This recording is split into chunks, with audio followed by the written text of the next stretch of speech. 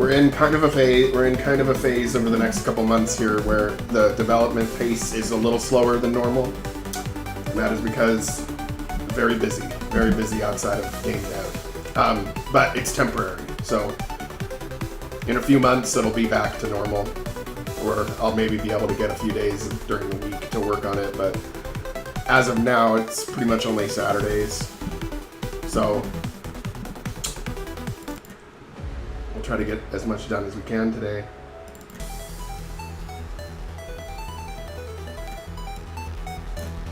What we're doing, I'm calling this devlog Connect the Dots, because what we're doing right now is there's pieces of where like there wasn't a cutscene for stuff that needed a cutscene, like gaps in the net.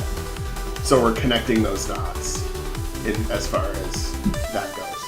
So last week we were able to get the scene going with the asteroid field with these frigate drones.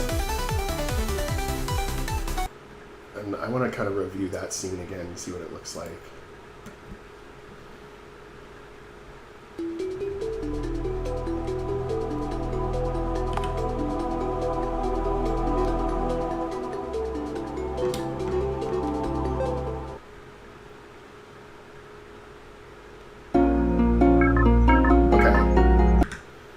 Not where we're supposed to be.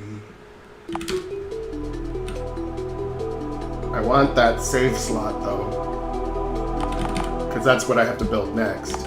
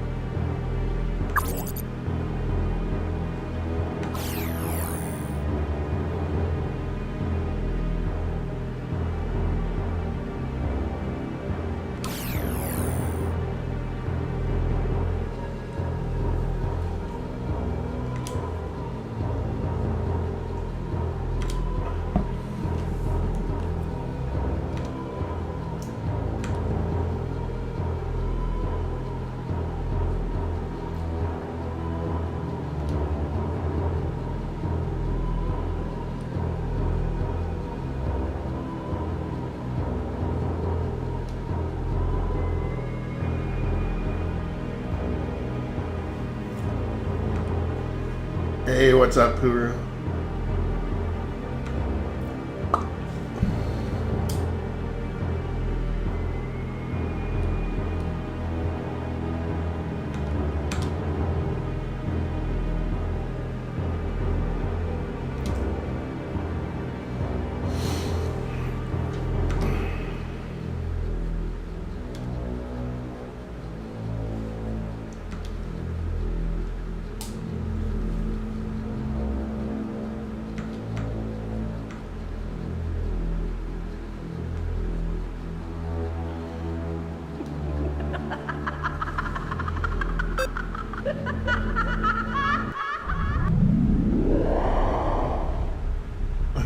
The scene actually looks pretty good.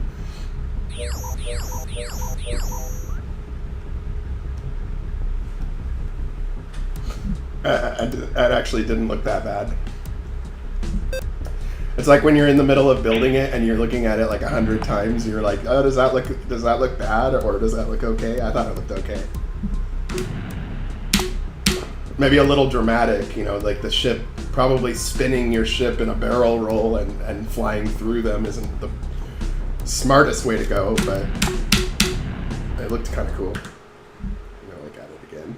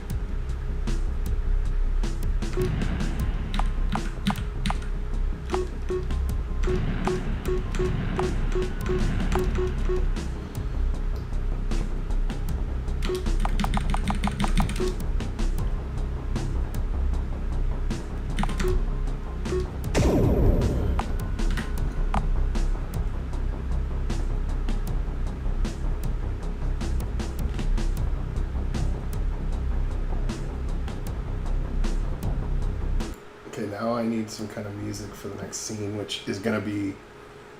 The next scene has to be kind of dramatic because it's going to be Reznor and crew, like, coming to the planet and causing, like, all kinds of chaos and shit. I gotta think about this next part carefully.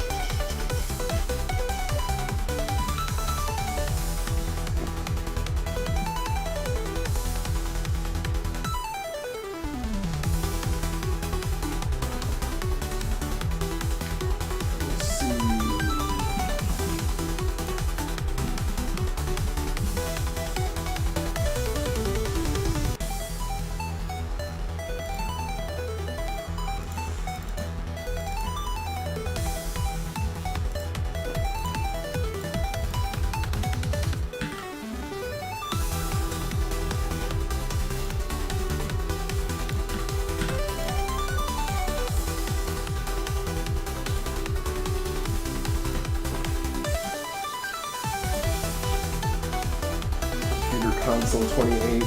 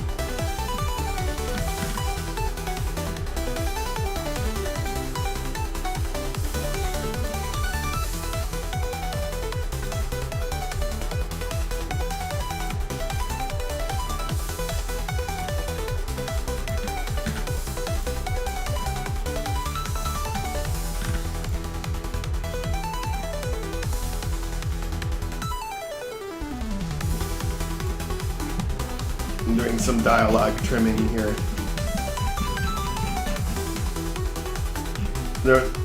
Basically, one thing I can say as a critique of Freelancers so far is there's a little bit too much dialogue in some parts, and so I'm trimming that down to the point where it won't compromise the story, but it's just basically eliminating any extra redundant dialogue that isn't needed.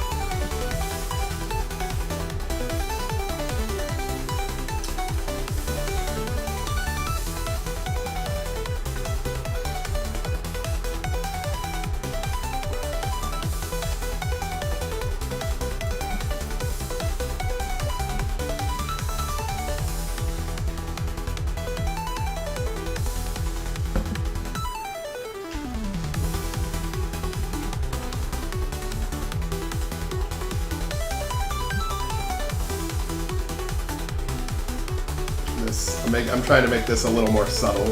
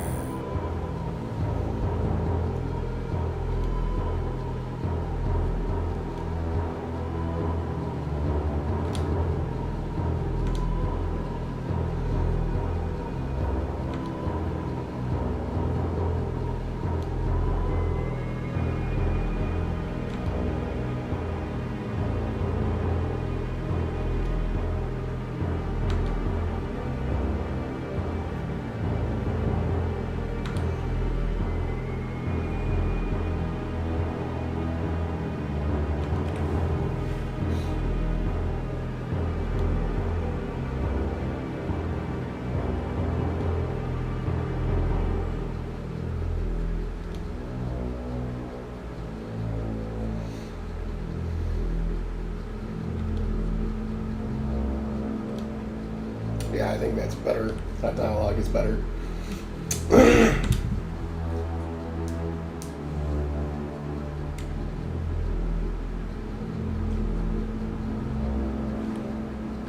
Actually, I'll have her say a workforce instead of workers.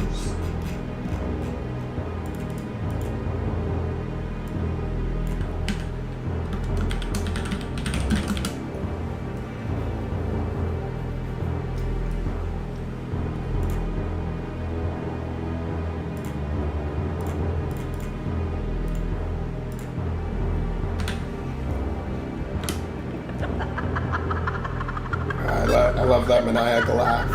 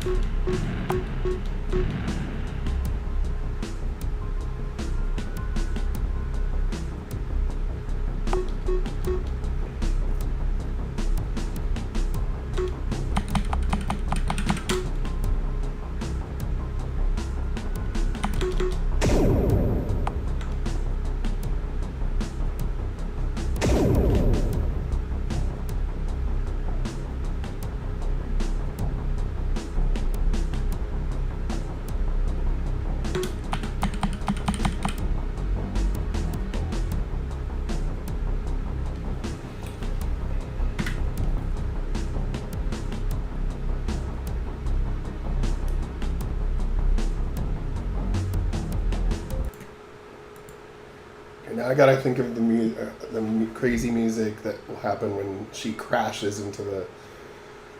Because Reznor literally crashes into the dock, where like the ship's dock,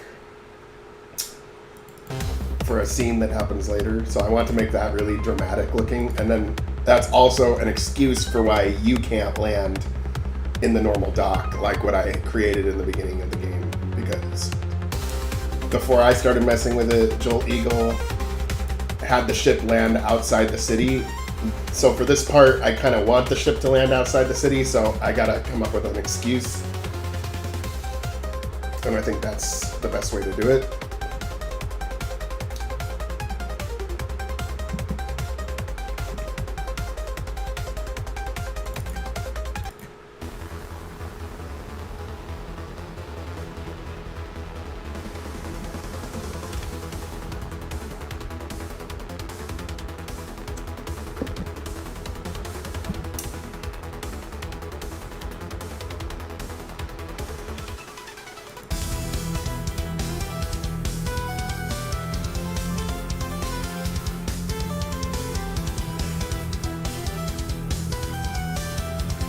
I'm wondering if any of my newly generated tracks are good for the scene.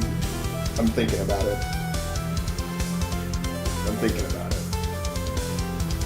Whenever I'm just like sitting here and like playing music tracks, I'm like just thinking in my head about, okay, how's this gonna work?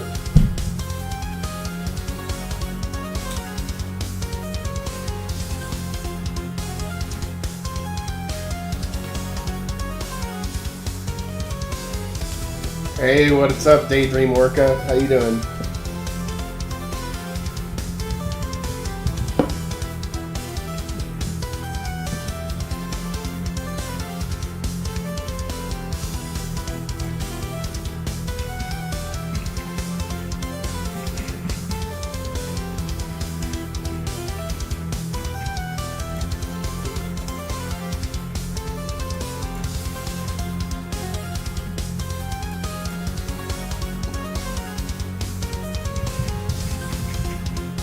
Oh, that's good. I'm just about to make an epic cutscene where a slaver ship crashes in the side of like a city, like Star Dock, and starts rounding up the slaves.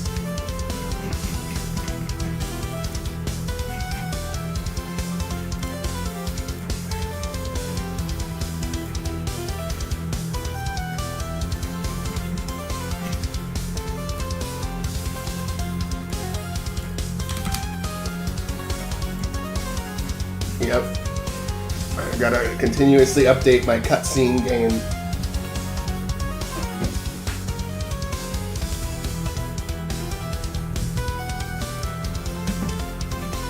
Because the thing that's unusual about this project is that I did not write the story for this. It's like in my universe, but a fan made this game, and what I'm doing is I'm taking the fan game and bringing it up to spec as like a full project. So rather than like doing everything all by myself this time, I'm kind of like in a different role of like editing a game rather than like making it from scratch. So that's kind of interesting.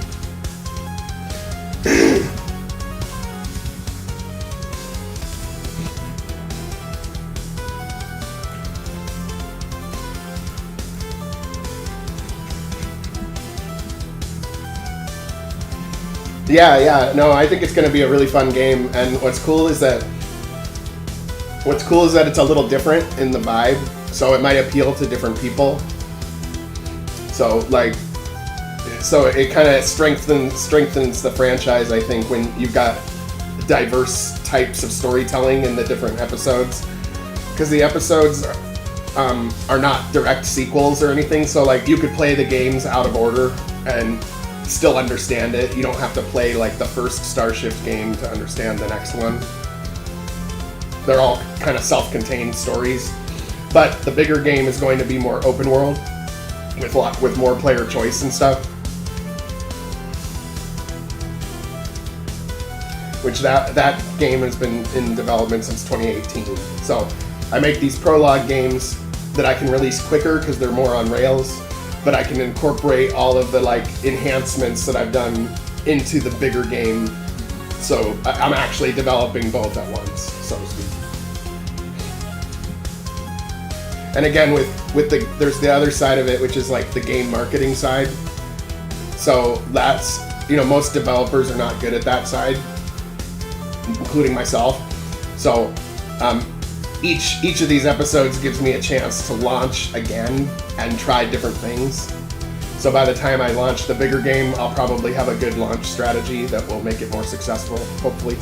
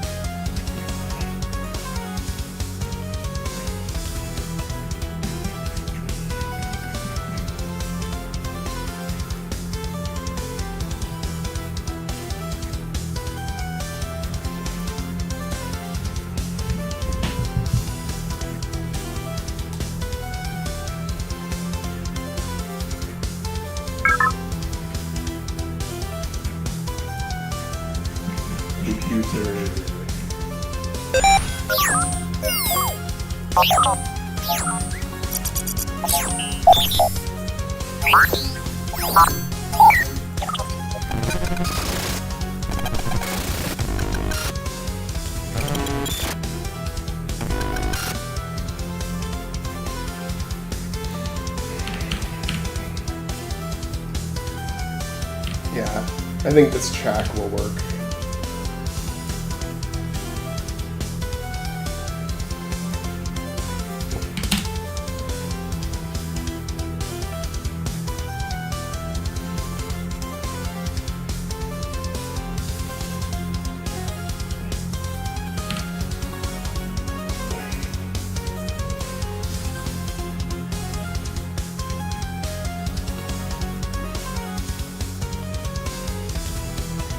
Now I have to find a good scene, like maybe a video or something I can use to indicate the ship is like, because like what I'm envisioning of this next scene is seeing the enemy ship from the back, like you're looking at it from the back, and having it basically do like a barrel roll as it's like it's directly trying to crash into the building where the ships would normally dock at.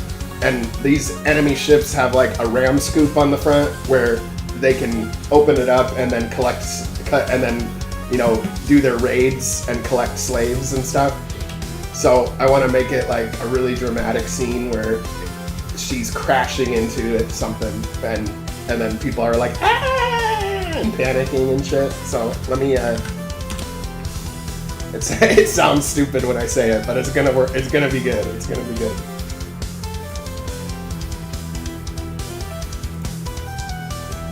Let's see. Oh yeah. I basically first started developing Starshift in around 2018, and that's Starshift Legacy. So if we go to Starshift Legacy, there is a demo. It's the original demo I created when I started it. So, but what ended up happening, and the game currently is about 20 hours long or something if you played it. The problem though is it started to get a little too big, where I couldn't control for some variables, like if you went to the wrong planet out of order or things like that, and then adding so many choices made it just take longer and longer. So I stepped back a bit, and I'm still going to get it done, but I had to kind of shift my strategy a little bit so that I could get something done in a reasonable amount of time, rather than just taking like 10 years to make the game, you know? So, hey, what's up, Red Tide 89? So yeah, we got Origins, and also too, a few years ago I was approached by a publisher, and I didn't want to like risk my big game to a publisher, because I know that they're in it, you know, to make money and stuff. So so what I did was I quickly made Starshift Origins in 3 months, and said to the publisher, hey, why don't we do a trial run with this new game? And then I got it done in 3 months, and it got good reviews and stuff. I still have to remaster some parts of it, like especially like the character faces. I have some not so good character faces for some of the characters. I need to like replace some of them. But yeah, I enjoy it, and I think I just try to tell a good story. And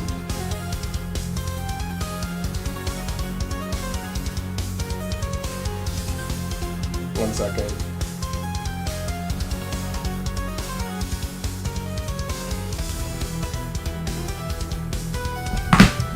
So yeah.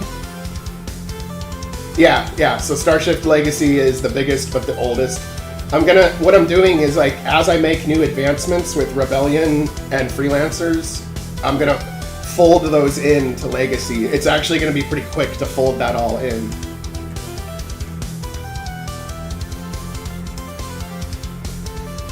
Yeah. So, I mean, my process is basically pretty transparent. I do these live streams every Saturday, and I pretty much only work on the game on Saturday and Sunday. Sunday I work on the game and I don't stream, and Saturday I work on the game and I do stream.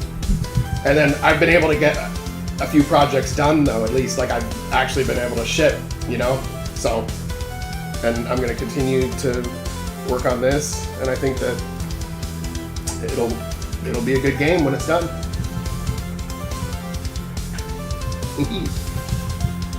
We got. Sorry, I'm seeing people on the other stream. We got more people on the stream today than we normally do. Normally when I do this, it's like nobody.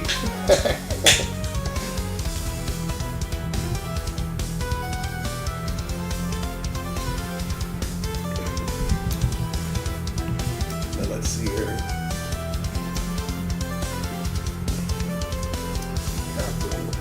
They aren't answering hails.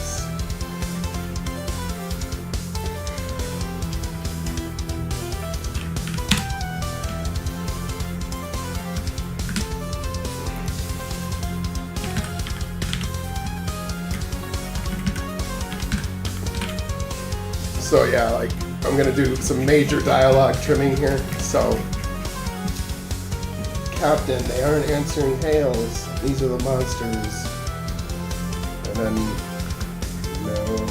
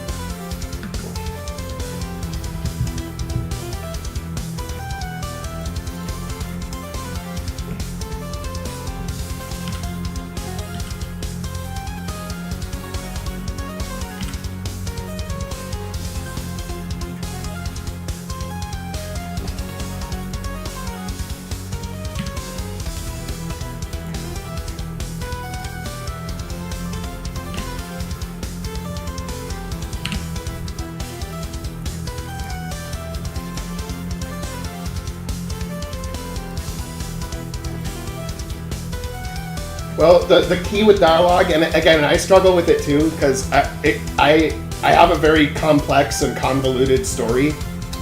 So it's gonna have more dialogue than it should. But the key is as much dialogue as necessary to get the point across and not water down the story while as little as possible. So as little dialogue as possible while not losing complexity or without losing the meaning. Because sometimes there's a lot of redundant dialogue, like you say the same thing 4 times when you really only needed to say it once. Or where I run into trouble is in situations where the player knows where the player already knows the facts of a situation, but the scenario in the story is that one of the other characters doesn't know, so the other characters might re-explain it to them, but the player already knows. So that's actually the case of like redundancy. Whereas you could just be like, here's everything we've got, and give like the character a tablet, and then they go, oh my god, you know, rather than like re-explaining it again. Like, so there's lots of things like that.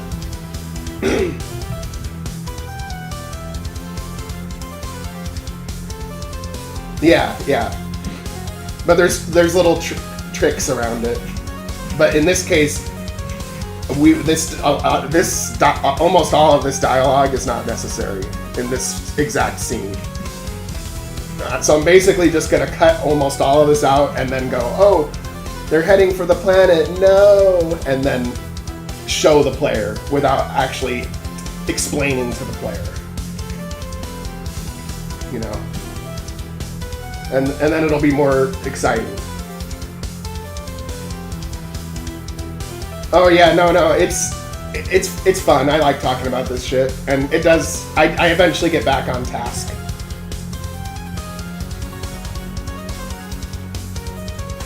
I just don't want it to be boring.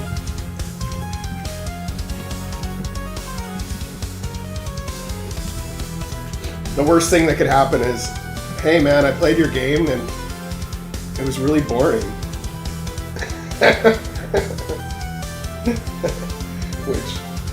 which would suck. Okay.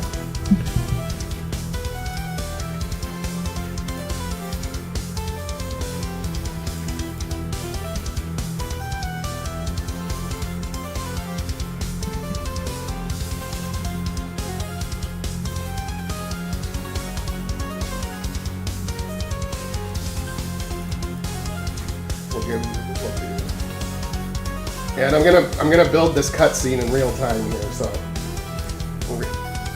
I think I might be able to get it done today. Okay. But I either need a video of something I can use as a parallax to show the crashing, or I'm gonna do not my original idea where you see the ship from behind crashing directly into a structure, but I might do like an Ultra Mode 7 thing. Like, for example, I might do a scene like this. Not exactly the same, but... Oh, wrong one. But like in Rebellion, I did a scene where like they launched some nukes. So like, I might do a similar scene to this. But like, you know, different, so it's not just a clone of the same scene, but you'll see. Like I did like an Ultra Mode 7, like rotating, so it looks 3D-ish, and then, you know, I might do something like that.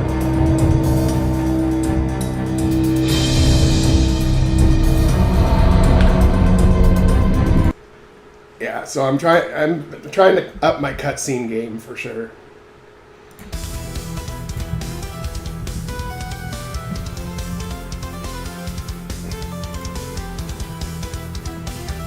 Yeah, it's getting there.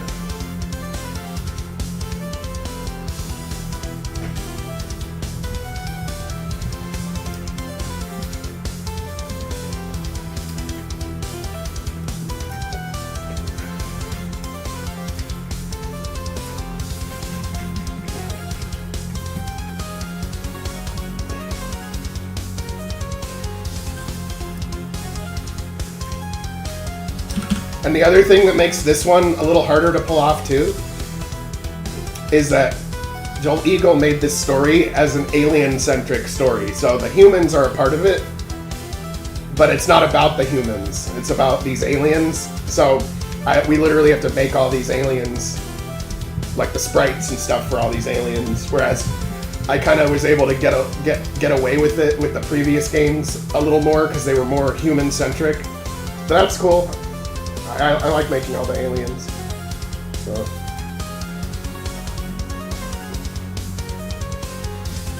And then, like, with the AI, that's been really helpful to make, like, alien face sets and stuff.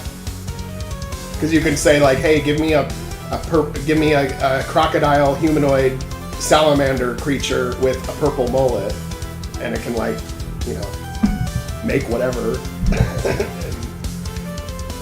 It just has to look good. It has to look consistent. Consistency is something that I'm working on, too. Like, sometimes I have, like, differences in art styles, but I feel like it's streamlining and getting less so over time, where there's big clashes. Now it's little clashes. You know, some people would say, hey, you got like a 3D-ish looking tile set with a 2D sprite characters, you know, like, and some people consider that, you know, too much of a clashing art style, but I don't know, I think it looks okay.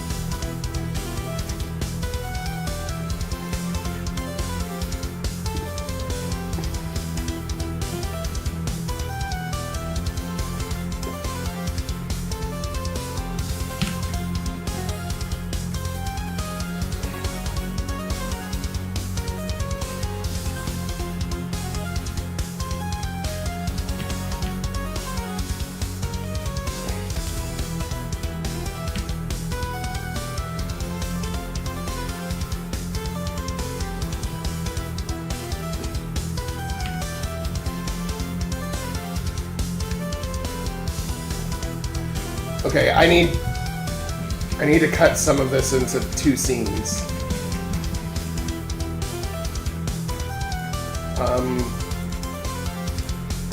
Let's see. Black November 2.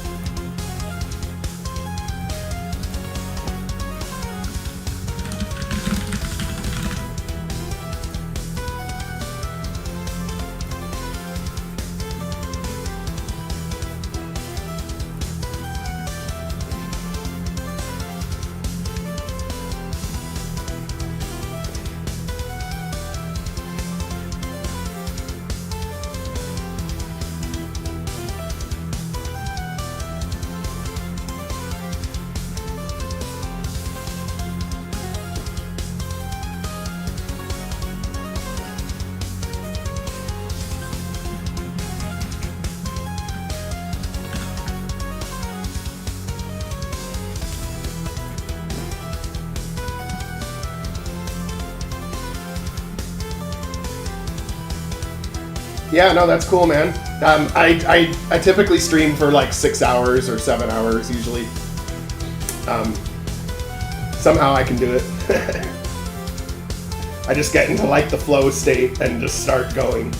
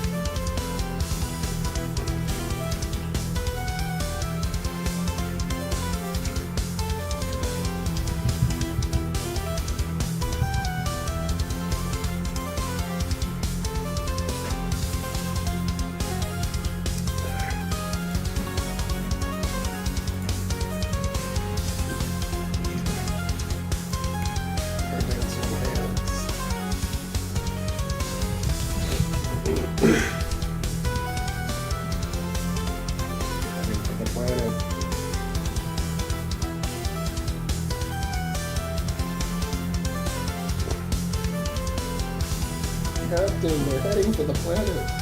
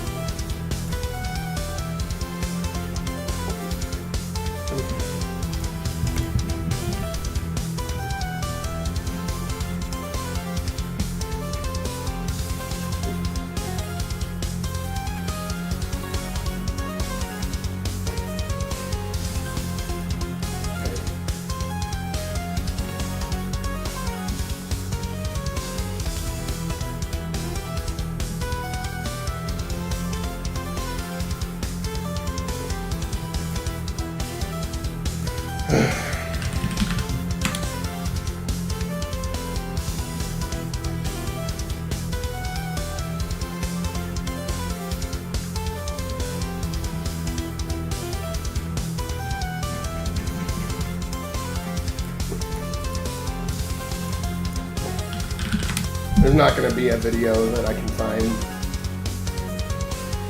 I wish there was, but there's not going to be. So I think I'm going to have to make a scene with pictures. But I was just hoping there might be one where something is like rapidly coming down to the surface.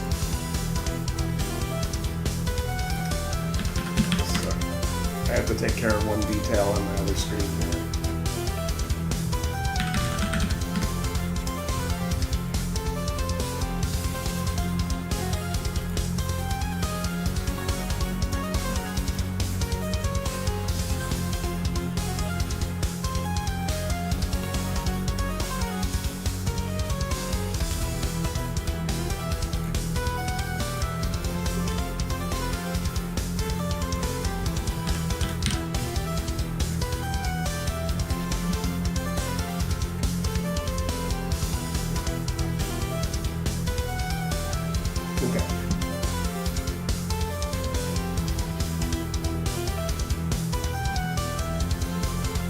I'm gonna take a look though.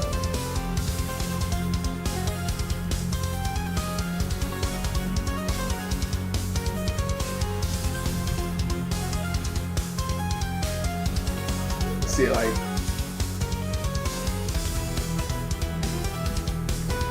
I'll find something.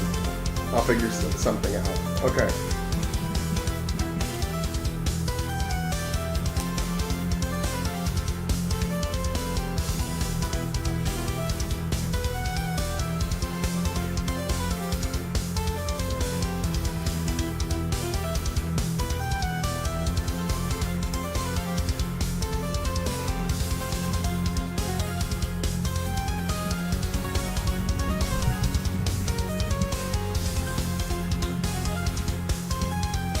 Now, one thing I might need to work on now,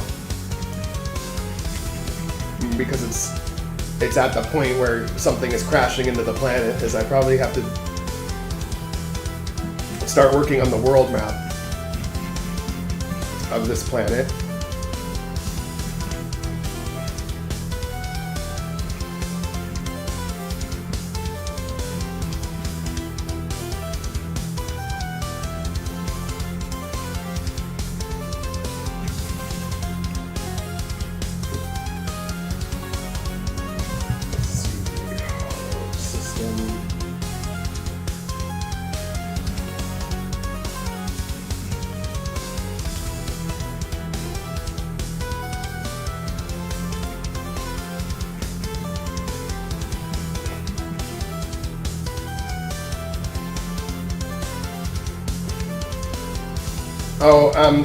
So my game is in rpgmaker MV, but I use MZ as the editor, and MZ has an option called quick access. So when you start to get a shit ton of maps and it's like hard to like remember where your maps are, you can right click on them and add to quick access. So then the maps that I'm accessing all the time, I can go to the quick access tab.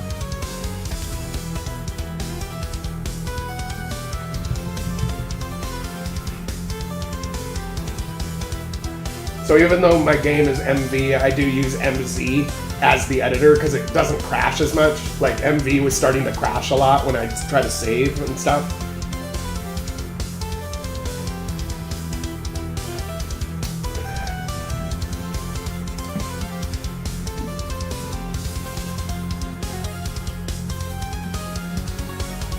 Like you do a bunch of work and you're like, okay, I'm gonna save now, and then it crashes and then corrupts the JSON files and shit. I hate when that happens.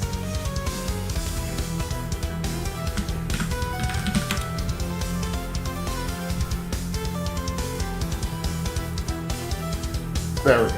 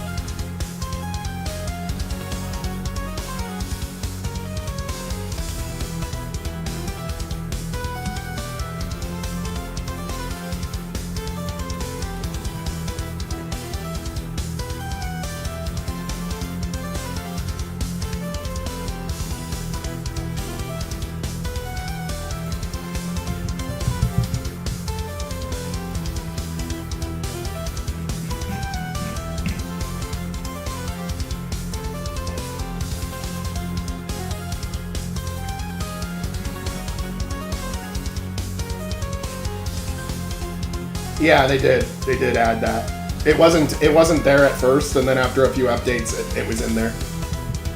They also, at first, didn't allow for the default type of animations that come with, like, rpgmaker MV, but they added it back in, too.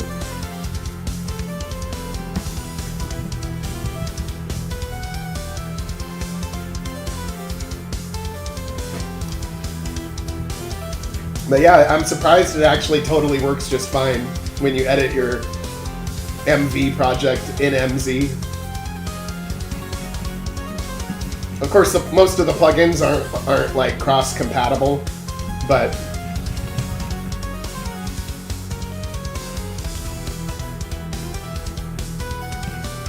well, I mean, it starts to get kind of squirrely, like.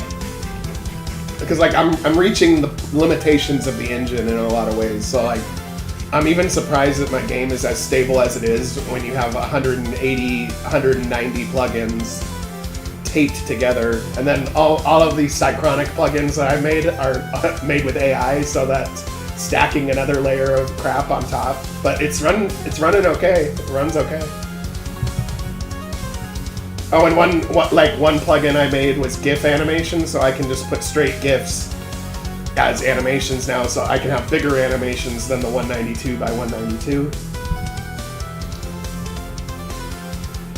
And then video parallax was another plugin I made, you know, where you could have a video, an MP4 player, MP4 file playing in the background as a parallax. And then multiple parallax backgrounds layered on top of each other, which I use for parallax mapping.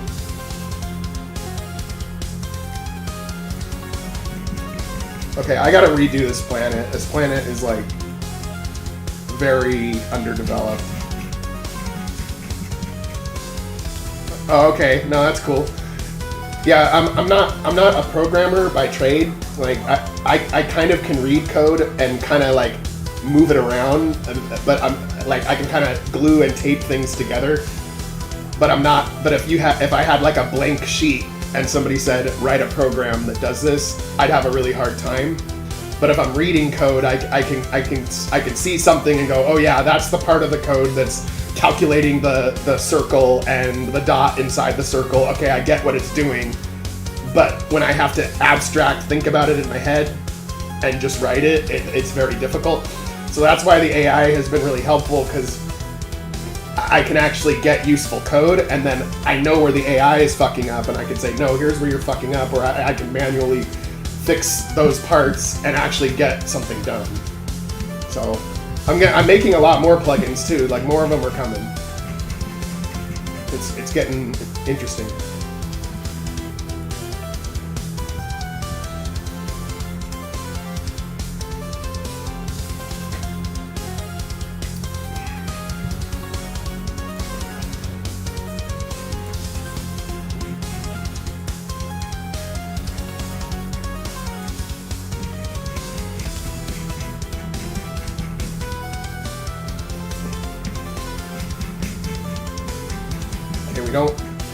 We don't necessarily want this city to be and this world map. I feel like I just want to start over.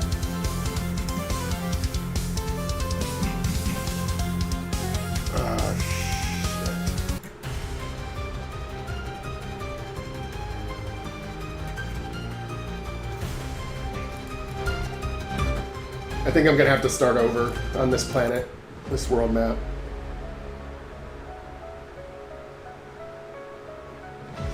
No, it doesn't. It doesn't display in mode 7, but I use mode 7 for scenes sometimes. So what I typically will do is I'll make the world map in normal 2D, and it's like that when you're walking around on it too. But then if I'm doing a particular scene, I might copy the world map, paste it, and make a clone of it, and then the cloned map has mode 7, and then I do weird shit like rotate the camera 360 degrees while the scene is going on or something like that to give it a little bit more of a cinematic feel. Yeah, and also too, the AI, it's not a one-way street too, because the AI actually is helping me learn how to code better or program better, because like I see the logic of what it's doing, and then I remember that, and then I can implement that logic on my own in a separate context, right? So like I'm getting better at coding because I'm using the AI to code. Like, so it's not a one-way street where I'm just like a dumbass and okay, make code for me, AI. You know, it's actually like pretty cool. And like I just, you know, this is a new technology. I think it's gonna do a lot. It's not gonna.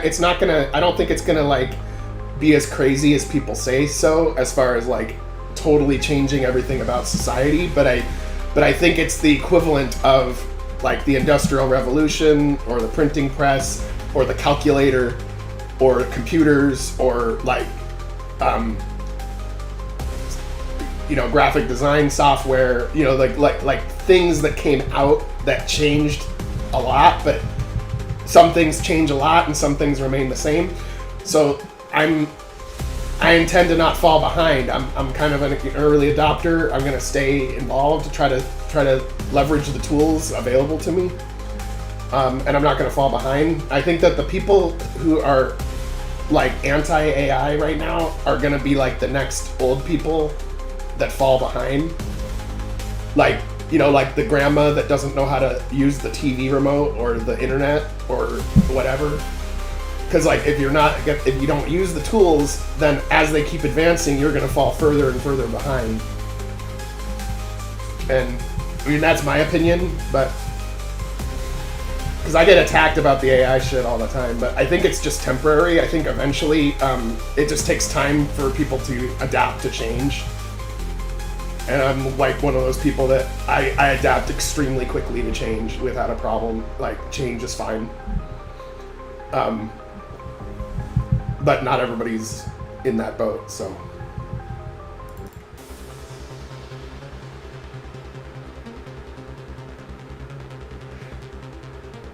Yeah, I mostly use mode 7 for like cinematic pop, like making things pop more cinematically. But not so much like gameplay though, like not so much like you're playing the game in mode 7. Not that I wouldn't, it's just that there's some limitations, like when you want to rotate, and the sprite has to rotate too, and it looks kind of jank. And then I don't use RPG Maker 3D because it doesn't, in my opinion, all of the RPG Maker 3D games like don't look very good at all.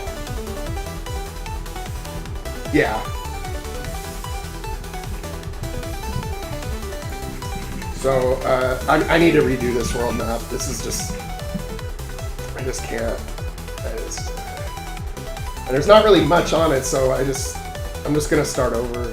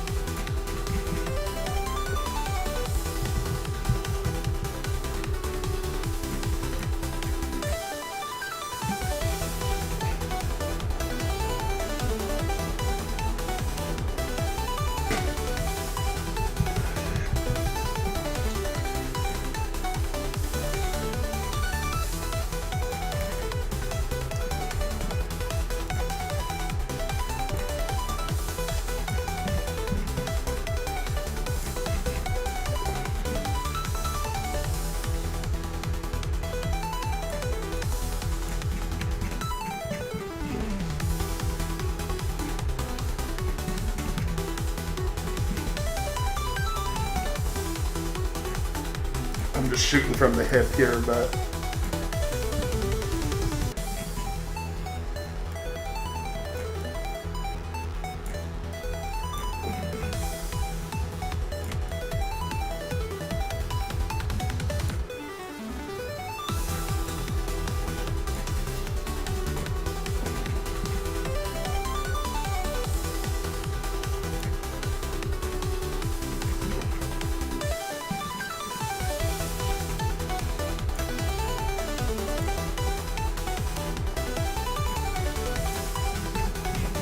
I'm gonna swap out these textures for different ones too, because I always release like the tile sets and stuff for free.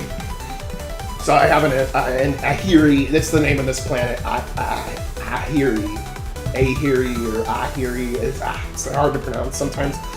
But there's gonna be a full tile set released for it. So that means I have to redesign the planet and stuff, or the actual literal tiles.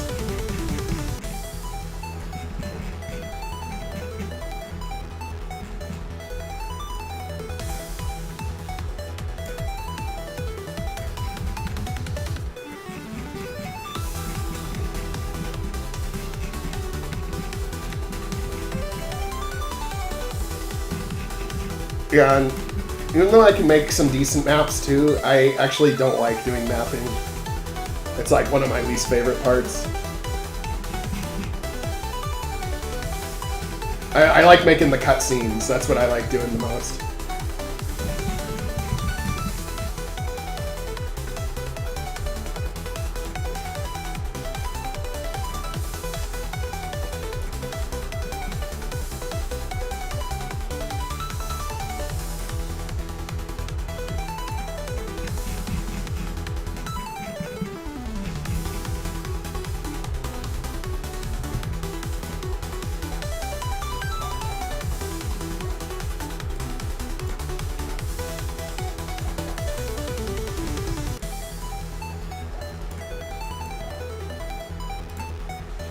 Yeah, cool. I'm interested to see what's the most difficult. And also, sometimes too, there's some difficult things that I enjoy doing, but then there's some things that aren't that difficult, but they're tedious, and then it like drains me to like not continue. You know, So like mapping is kind of one of those, but.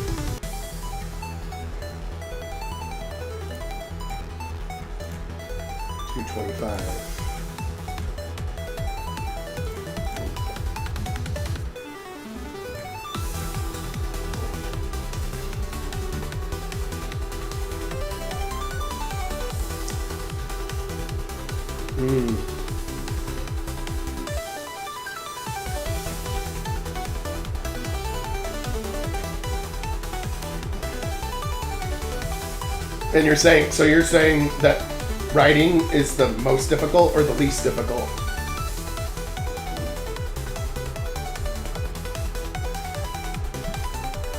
Oh yeah, for sure. I agree. No, I like writing. It's not that hard, but I like it. I like cutscenes as well. Programming, when I can actually pull it off and I can get it built and it does what I need it to do, then it like really amps me up. But then if you're trying to program something and you can't pull it off and you wasted like a week on it and you can't pull it off, then it makes you feel empty, like you wasted your time. Yeah. No, and it's cool. I mean, I feel good now because I can actually make what I need now. Whereas earlier in my game dev experience, there was things I literally couldn't do, and I couldn't find a pack for what I needed, or I couldn't find something for free for what I needed, and I just was stuck. But now I'm like, okay, I can make that myself now, and then I don't get stuck, and then it gets done, and then it's like, yes.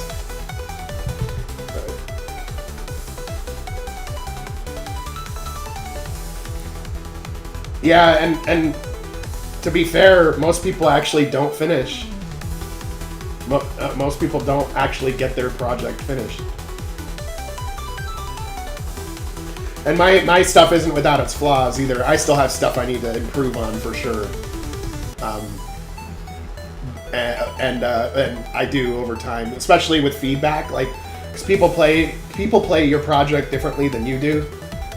So like, there's a lot of things that you see a streamer play your game, and then you're like, oh, I need to fix that, or you know, shit like that.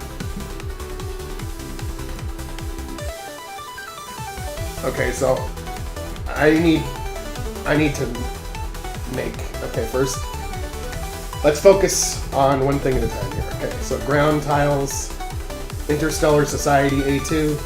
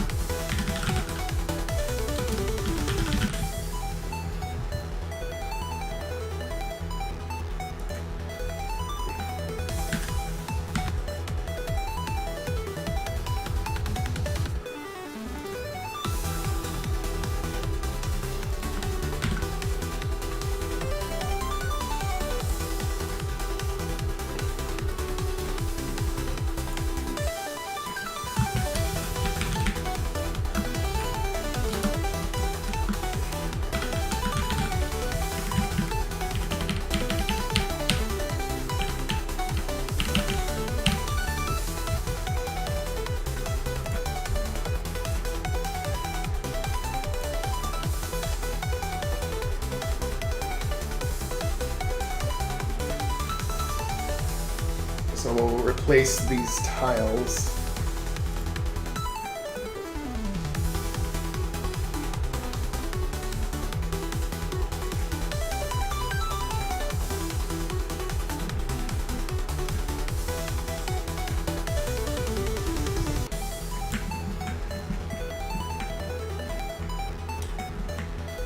Okay.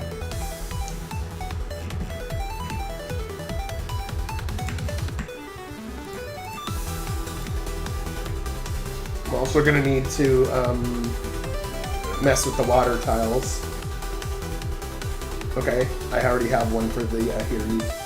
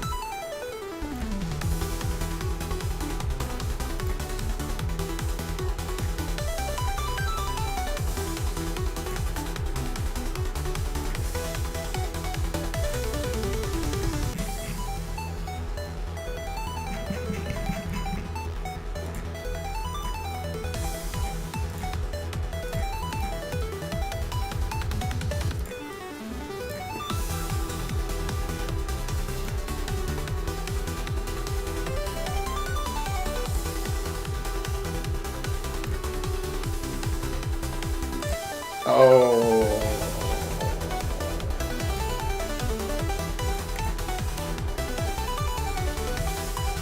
There we go. Nice. Looks like I already made some tiles for, like, not the world map, but for when you're, like, in the city and stuff. So yeah, this looks pretty good, actually, for the ground. Oh no. See, it's so weird, like, it's like only tiles on certain parts are designated to layer correctly. Whereas if I go back, like this has like a gap around it like that. Okay.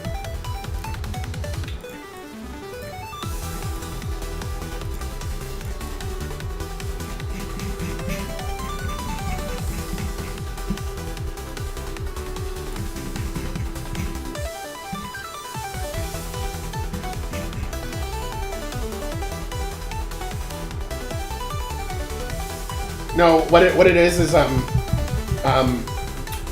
there's some kind of logic in the tile set system where, like, if you like, see how these are all the same and there's no difference between them, but there's logic in the system where if you place any of the transparent ones over the halfway mark, these will show up properly on top of whatever ground you put them on, but anything in the first half here won't. And that's it's just the logic of how the engine handles tile sets. It's just something I figured out on accident while trying to make a tile set. Yeah. So what I should have done instead is, like, so if I actually, like, take, like, some of these ones that have a filled-in background and put them on the first half of the image instead, then it would be fine. But then the transparent ones would go on the right side of the half. Yeah.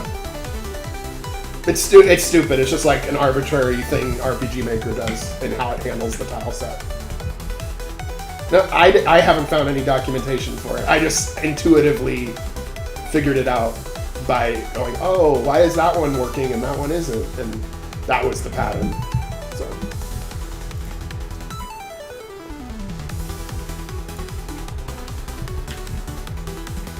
So okay, I don't want to use Ahiri World anymore because I already have an Ahiri outdoor, so I can edit that one instead.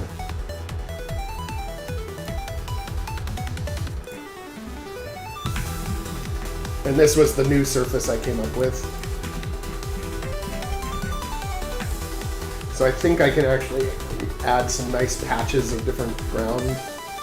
Yeah.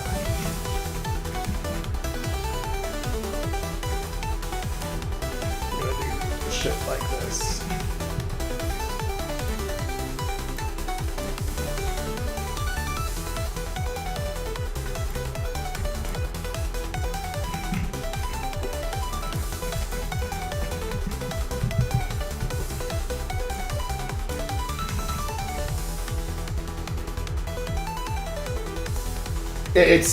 It's the logic applied to the A2 layer.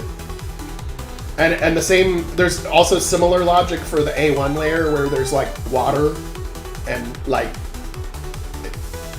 it like flows differently based on which one you put it in. And then the B, C, D, E is more straightforward. It's just layers and they work like they should.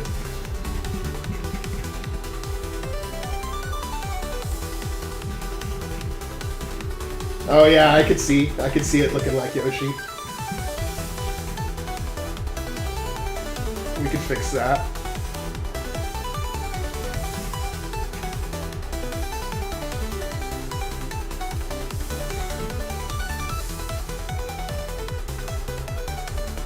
We're gonna ruin Yoshi.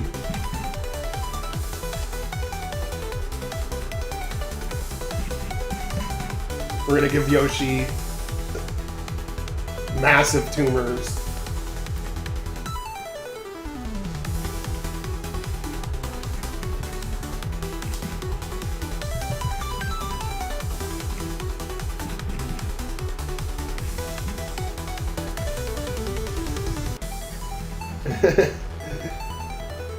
Yeah, Nintendo's not friendly to people that want to make fan games of their franchises, that's for sure. And part of it too is like I wanted to be different in that regard because I was like, hey, these companies are like really missing an opportunity. Like someone liked your product enough to make a fan project about it. You know, bring them under your wing. You know, help them out, release it.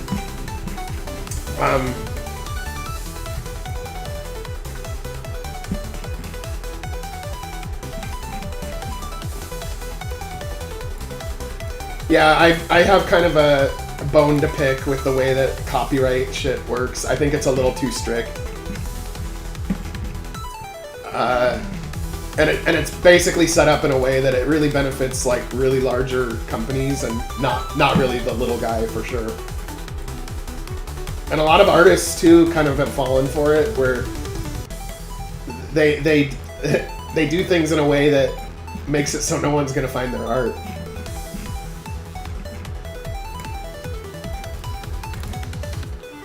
Like, hey, I'm gonna release something on the internet for free. No, don't touch it. It's mine. You can't use it. You can't look at it. All that does is it means that no one will find your art.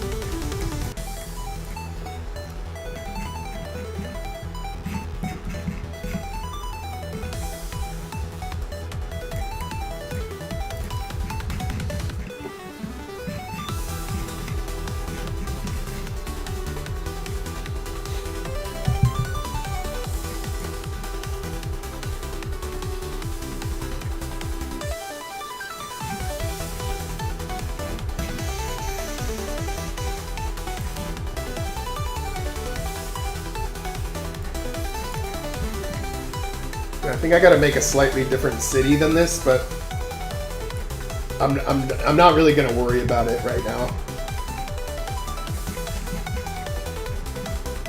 I just need to get the basics of this going so it'll work for a scene, basically.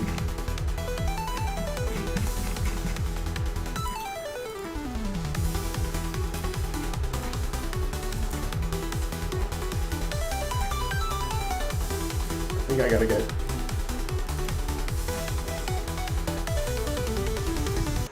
I think I gotta get different mountains.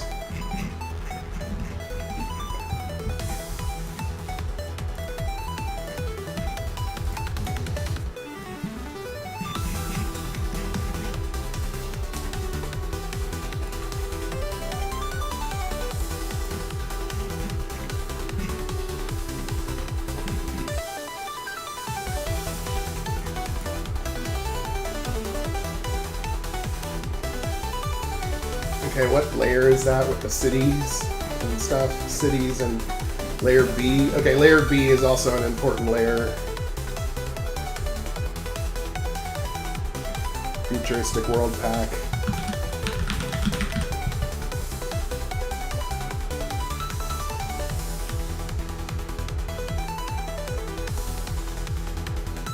Futuristic world pack B.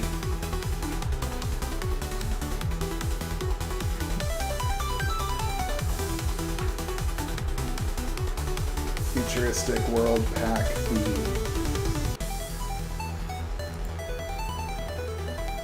B. There we go.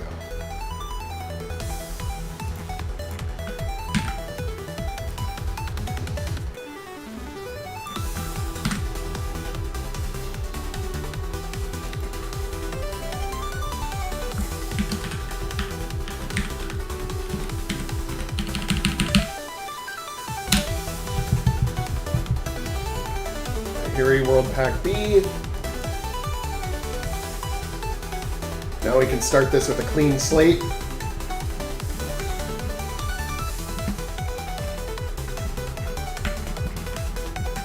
And now I'm gonna redo this little city here.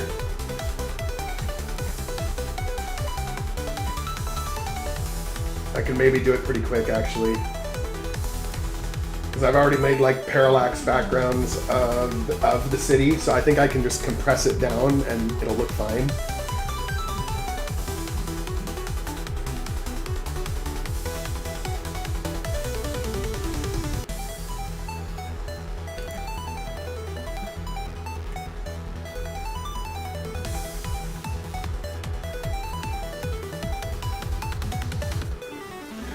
Oh, that's because I use Dropbox, and the check means that it's synced, meaning that there's a cloud sync of it. So that means that if my computer dies, I won't lose all my files, and it also means that when I fuck up, I can like right click on the file that I just fucked up and go, version history, and then I can go back to like any previous version of the file that I've made. And it does happen. I do fuck up, and it helps me to reduce my own mistakes.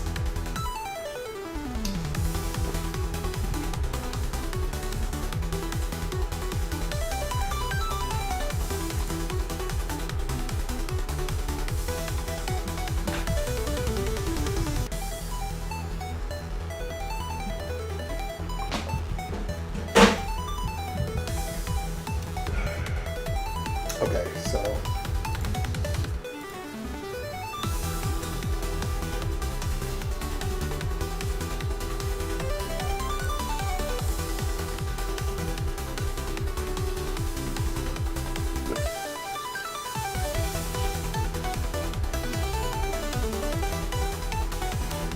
yeah, this might work.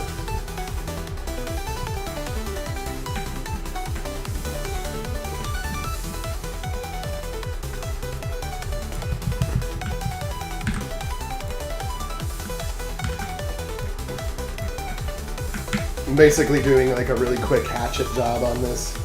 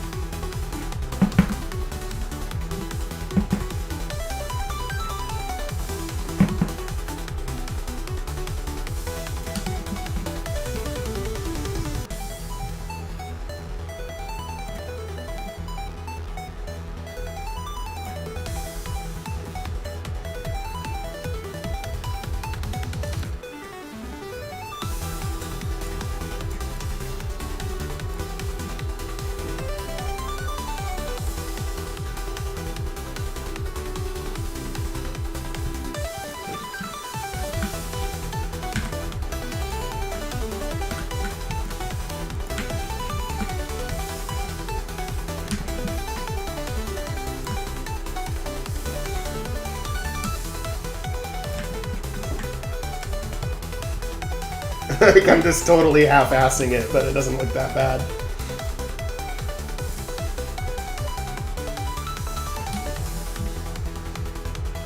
Except that dome in the front.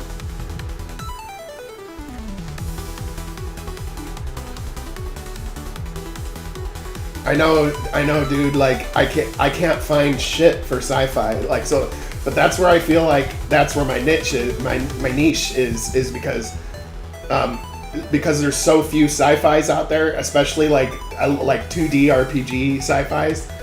I think it provides an opportunity to fill that void. But I really do run into more people than not that like, it seems like like a lot of people who like RPGs don't like sci-fi. So it's almost like I can kind of see why sci-fi isn't more popular, because it's like a subset within a subset.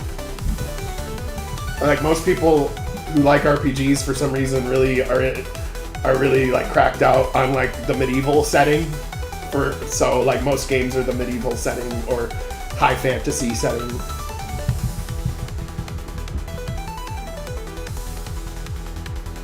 Yeah.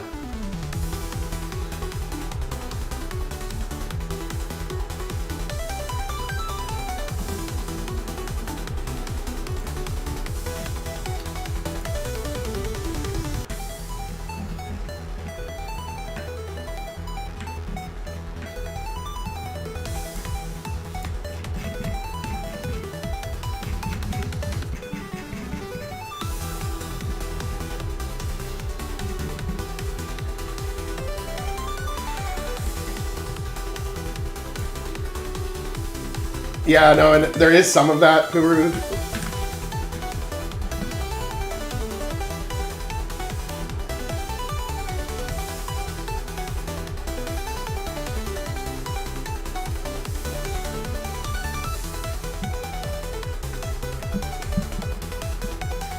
Yeah. I don't know, for me, I'm a huge sci-fi fan. I was like, when I was a kid, like, my go-to was Star Trek, like the Next Generation, Deep Space Nine, Voyager. Like, I fucking love Star Trek. But I also liked RPGs, so part of the reason that motivated me to make Starshift in the first place was I was like, you know what? I really wanted to play a game like this that didn't exist when I was growing up. Like, cause like Star Ocean, for example, it's like too oversimplified is how I'd put it. I like the second one, Star Ocean 2. I like that one. But it wasn't quite like the kind of game I was wanting to make, or that I had in my head. So I wanted to make something that was similar to like Star Trek, but a little darker, but also in the format of an RPG.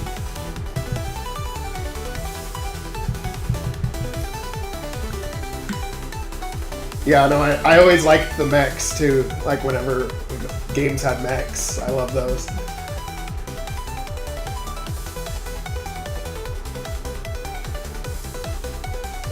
Yeah, and I wouldn't necessarily say that my game is like a hard sci-fi. It's not. Like, I don't necessarily try to be like perfectly realistic, but I tend to stay away from fantasy / magic / special powers and things like that. I prefer to go more toward like, oh, this is some insane like energy gun that is based off of these principles and physics, you know? Like, I might have like a polaron beam or an antimatter grenade or some bullshit. And then I come up with excuses for things like swords, right? Like they have a personal teleporter on them, so suddenly swords became viable again because you could teleport right behind the enemy and slash them. Whereas if you didn't have a personal teleporter on a sword, then a sword would not make sense and everybody would only have guns. But I don't just like to go, we have swords for some reason. Like, I try to come up with like an excuse for why it would make sense.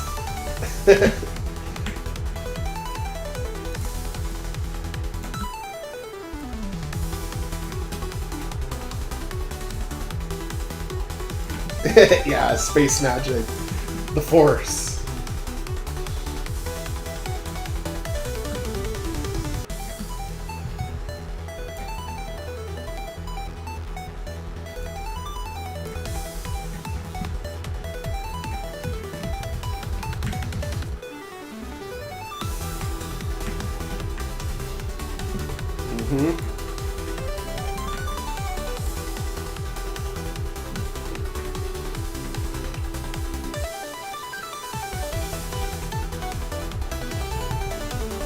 But it kind of is space magic.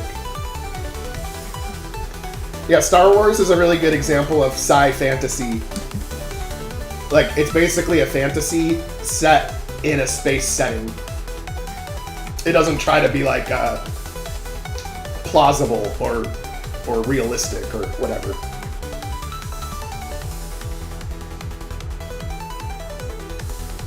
Yeah, but I actually really like the Gundam series. Like, a lot of them are actually pretty good. Even like the really old one from like the 70s, I was able to like get into that one too.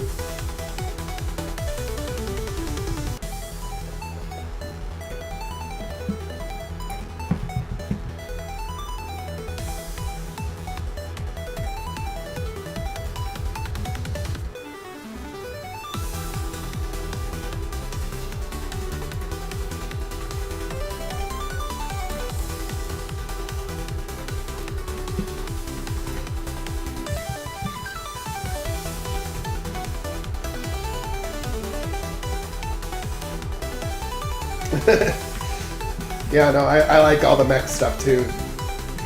I dig it.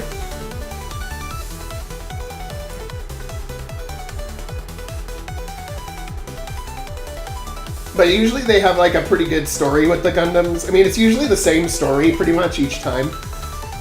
It's usually like a group of people like on the run, and there's usually a war between like two space factions, like Mars and Earth or some bullshit. And there's like usually like a space battleship that is on the run as well, you know, like that kind of thing. It's a good, usually those kind of stories are fun.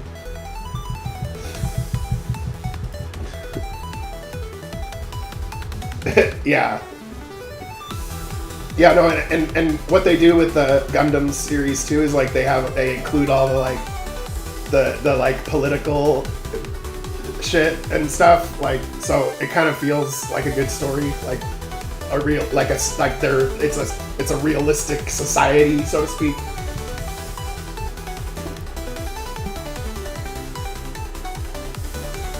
Yeah, I do have tactical battles. And I've been able to improve the plugin from by default because it's LETBS is the plugin, but it has some problems. It was never finished. So what I'm gonna do soon, because it's now I'm now seeing that it's possible, is I'm gonna make my own tactical battle system with some features that I've never seen in any other tactical battle system that I want to implement. I'm going to take my time. I'm going to make it as good as I can make it. So for example, I'm going to make it in MZ because that's the newer engine. But when I'm finished with it, I'm going to backport it to MV because like I found that that's the easiest way to do it when I'm working with if I'm working with the AI and I'm making something. Keeping it on Rails, like one task at a time. So like I would finish it in MZ, and then I would say, okay, now that we've finished it, I need you to make this compatible with MV, and then that goes much quicker than if I'm like, okay, I need you to make a plugin that's compatible with both MZ and MV at the same time, and you know what I'm saying? So. Yeah, because I want my plugins to get out there too, so I want a good tactical battle system for other people to play too. So one feature that I want to add to my own tactical battle system that I haven't seen in any others is I want to make it so that like, because like in most tactical battle systems, right, everything just takes up one square. But I want to have battles where you might have like a huge ass battleship that takes up like 8 squares. And and then you might have like a little ship that only takes up 1 square, and then that way you could have like battles where like if you had like a big ship and it was like a really dense like asteroid field, the big ship wouldn't be able to fit between certain parts of the map, and then the little ships would be more more maneuverable and would be able to like get around it, and it would just be part of the tactics, right? Yeah, so I'm gonna try to do some different stuff than what I normally see in every other system. So, and hopefully something that runs a little smoother.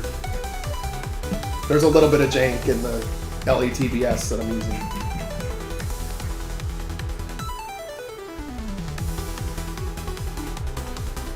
Yeah, I'm sure there are, but I haven't seen any yet. I know there's not a plugin for that, but I'm sure that there's a game that's done that before. I think I saw something like that in one of the Front Mission games, like I think Front Mission 3.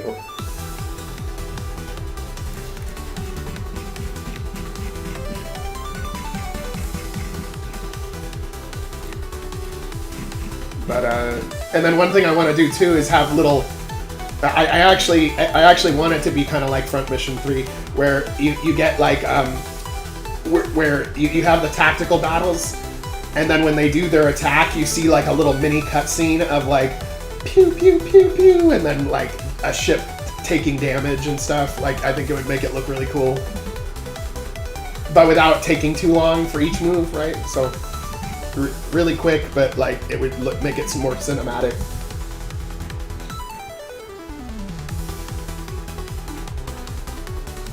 Yeah, I'm sure there's a little bit of complication to pull it off, but I'm thinking it's actually possible now, so I'm gonna try. One thing I'm working on right now is I'm making a lighting plugin for MZ, because I have the Nova lighting plugin for MV, and that's what I use for my lighting, and it's the only lighting plugin that has no lag. And I can add a lot of light sources, and where it adds glow to the scene. Whereas all of the other lighting plugins have massive lag if you add more than like 10 lights, and they don't make the map brighter, they make the map darker, and then you punch a hole in the darkness, and it doesn't look as good. Yeah. So on MV, there's a plugin called Nova Lighting Plugin, and there's no lag. There's pretty much no lag with it. You can add like 100 light sources or 1,000 and there's no lag, which is nice.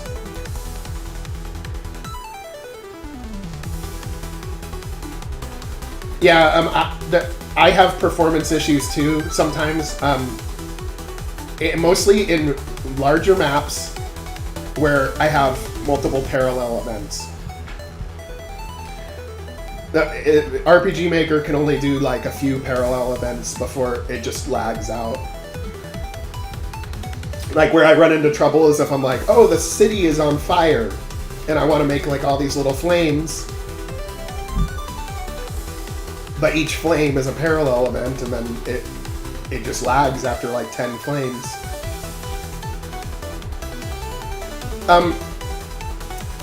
If I make maps that are like 50 by 50, everything's fine, but when I start to go above that, I start to go into like the 60s, 70s, 80s, 90s, 100.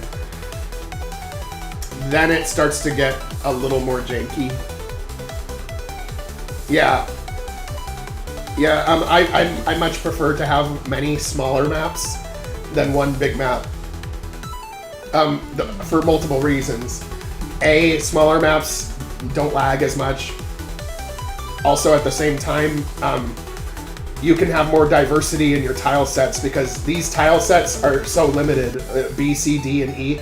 If you're trying to make like a really diverse looking city, you'll run out of like things to put in it really quickly. So if you have many smaller maps, you can increase the diversity of the way it looks, because you're just going from like one section of the city to another. And you can change like just certain tile set layers so that you can get some variation. But if you make one big map, you can't. Yeah, everyone's game is different. Yeah, for me, I consider any map that's larger than 50 by 50 to be a large map. And what I do too, a lot of is I do a lot of parallax mapping. So like I might make the whole map in Photoshop. So like for example, like if I wanted to make a map, like normally like in RPG Maker, if you want to make a map that is a round room, like let me see here. Yeah. If you want to make a map where the room is round, it's like almost impossible. See, this is a parallax map. I just made the background part in Photoshop and set it as a parallax background, and then I use the normal tile set system for like things in the map. But if I tried to make a round room like this, using the tile set system, you're gonna use an entire layer just to make the wall, and it is a nightmare, yeah. But instead, I just make it in Photoshop and size it correctly so that it fits for the map, and then I do region blocking where I fill the regions with you know, like if I have a map like this is a parallax map, and I have region 120 is blocked, so then I just block it using regions. But it allows you to make some maps that just pop a little bit more compared to like, because when using the tile set system, it has a tendency to feel really boxy.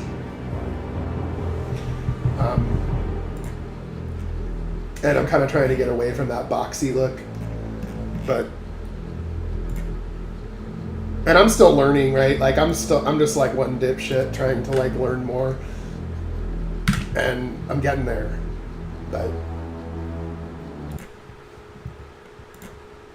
I just really enjoy game development. It's like just really fun for me, so for me, it's like a pretty serious hobby, is how I describe it. It's like a hobby that I hope becomes more, but we'll see. But I'm getting better at it with practice. Practice.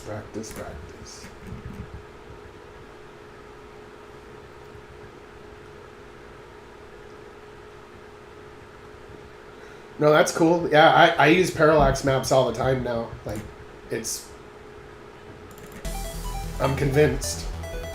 It doesn't even take that much longer either. It looks a lot better, and it doesn't take that much longer to do it.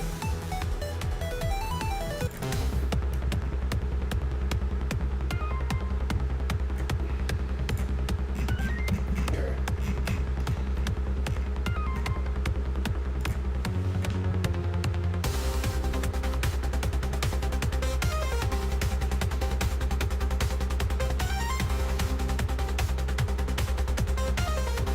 Yep.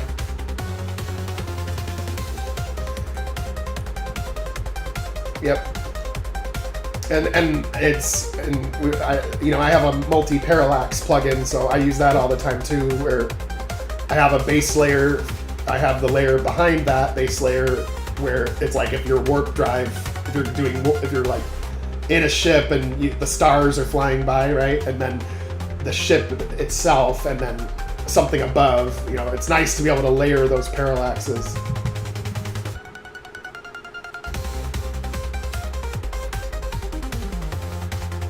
Hey, what's up, Atlas Knight? Yeah, right, yeah, RPG Maker is actually a professional engine. Like, it's a good engine, really. However, it's so easy to slap something together and slap a bumper sticker on it and get it out the door, that the vast majority of games out there made with the engine are trash. And then that ruins the reputation of the engine. You still have to do hard work. You still have to be creative if it's going to be good.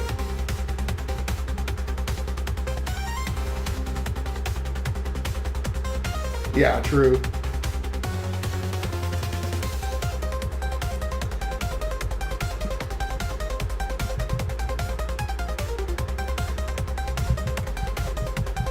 Okay, I gotta, let's see, I gotta get this.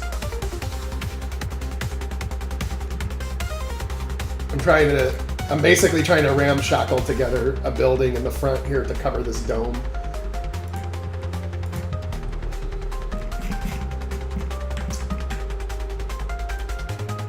I might use this for wall pieces. Atlas Night, I'm redoing the world map because I have to make a scene where Reznor crashes into the city, and so I have to kind of redo the world map.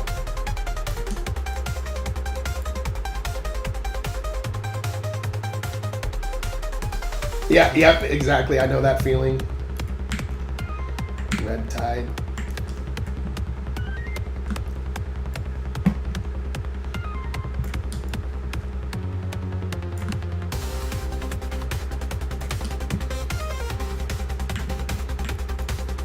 And it does become like that, like, because over time I have like a bunch of templates and stuff, and I can just knock things out like much faster than I used to be able to do because you have like a process that works.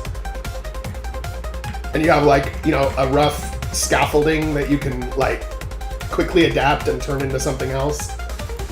And it looks totally different, you know, like that kind of.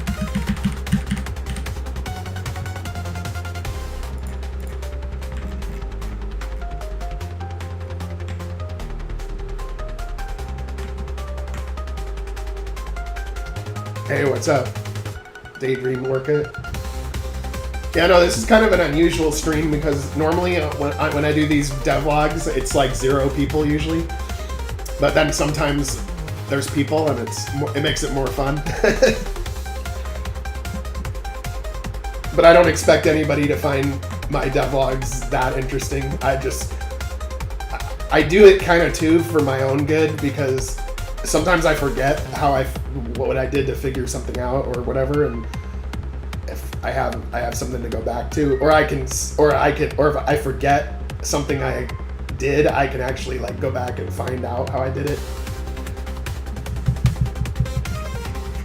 Also, it keeps me on task sometimes because if I'm streaming and I'm developing the game, I'm much less likely to like go, oh, let me go to YouTube, or oh, let me check my email, and I stay more focused on the task.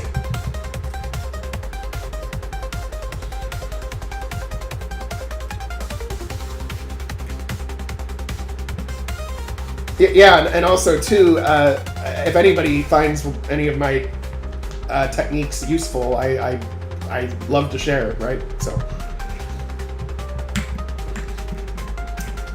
Okay. Sometimes it looks like I'm not doing shit, but I'm thinking. Okay.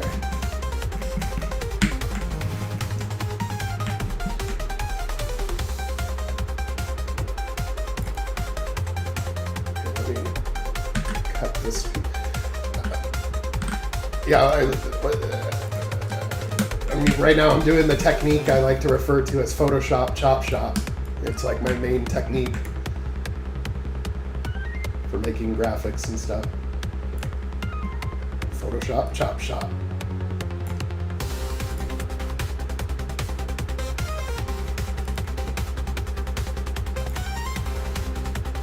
Okay, so the deal with Legacy.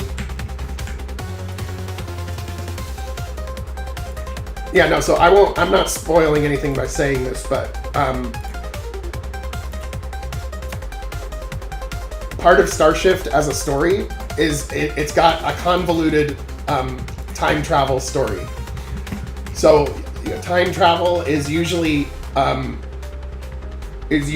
part of the story in all of the games so far, but it's not about the time travel. It's just the fact that and it's more like a multiverse because the main plot is that the villain of the game has basically fucked up the timeline, has basically like shattered time. Because he's trying to get something in which he has to manipulate the time travel to the timeline to get it. And then all of the like heroes of the story, like no matter which episode you're talking about, are like kind of like sucked into the madness. So so the idea with Legacy, being the open world, is the player makes various different decisions, and that will affect the ending, that will affect what happens. So for example, Origins tells the story of the first crew of the Dauntless, and the Dauntless is the ship that you get in Legacy, and the original crew are from the original timeline before things got altered, and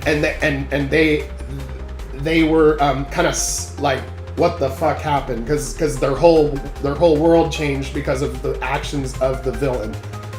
And so they're trying to figure shit out. They get caught on a wild journey. And then in Rebellion, so the first crew is from the original timeline, and so they're like, they're trying to get back home. They're trying to fix things, get things to go back the way they were. In the second game, Rebellion, you are on a backwater outer rim planet, and you are not part of the Earth government. You're not from the original timeline. You're from the altered timeline after things have already been fucked up. And you get sucked into the mix, figuring all this shit out. And there's also time travel in this game too. And you see an alternate timeline where all of the heroes get slaughtered, but you save them. Freelancers has something similar in a different way. You go to the far future, you come back to the past.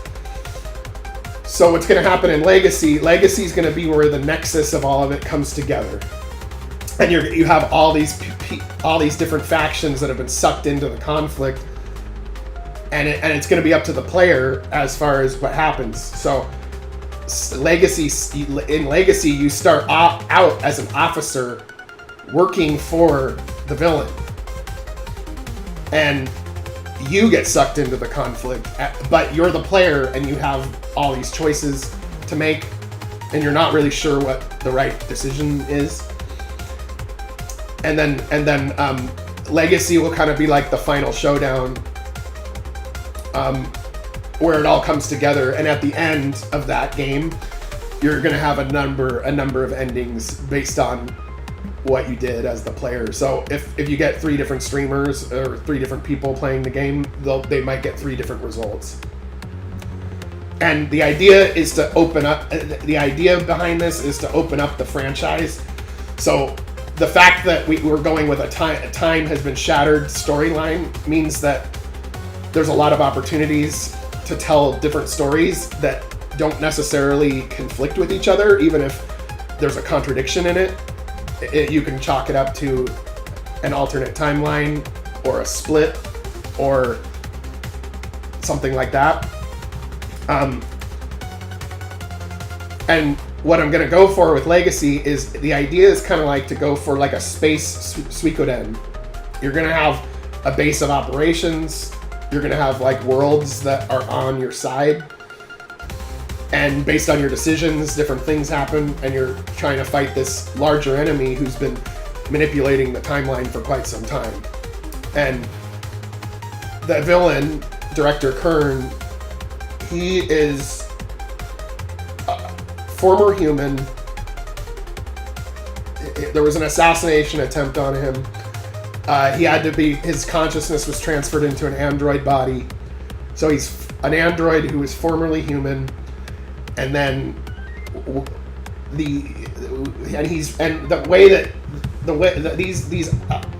artifacts that they found are the thing that allows for the time travel to happen, and he's been manipulating them, and he's also merged with an ancient AI. So he's a human turned android who merged with an AI and an alien AI. And like that's kind of, and so the player's gonna have a choice of whether like they set the timeline back the way it was originally, or they forge a new path forward. And there's going to be a point in Legacy where you have a chance to restore the original timeline, but you might realize that if you do so, everything that you've accomplished will go away. So you might not want to do that. You might not want to make that move. You know, that kind of thing.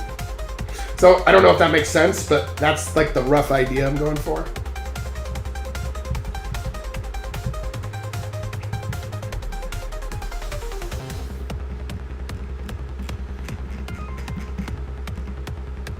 Evil Doctor Who. Yeah, and then the point of the game is not the time travel, right? So like I don't like to make the game such that it's not meant to be a time travel story, but there's time travel in it. And the story is more like unraveling a time travel conspiracy in which the villain has more power than you do. And you're just along for the ride. You're trying your best, but it's really high stakes and really impossible odds. But somehow they can pull it off. You know, that kind of...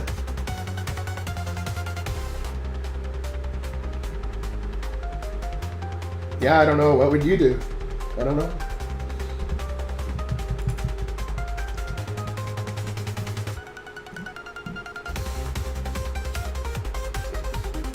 Oh, Mari Williams. No, she's kind of meant to be like a Spitfire type character, you know, because all these people, because, you know, in Rebellion, all of the people in the story they've been basically abused by the Earth Systems government, Earth Systems Alliance government, and so she has a whole history where her family was taken away from her, and her mom was mind wiped, meaning like her memories were removed and false memories were put in place, so she doesn't even remember that. So her mom is still alive but doesn't remember who she is. And she's very bitter about that, so she's always kind of like, fuck these assholes. We're gonna fucking kill them, you know, like, fuck, you know, they can get last. You know, she kind of is the Spitfire, like, with a bad attitude type character. Oh, the female gambler, yeah. Sorry, I thought you were talking about somebody else. But the female gambler is just a random dipshit when you're gambling. Yeah. Just one more spin, I can win. Yeah. But...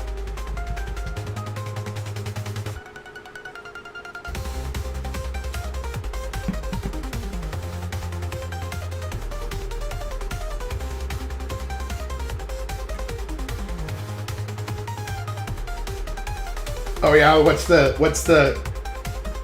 from? Because I might have accidentally used an asset I'm not supposed to use. If that's from something specific, it's like one of those things where I had it in a folder and I'm like, oh, I'll use that, but it might be something I need to swap out.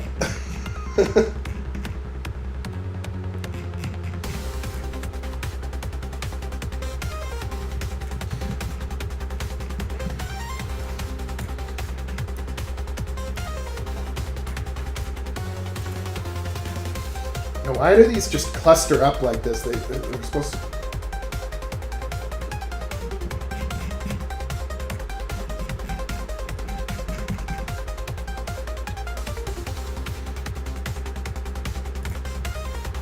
Yeah, no, I'm not as paranoid about that stuff as some people are. Everyone jumps to like, oh my god, you're gonna get sued.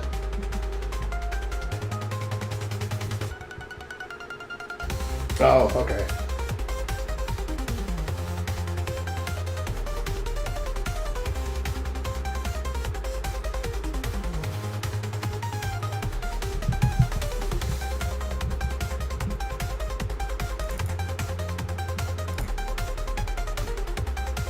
Okay. Yeah, I haven't played that one, so I don't know, but... Okay, so there's something I had on the world. I have to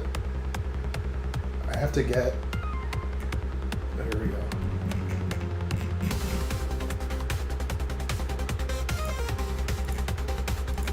Infernus Prime world map.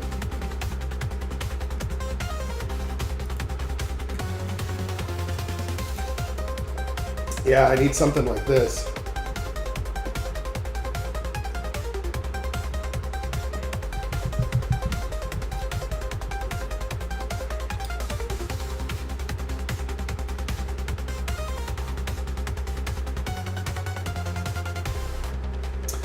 Well, my chest plugin seems to be... I mean, right now it's showing up as the most popular item on the Steam workshop. Battle Chess MZ. I still have some things I need to fix for it, but yeah, it's a full chess minigame. And I believe it's the first one for RPG Maker that I've seen that has a working AI opponent. My AI opponent is not the best, but it works. And I was planning on making it better, but I didn't want to spend multiple weeks on it. I only spent a week on it. No, and I got it done, and you know. And I am gonna make some more mini games too. I just haven't gotten around to it. I have a really busy schedule, so. But when I have time, I like doing this shit.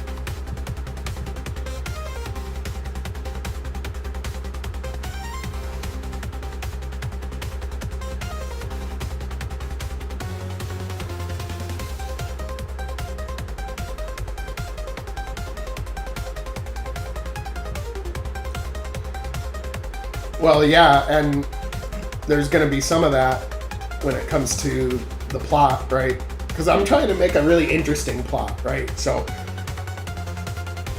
you know, you're all wrapped up in the conspiracy. So anyway, with Legacy, right? All of these characters are from the prologue games are going to pop up in Legacy, and they all kind of come together.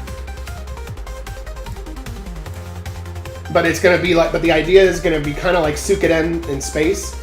You'll have a base of operations. You'll have a lot of playable characters. There might even be a point in the game where you have to assemble 3 teams that all have to go to different places to accomplish the final, you know, showdown.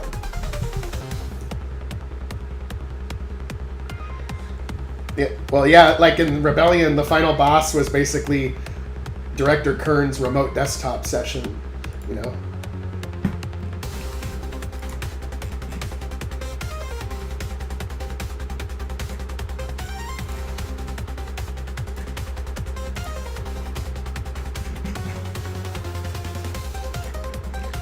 Zelenoff array.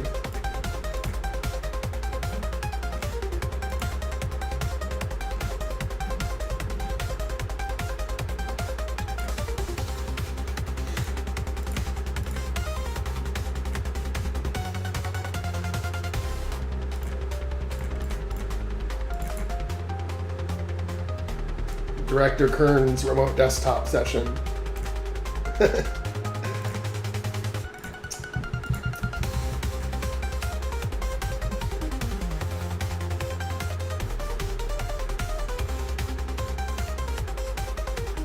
Oh, I'm saying that the 3-team thing is gonna probably be the final boss fight in Legacy, and you will have to assemble 3 teams, because like maybe to defeat Kern, you know, one team's gonna have to go where Kern physically is, the other teams are gonna have to go somewhere that stops him from like escaping or downloading himself into another like database or whatever, right? So, and then based on your choices, different things will lead to a different conclusion.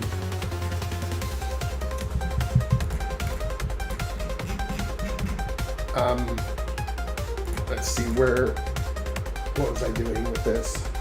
I was doing something here.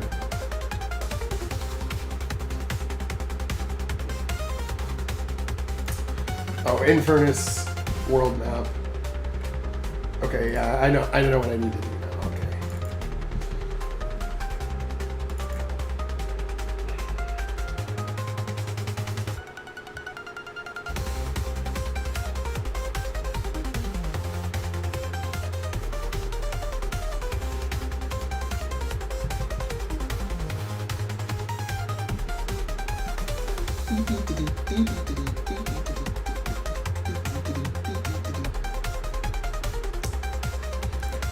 In Furnace World B. Yeah, I need something like this for a Ahiri B.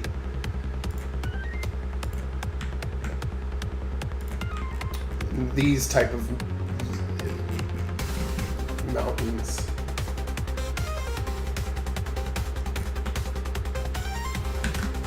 Where they can repeat.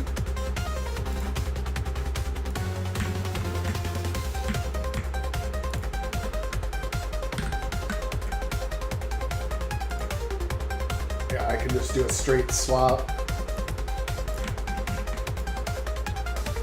I can maybe change the colors a little bit too, if I need to.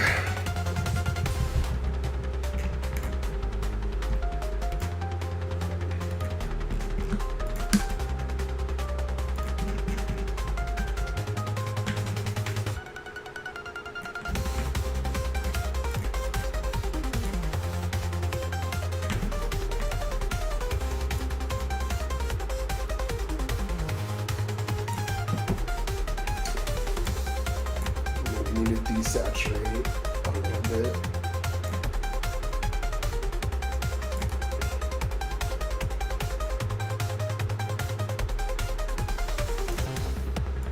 Okay, so I can desaturate a little bit, and then I can add little orange lights, and I think it'll do the job. Oh, no, no, no.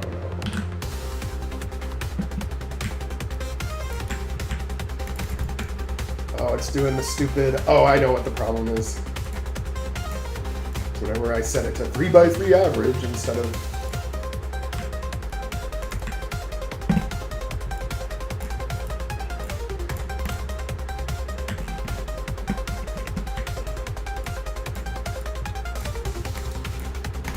like that kind of thing.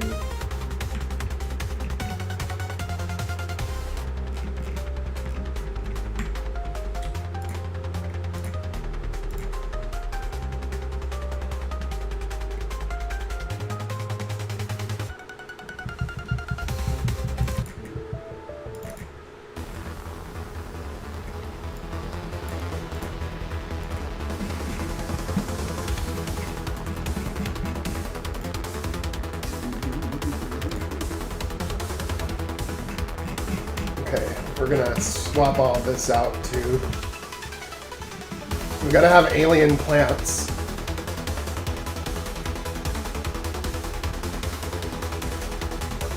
Gotta have some alien plants.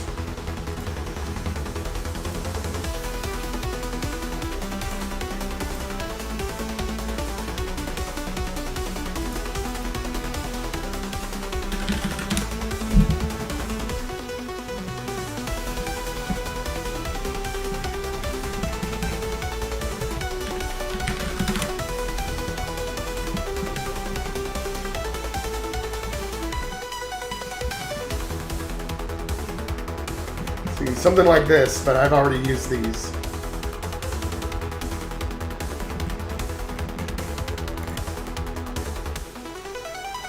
Maybe these. Maybe I could use these. And other ones too.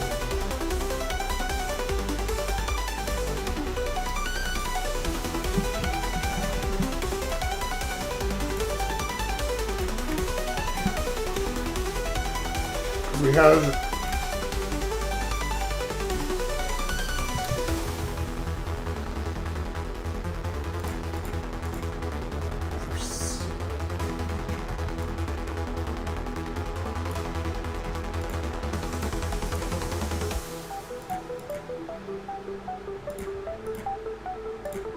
because we have to do an Ahiri outdoor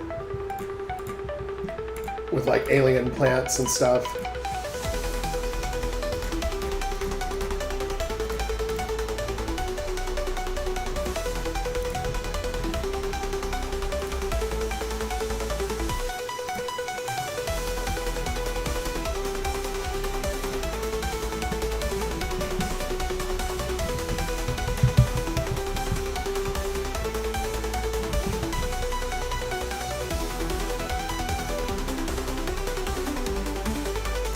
Interstellar Society B.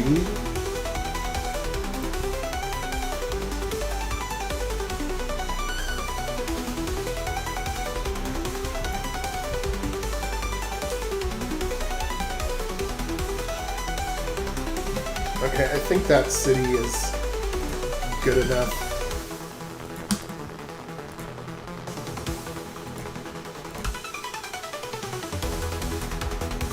And we'll see it cascade.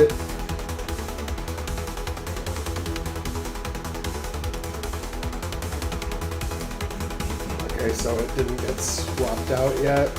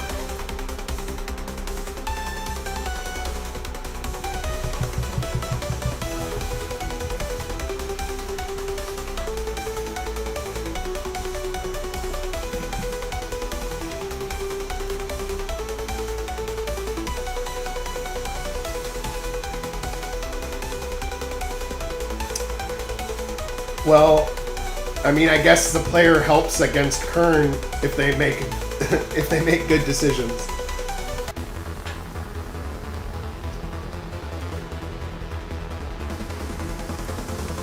But I want to have some endings where Kern wins.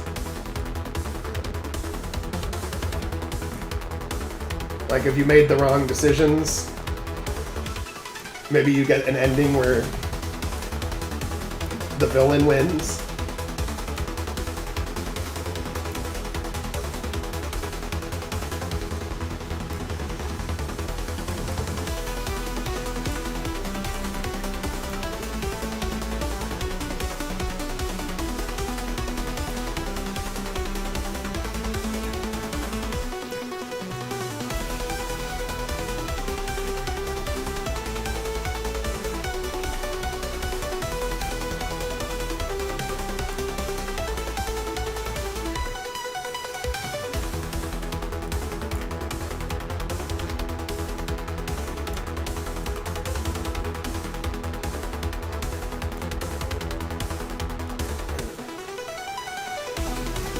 Just like that, we have a perfect mountain range. No, I'm just kidding, it's not perfect.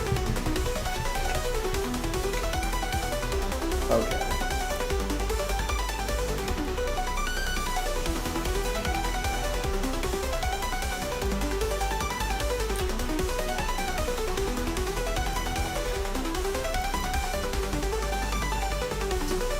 And we just kind of tape it together. Okay.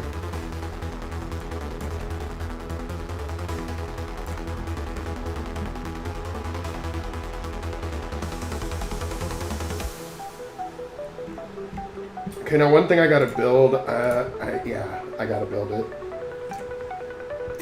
It's not gonna take very long.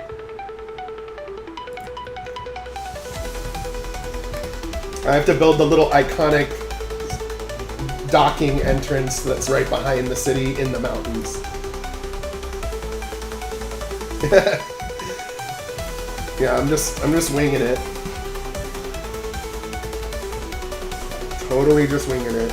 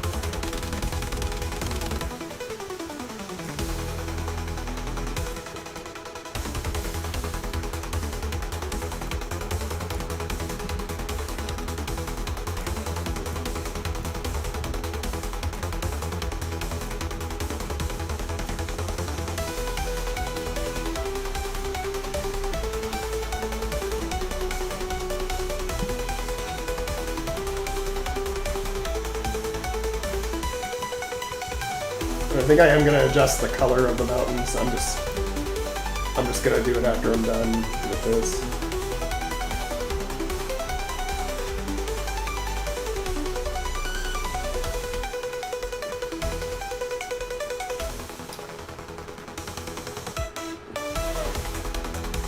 Yeah, and there's some scary stuff. Space is scary, you know. Like if humans ever make it out there, there's gonna be some stuff we'll find that's just gonna like horrify us.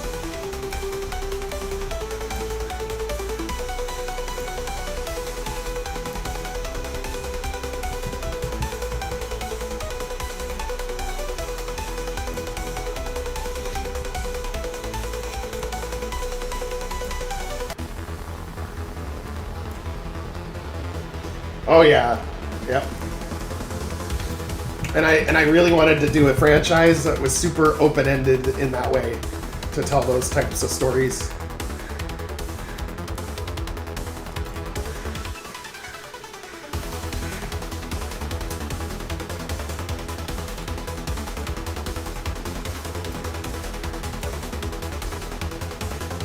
Yeah, space needs to be cool again. Yeah, I think it's weird that we haven't... I mean, I feel like in some ways we've gone backwards when it comes to space. Like, we don't even go... Like, we just go to low Earth orbit. We don't... Like, we need to be setting up, like, moon bases and shit.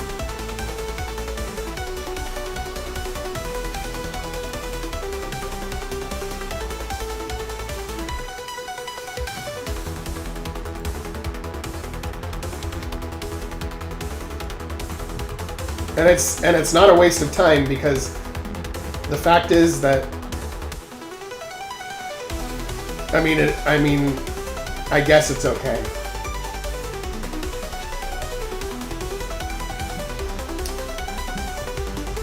But I mean, we can't just sit around on Earth forever. I mean, especially with the way that we live, we're gonna run out of resources.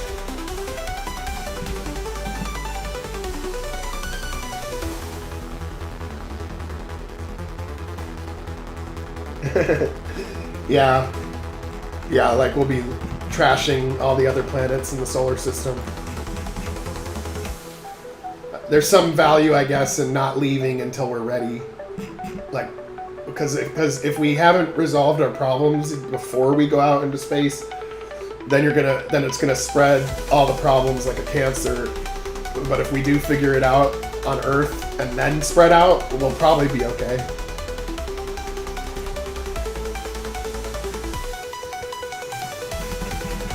I mean, I think society is making progress,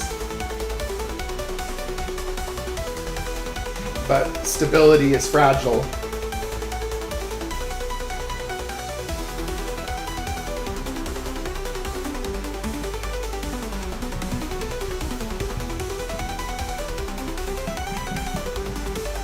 Yeah, no, it's fun to tell a nice space story.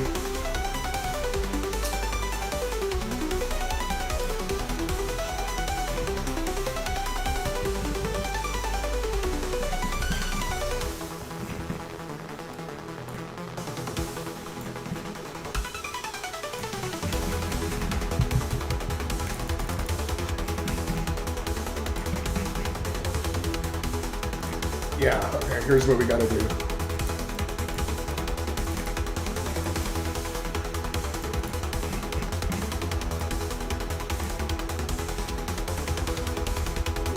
I remember what the gate looks like.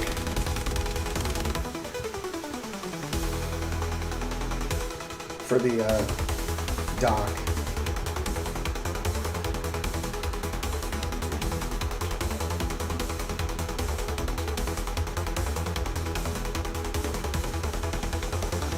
Yep. Yep. It's tough. It's tough. Oh sweet, I already have it saved.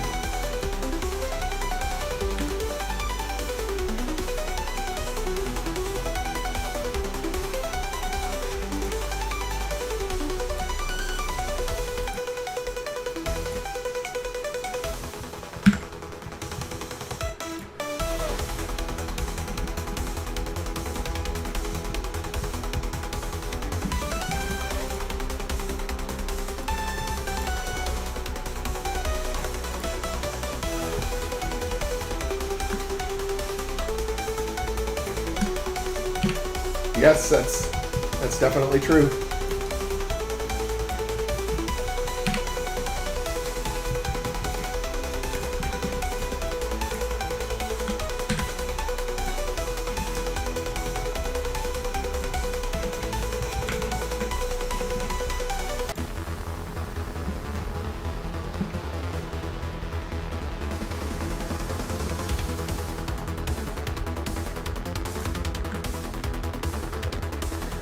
Well, what's interesting is, you know, like when you take something like Star Trek, right, from like the old days, that it actually inspired a lot of real technologies to get built. Like a lot of times people underestimate the power of fiction to actually create real stuff in the real world sometimes.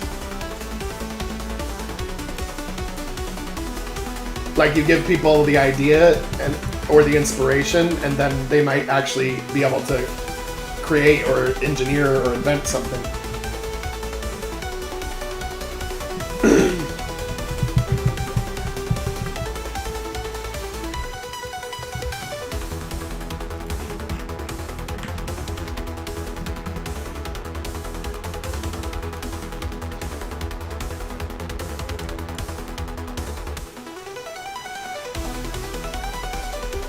Okay, I need to put this somewhere. I'm not sure where.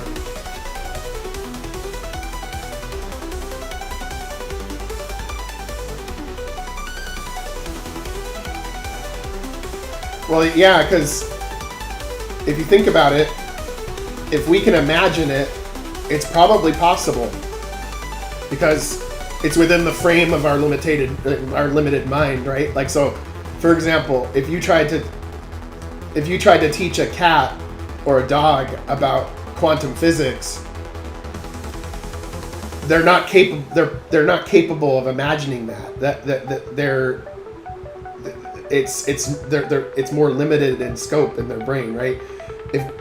If we can imagine it, it's probably possible with enough time, effort, research, money, resources, etc. Because there's things that exist that we are too limited and wouldn't even understand. We can't even think of the concept of some things because it would be too complicated or incomprehensible for us. But you know, like I do think it's totally possible to go faster than light or whatever. Teleporter, sure. I think all that stuff is possible. I don't know how far away it is. I don't know whether it's hundreds of years away or thousands of years away, but I think if we last long enough, we'll be able to pull it off.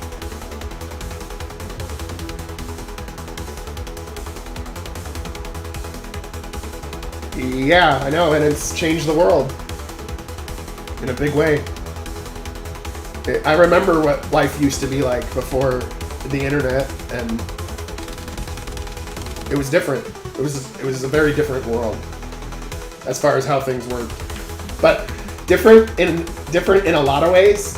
But also, some things are exactly the same, and they haven't changed at all, and some things are very different.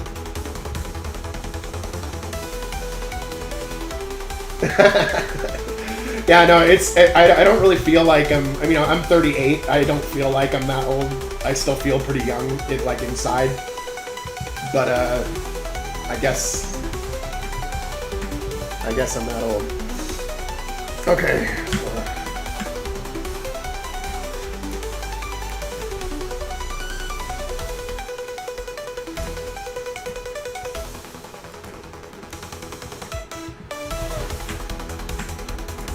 But yeah, I remember the dial-up days.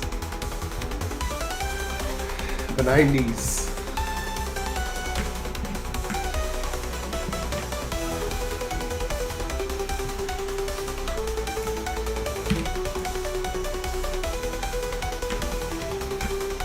I'll take that one out. Yeah.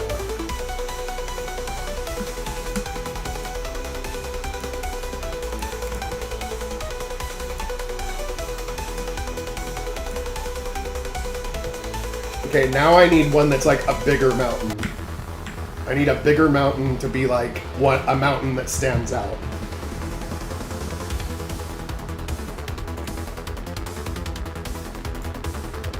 Okay, yeah, I'm gonna mess with these plants in a minute.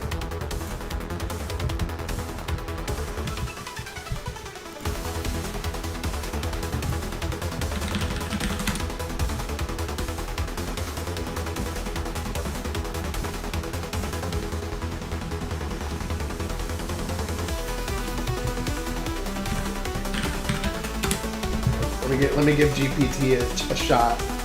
Let's see.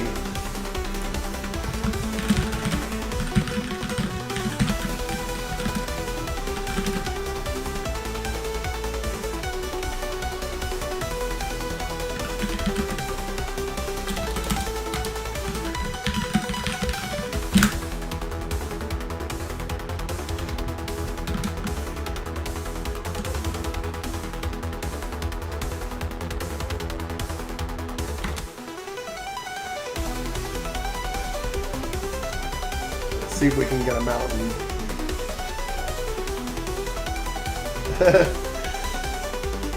Yeah, I remember using the internet on dial-up. Like you would go, you would like start to load a website, and then you would then like go get coffee or something while you waited for it to load because everything was so slow. The entire mountain to be in the frame. Also, the mountain should be on a solid background so it's easier to edit. Okay.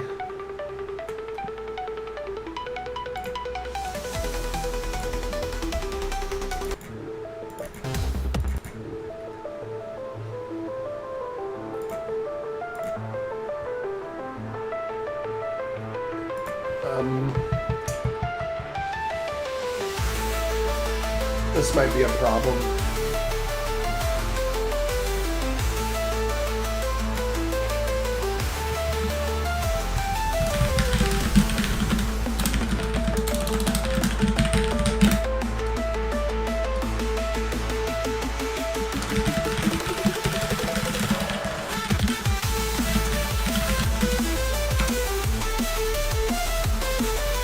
I'm shooting from the hip, trying to get a tall mountain here.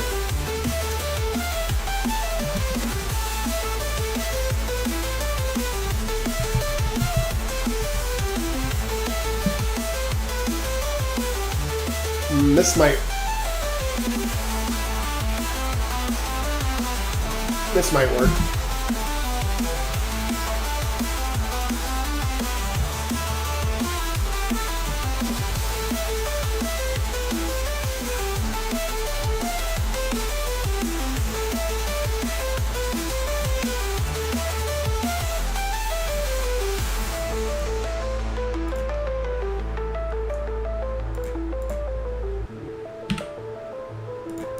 What we'll do is, it also might not work, but we'll see.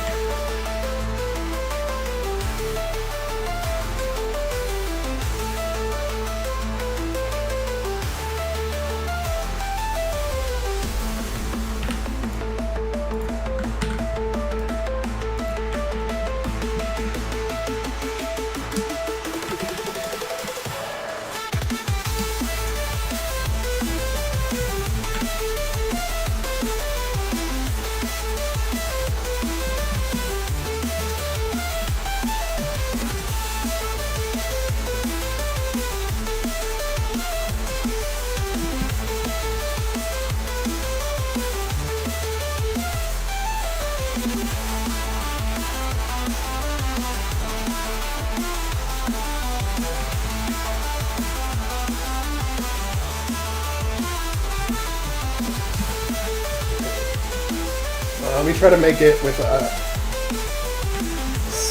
softer edge and see if it looks different. Usually I favor nearest neighbor, so it keeps that sharp pixelated look, but sometimes it's better to do it the other way sometimes.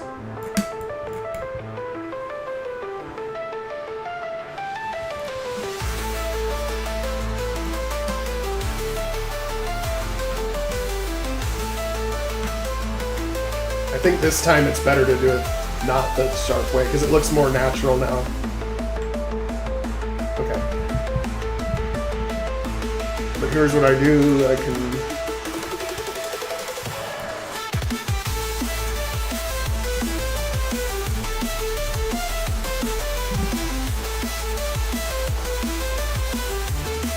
Yeah.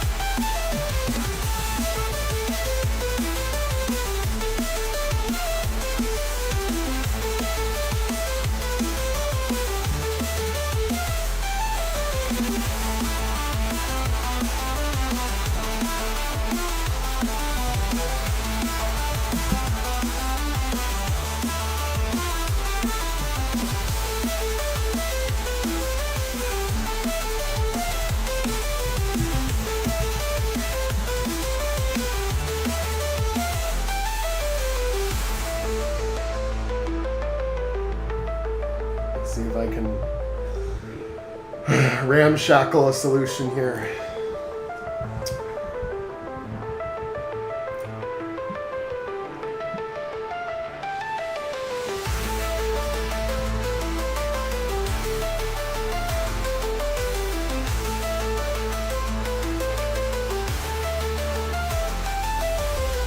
You mean the ESA?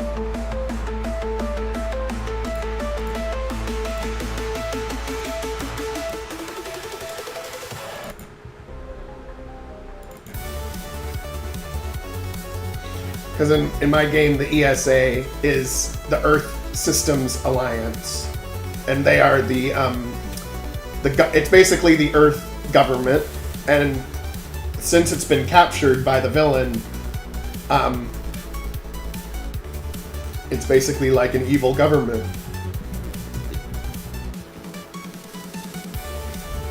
And their slogan is strength, unity, victory.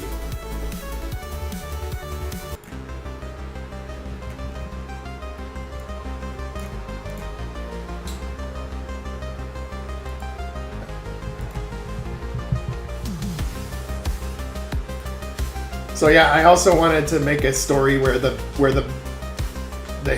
humans are the bad guys too, and then other aliens are having to like put up with our shit.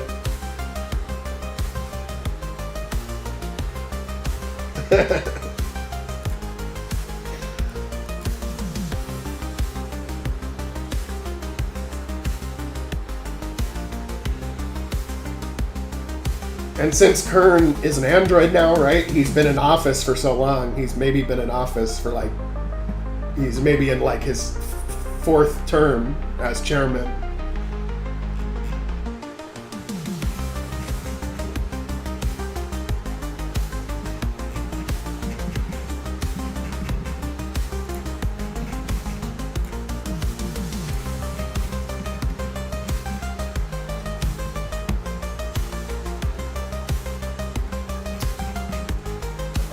Okay, let's... Okay, I gotta...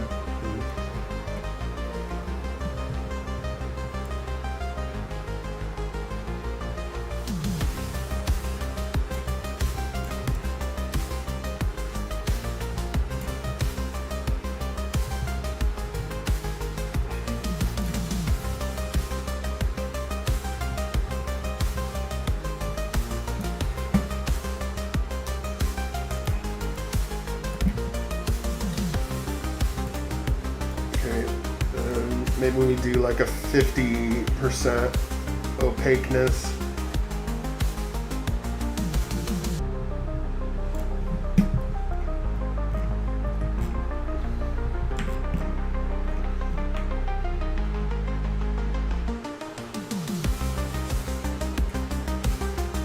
I think I need to make the texture a little darker.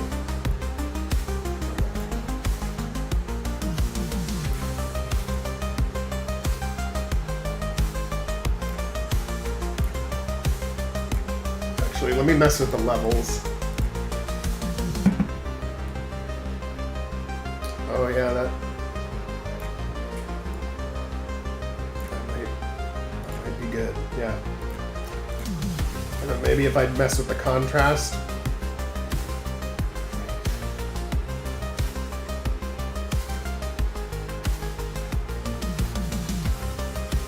Trying to make it look like it kind of goes with the rest of the mountains.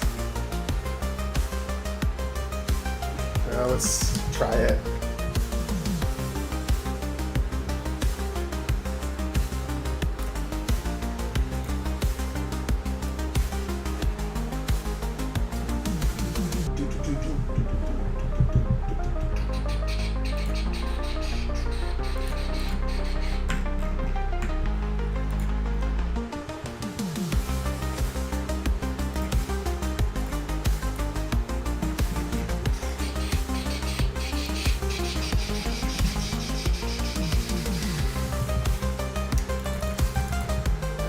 Look too out of it looks a little out of place actually. It needs to look more. I think it looks too high contrast. Like it's got like a sharp edge to it. If it was like a little bit more, like if the texture was okay. I don't know.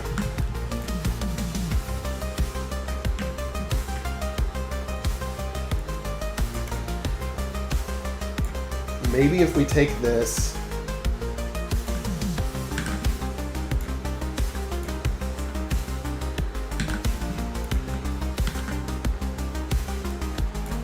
yeah, it's just got like a texture that looks a little too sharp in my opinion. So here's what I think we can do though.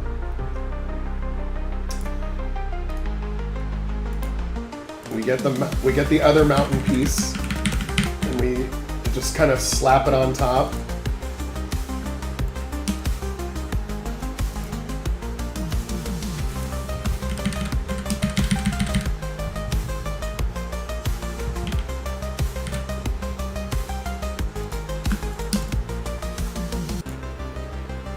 Then we merge them. Then we go to this mountain. And we go to this, and we delete it.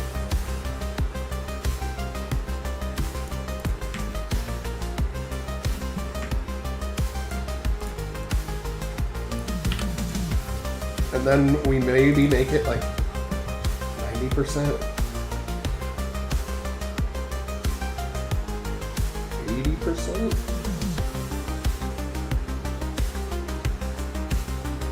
70%?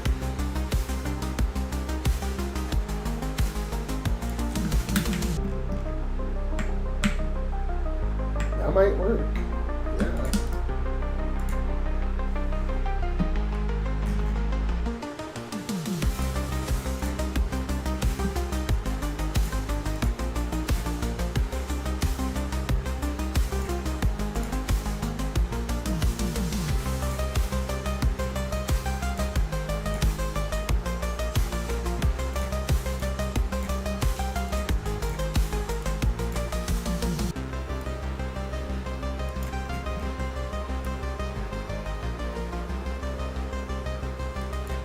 Although it now kind of like blends in a little too much.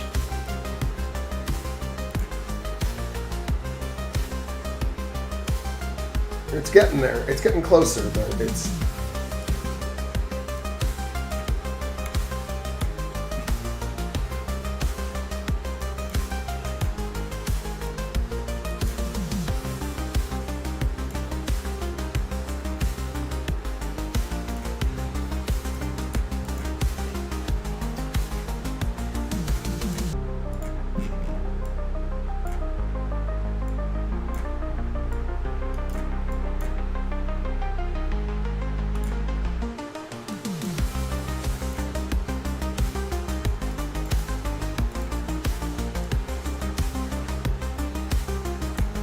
I hate how RPG Maker only lets you have like 2 fucking layers on top of each other when you're placing tiles down.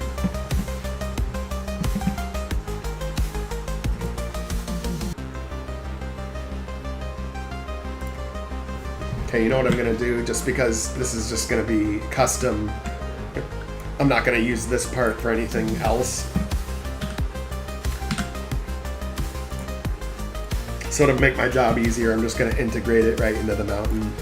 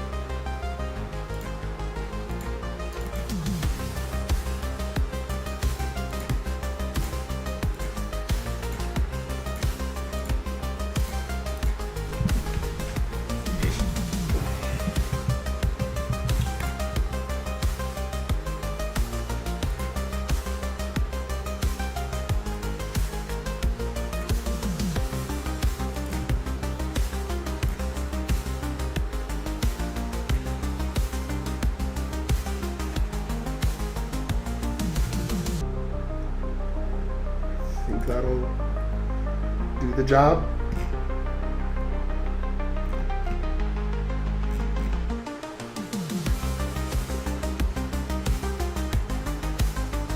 And we gotta have some water, like rivers and stuff, because there are rivers when you go to the actual city in game.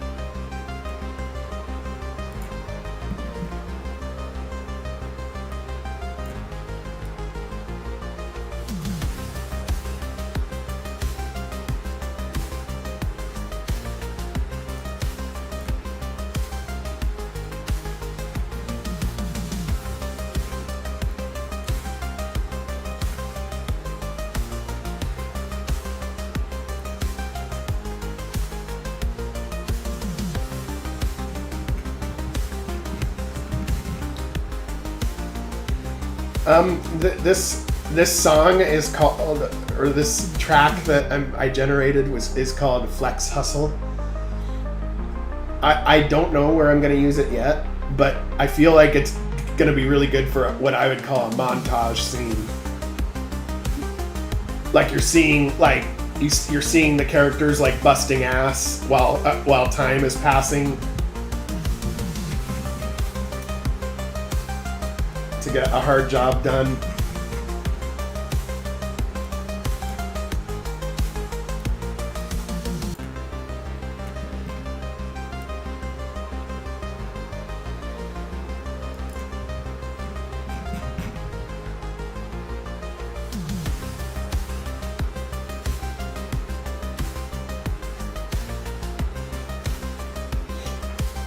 Well, for one, I found a lot of music that is free that people have made, but lately I've been using Suno a lot, and Suno is an AI that makes music. So I give it the tags that I want, and then I spent some. It's really easy because a lot of times what I do is I'm like doing my day job during the week, and then I just have Suno up on my second screen, and I just generate track after track after track, and then when I find one that I like, that because there's ones that I don't like, but then once a couple times, like if I just keep going, then one eventually stands out, and then I download the ones that I like, and I use them for various purposes.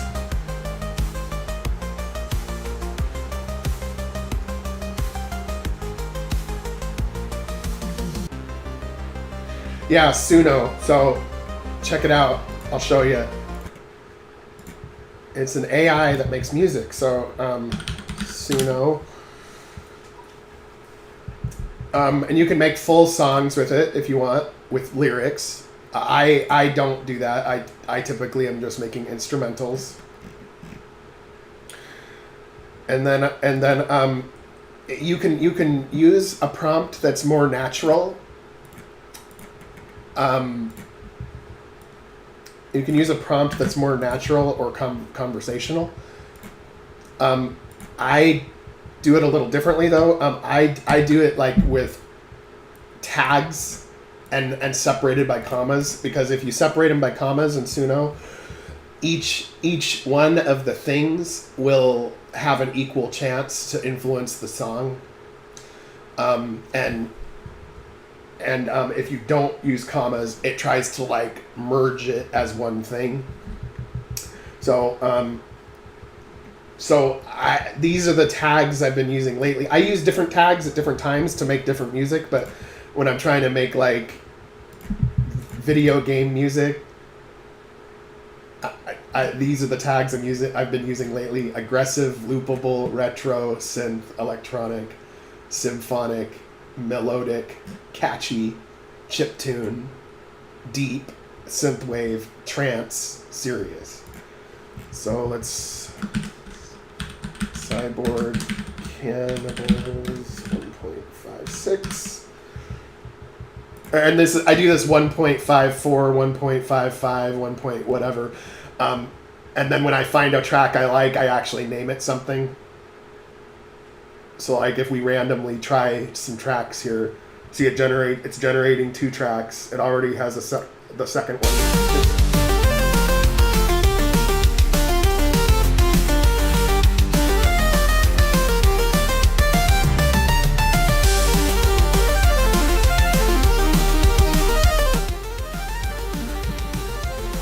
And then this is just a random track that it generated from these tags. And I kind of like it, actually. I kind of like this one.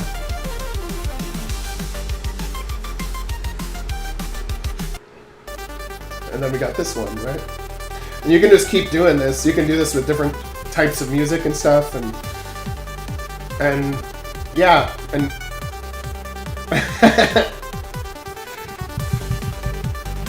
yeah, it can.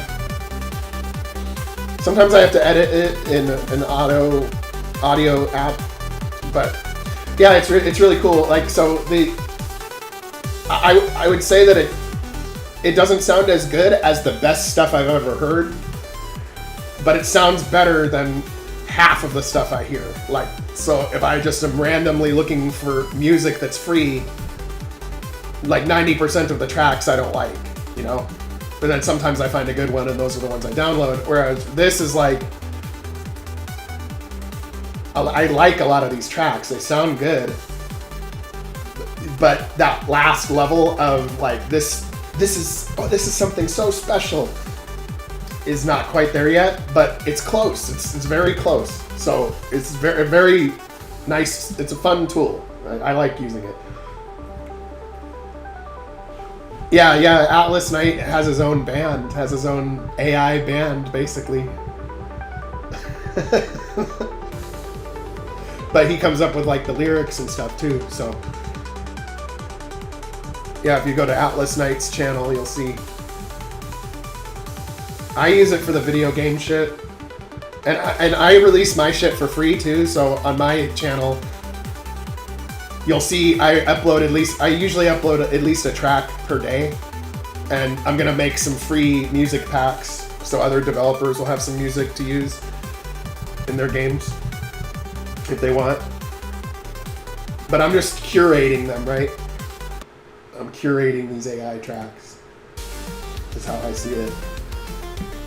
It's hard when it's like just an okay track though. Like, do I want to save some? Do I want to save all the mediocre tracks, or do I get picky and just pick the ones that are really good? So I don't know. I might save this one though. I kind of like it. I'm gonna listen to it first though.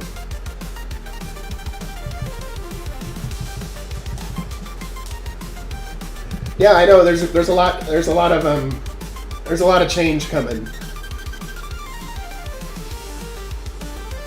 in the world right now. I'm just gonna try to adapt to it as best I can.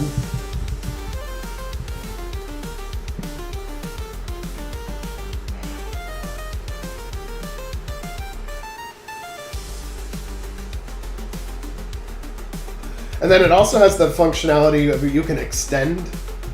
It's not as good as it's not as good at that. But you can upload a piece of music and then have it extend the track further. Like this one was a little short. If I wanted to try to extend it, I could try.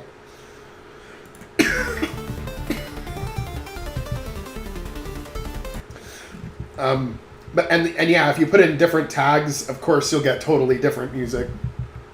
Like if I wanted to try something like something sad.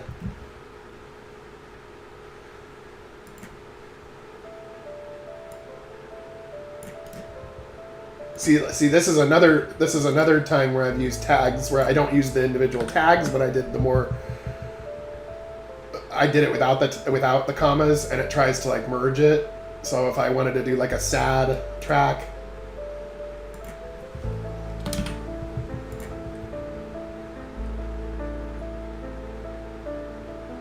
and then if I ever generate a track that sounds really good, I'll save that prompt and reuse it later if I want that style some more, because if the prompt generated something really good before, it'll tend to do it again.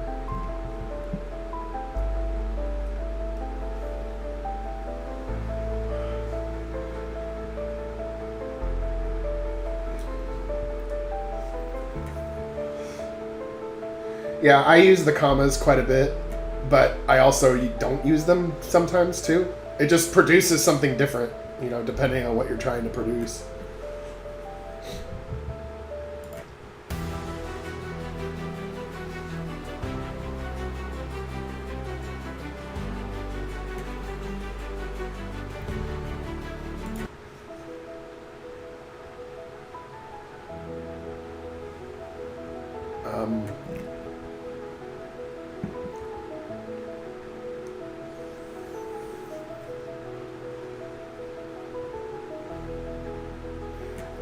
Any development advice? Yeah, just keep going, man. Just keep chugging away at it. Slop it in, slop it out, get it done.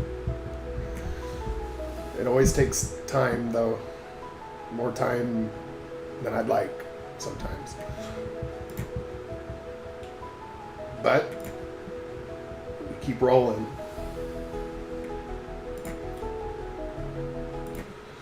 Keep rolling.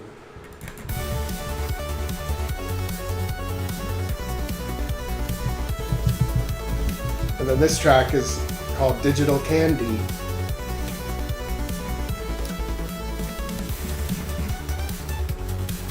Yeah, well, thanks for joining. Yeah, it makes the stream more fun.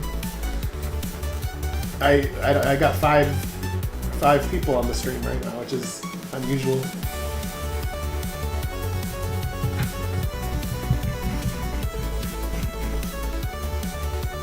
But yeah, thanks. Have a great, wonderful weekend. Sounds good. See you then.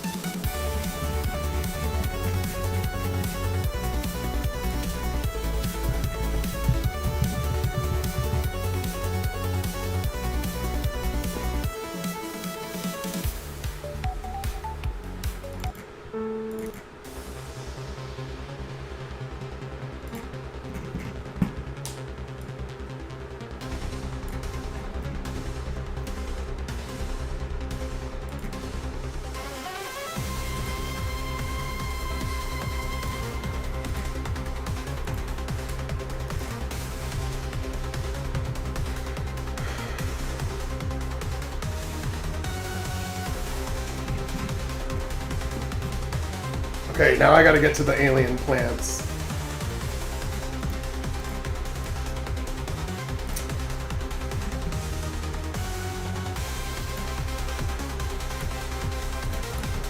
I gotta get this cutscene done. I really do.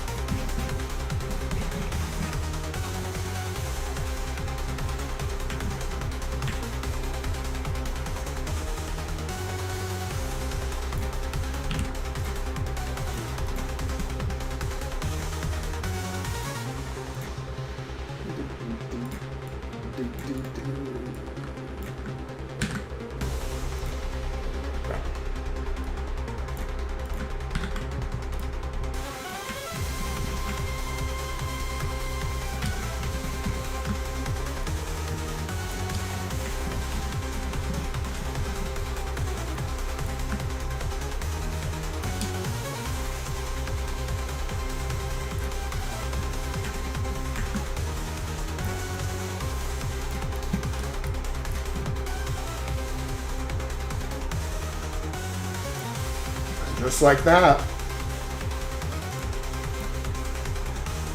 We have alien plants.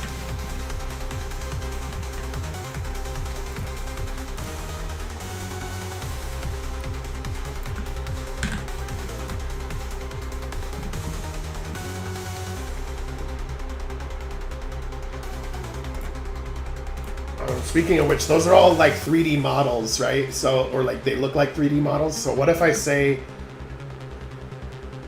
yeah. So what if I say that I want a realistic looking 3D model of realistic looking 3D models of alien plants.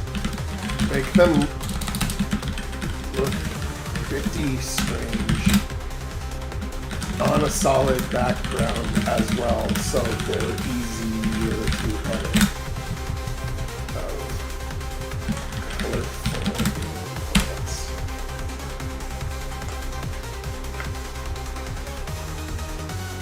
Let's see if we can make some colorful alien plants.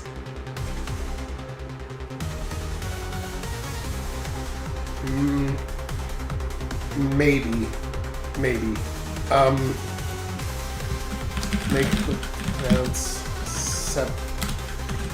separated so they're easier to isolate. Edit.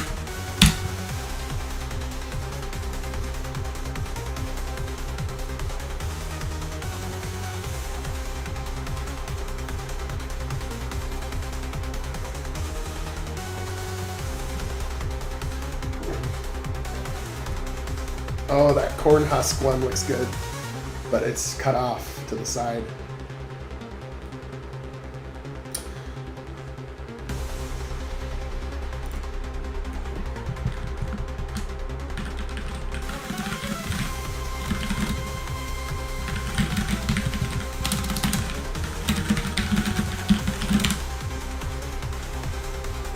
Yeah, I know. I might do that. Sometimes I get picky and I don't do it. Sometimes I'm like, it's worth it. Oh yeah, this one's better. Oh, they're all separated and there's so many of them. Nice. Let's see how it looks. Let's see if it looks like trash or if it looks okay.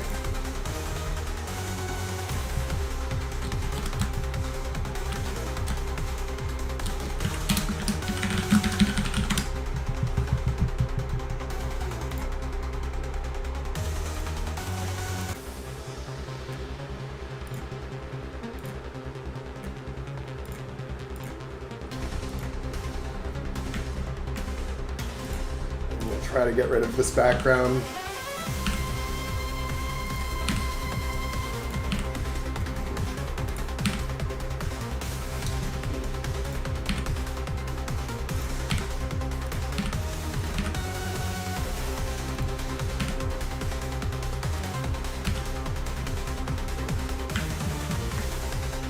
See, it gets a little tricky, but you have to do some spot edits, but I feel like the results are going to be better than if I'm randomly looking for alien plants on Google Images or something. And then if I do find it on Google Images, it's going to be like, oh my god, you're not allowed to use this. You're violating copyright.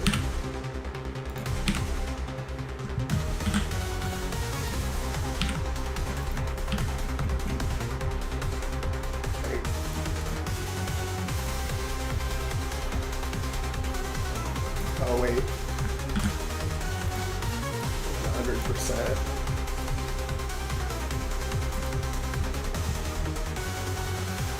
Yeah, this one's a good first candidate. This bold thing. No, there's no there's no copyright for this. I'm saying that if in the past, before being able to use these AI tools, if I was just using Google Images or something, and you find something, you could probably get away with using it. But that's what I mean by that. Like other people's images typically have a lot of like terms and conditions attached to them that don't make it worth it. In a lot of cases. And also, if you were trying to find something weird, something unusual or weird, it was a lot harder. Now you can kind of just give the AI some kind of abstract ideas and get something useful out of it quickly, which is nice.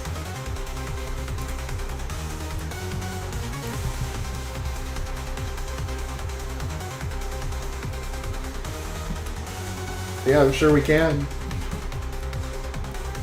I made a few monster sprites with it too. The part where it struggles a little bit is when you have to make the full sprite sheet, like front, back, right, and left. I usually have to tell it to make it one at a time, and then I have to do it a couple times before it makes both of them look similar enough. But for something like this is pretty easy because these trees aren't like, these plants aren't going to be like animated.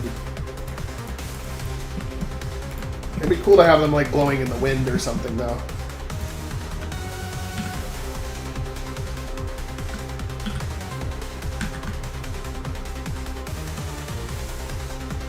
Yeah, I think they did. I think Pal World did, yeah.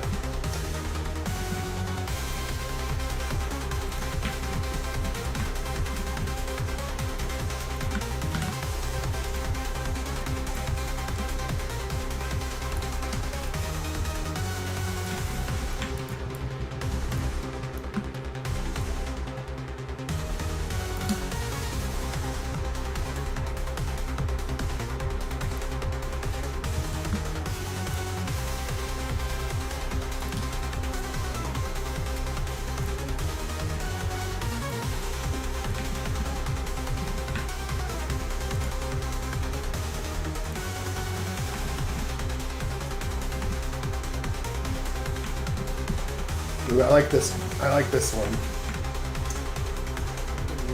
Take this one too.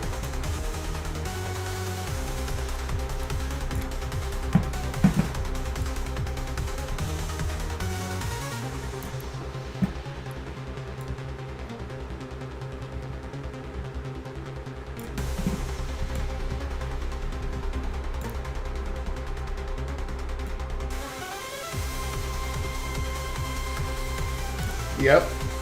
I think it will pixelate quite nicely. Of course, nothing's perfect. Someone's gonna say that the tree style of the conifer tree on Earth in my game doesn't quite match the style of the alien plant that is on a planet where it's a different type of star and all the lighting effects are totally different. But they're still not exactly the same art style. Some people get really anal about that.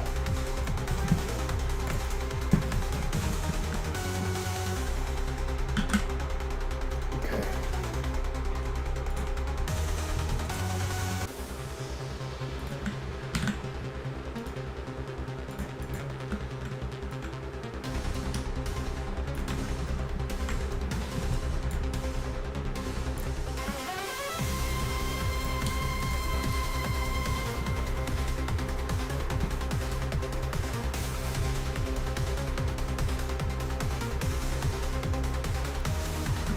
I just had a fun time playing them. If they were a good game, you know.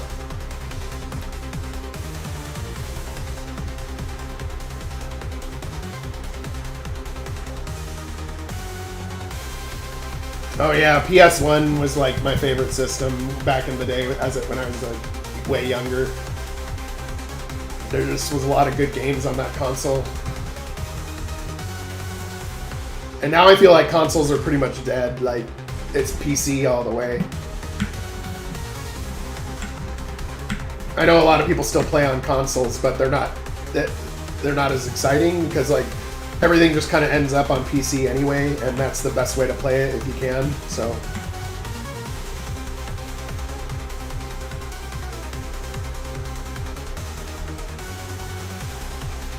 Yeah, right. Oh, you mean like how did the game get made? Like as a kid when you're playing the game? Or are you asking something else? Yeah. Yeah, how dare you use different looking good pixels. I mean, these are looking like cute little alien plants. I'm digging it. And now I have to do my other cardinal sin, which is I love to saturate. I like saturated colors, but apparently it's a no-no as well.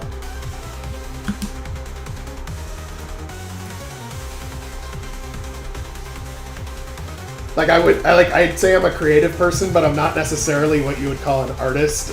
I like to use the term like art mechanic or like art engineer, something like that, like a art technician, but not like a straight artist, because that's different. Like I always kind of see an artist as somebody who like literally just creates from raw create something.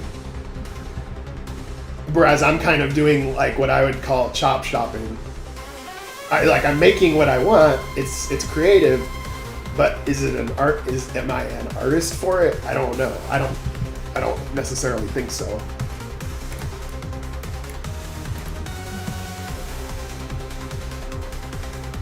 But let's see.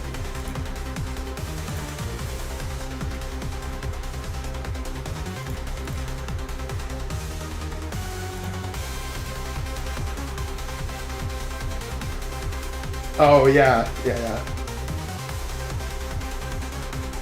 probably. And then for me, I don't. It doesn't even bother me. Like if I see clashing art styles in another game, if it's like really jarring, maybe. But like if it's a little different, then it's like whatever. I can just roll with it, and it doesn't bug me. I think I can get away with it a little more because it's a space game. So like people and places would actually look totally different sometimes.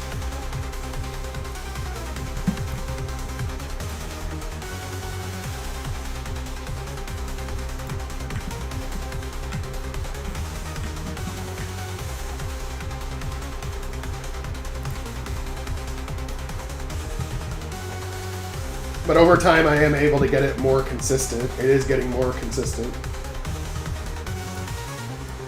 There's a few tricks of the trade.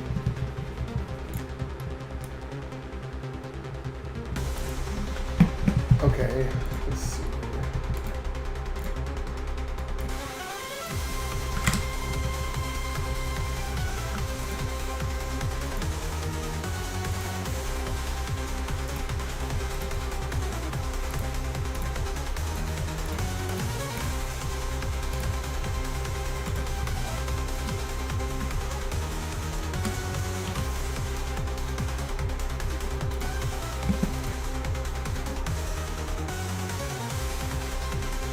Oh, nice. Yeah. Yeah, the podcast is fun. Yeah, I like doing the podcast. When it's my turn to pick a game, I always try to pick one that's like a diamond in the rough. Oh yeah, his preferences are different, are totally different than mine, for sure. I mean, I think it's cool to have people with different perspectives and then give the verdict on these games.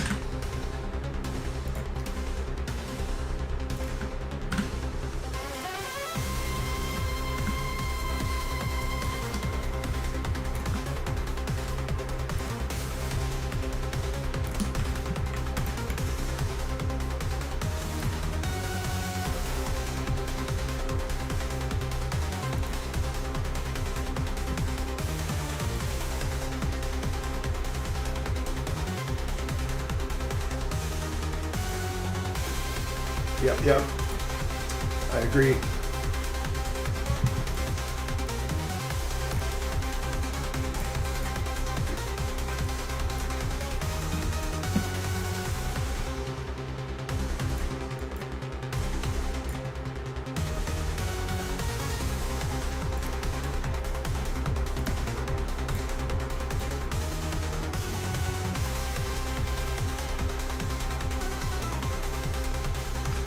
Yeah, and we're in trying to help the developers make their games better and stuff too, right? So I think a lot of developers don't get enough feedback on their stuff, and I think it helps.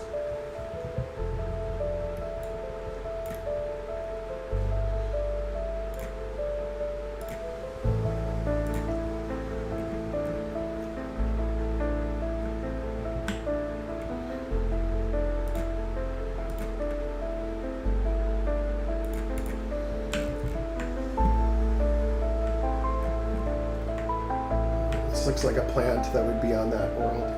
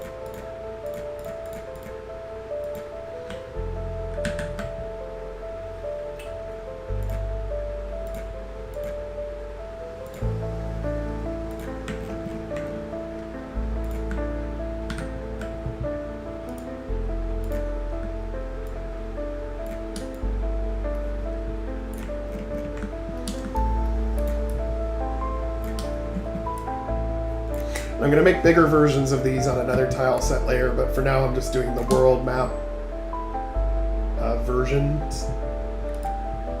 Oh, and let me do like a cluster of trees too. Like a cluster of smaller ones.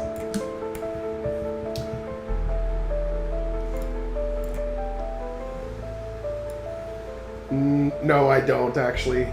I actually don't use I just use like a whatever color palette. I don't actually like force it to be the same color palette. It might be good if I did, but I just don't. I just throw it in there and it's like a rainbow, a full range color palette is how I'd like to put it. Dark shit mixed with undersaturated shit mixed with oversaturated shit in the same scene. With some stuff being green and cyan and other stuff being pink and blue. And just freak people out.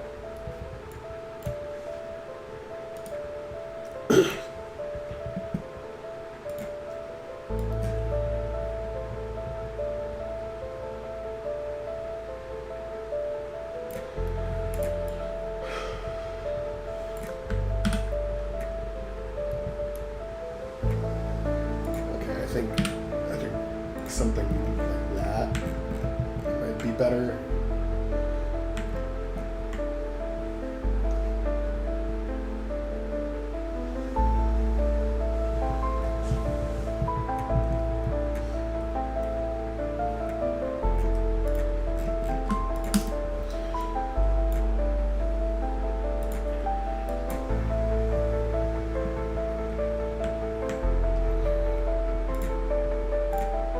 Let's see how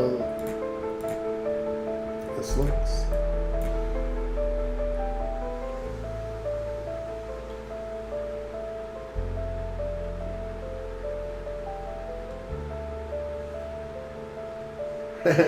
Yeah, there's a lot of things like that. I think it comes down to like the orthodoxy, you know.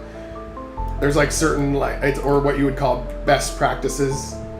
So whoever's like quote unquote the expert will tell you, you know, what's right, what's wrong, or like what looks good, what doesn't.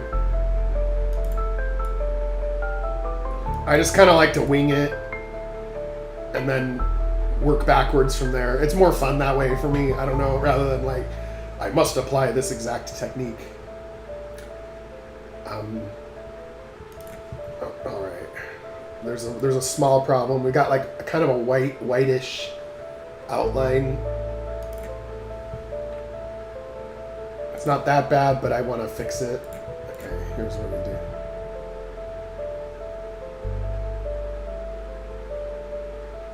Yep, it's true.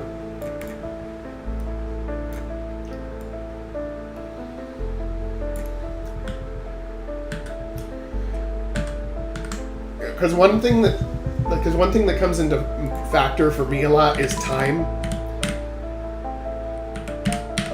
So if everything just has to be just following every single rule, you might not get it done in time.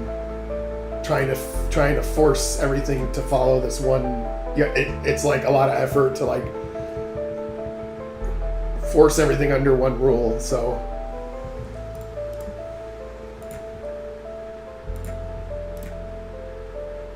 I just like to learn by doing and figure it out and then break it and then figure it out again.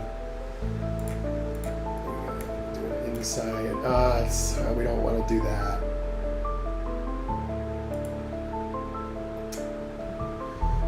I guess I might have to live with it.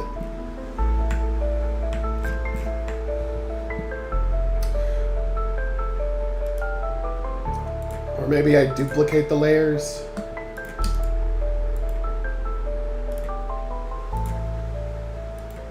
Until there's no transparent pieces left.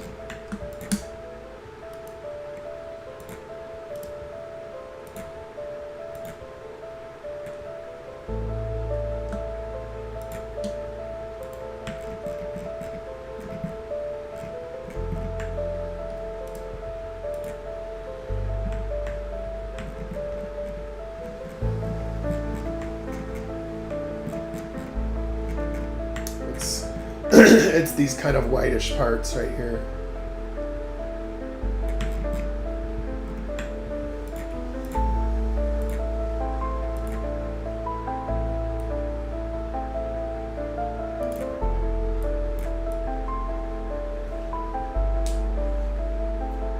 I need to have a...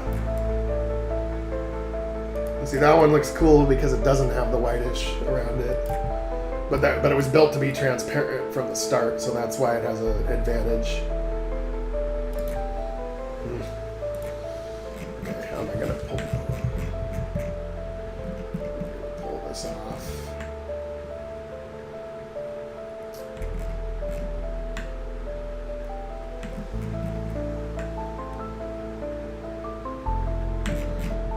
I might worry about it later. I'm just gonna slap it in for now.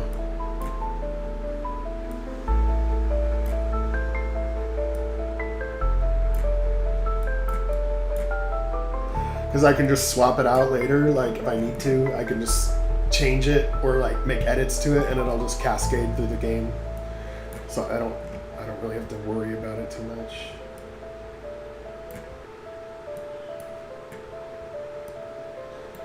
See, it's looking like an alien planet now.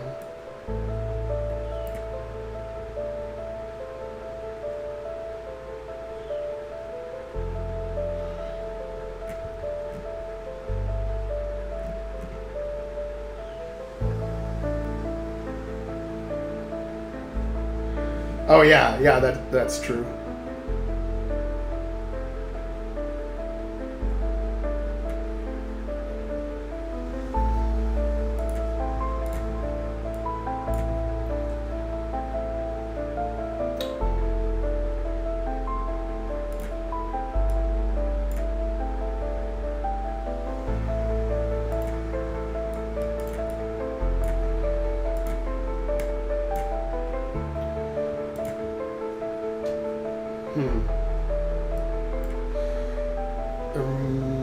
Must be something weird with the tile set. Oh, cancel.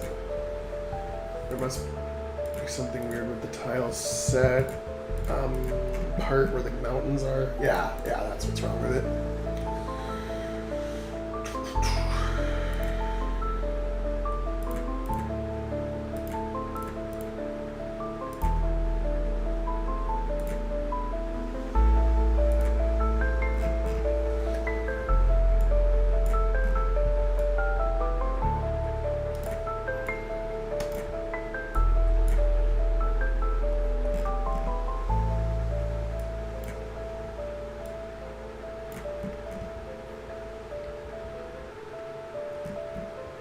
I'm gonna have to get more variety for this to work, but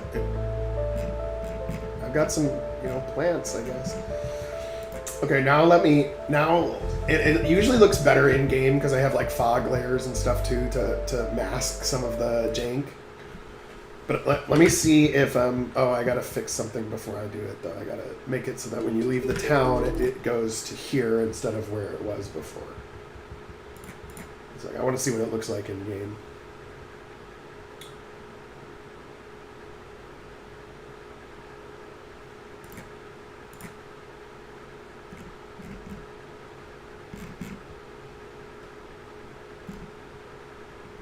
Scifi City.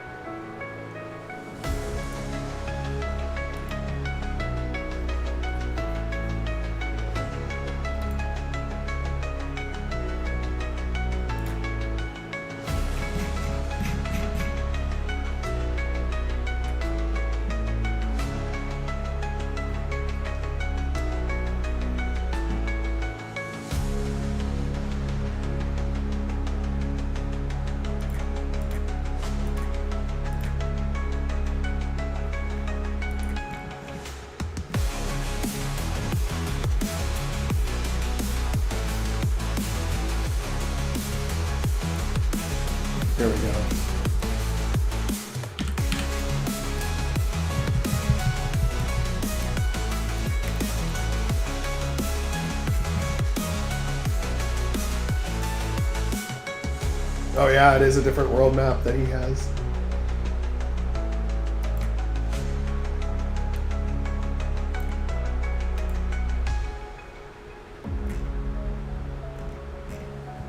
There's multiple maps with the same shit on it.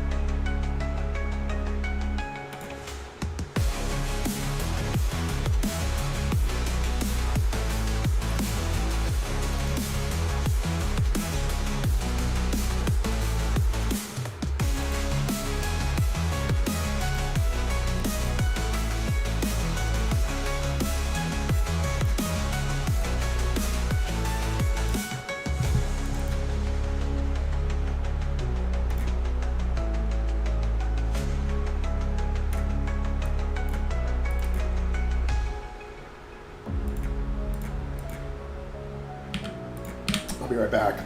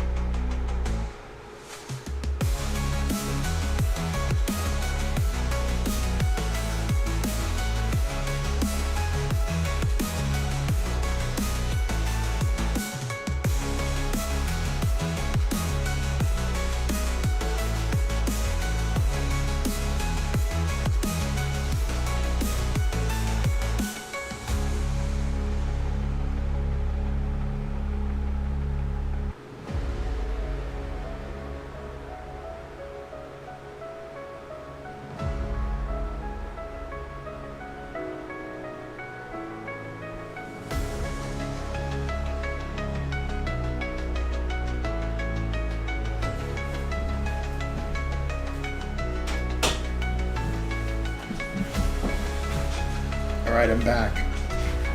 I'll be back. Okay.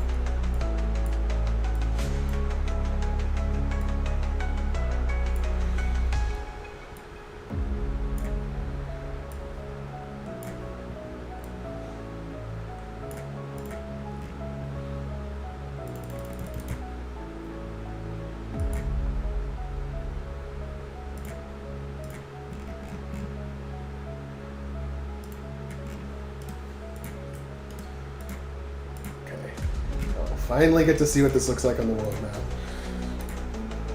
I didn't intend to do the world map today, but I kind of have to before I can make this next scene, and I needed to do it anyway, and I was putting it off. So I'm really glad that I've been getting this almost done today.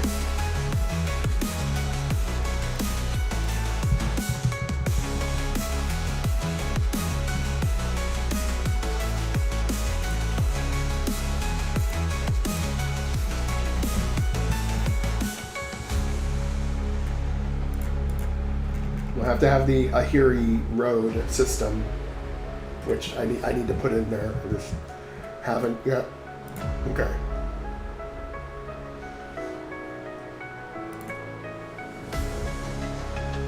Now we'll give this a test toast. And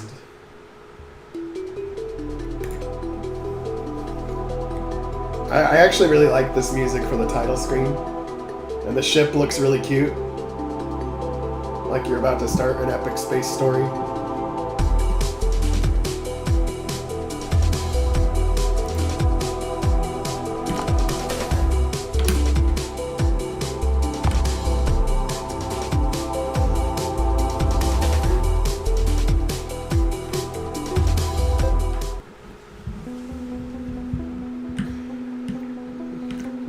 And this city is still not done yet. I'm building it as I go along. I'm going to give it more life, like more people doing more stuff, more things for the player to do, updating the signs.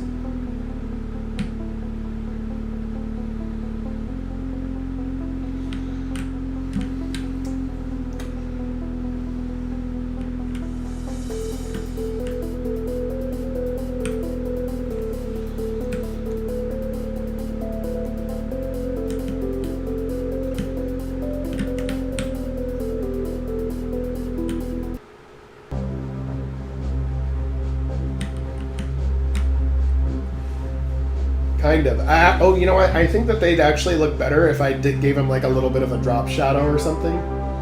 And then I have to clean up the little white parts on the edges, and then I think it'll look okay. Like, it's a little bit of a manual process, but I think if I did that, it would make a difference.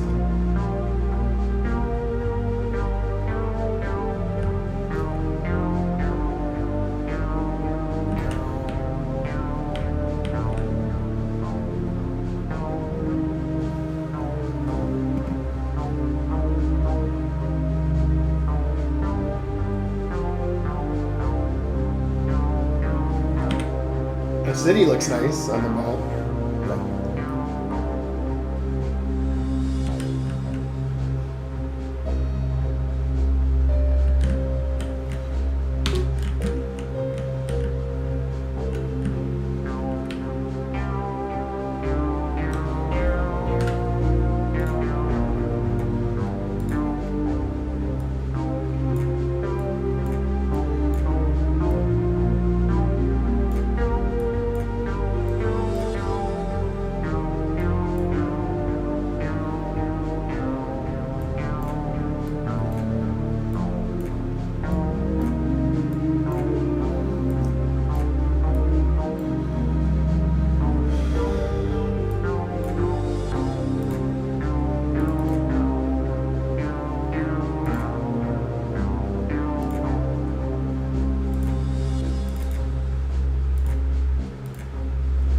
Oh, you know what? I probably don't need these ships right now.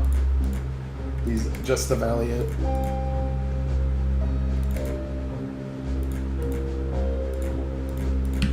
Because the way I pulled this off is different. And we probably don't need them. And it will kind of clutter up the world map a little too much.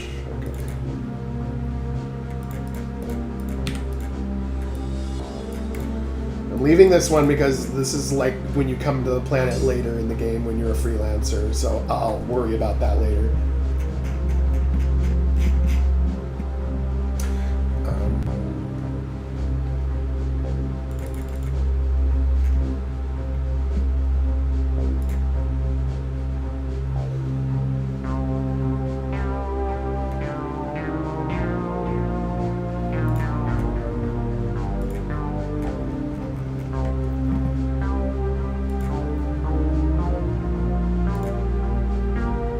if I do color.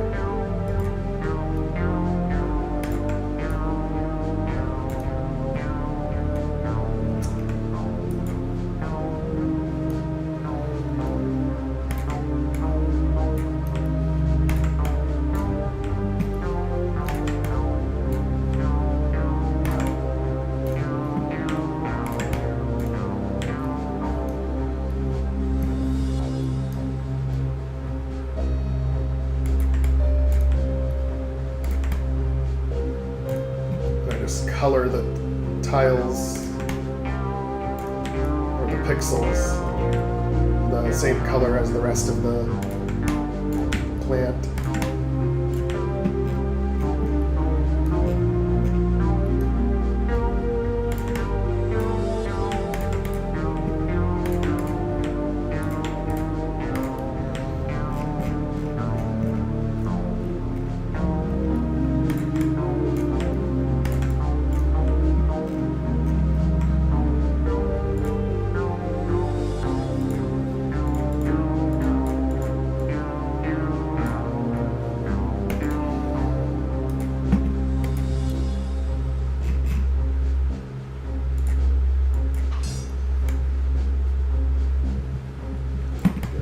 Interference.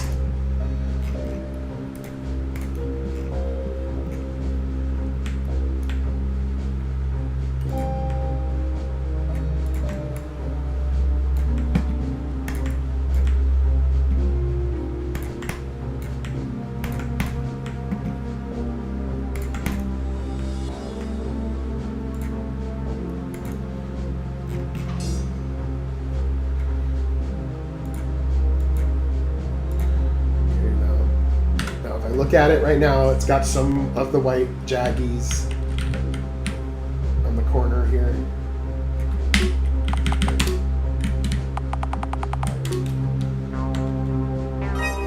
I save and reload. Let's see what it looks like. Or if it looks better.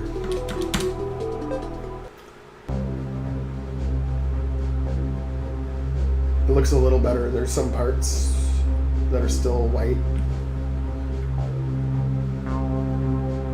But it does look a little better. And I think it's going to look better with the drop shadow too. That's part of the problem.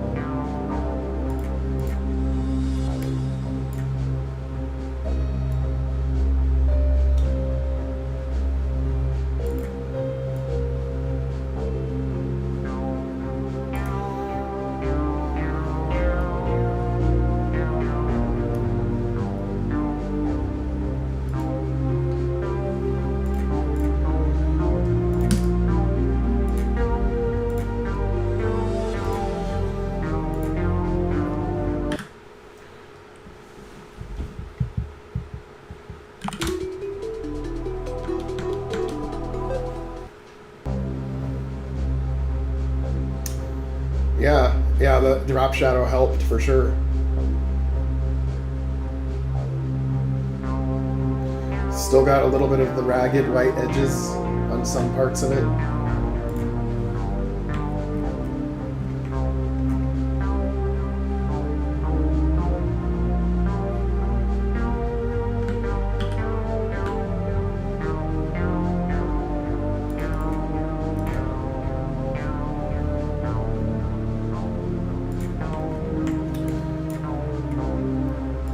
I think it's these semi-transparent ones that are doing it.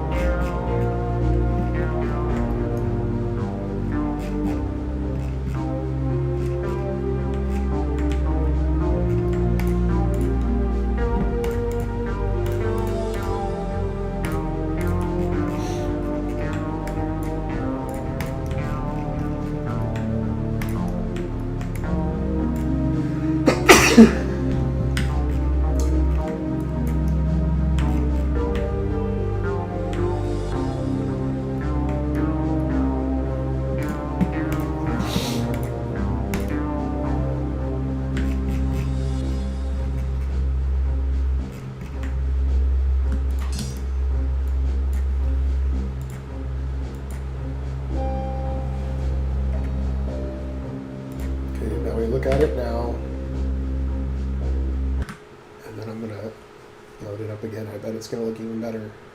Oh. I got to re-add that drop shadow first.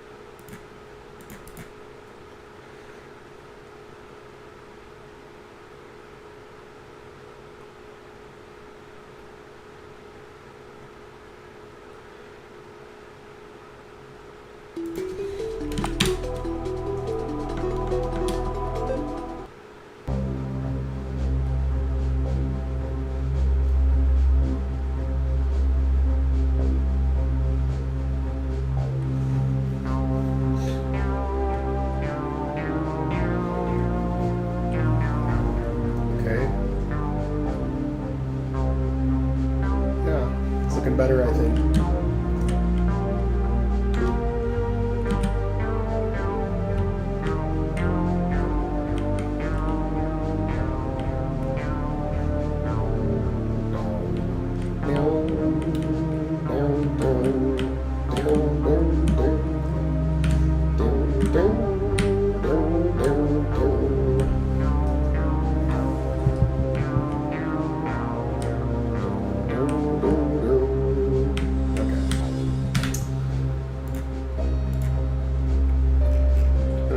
Flooring, we'll go with the regular Ahiri flooring.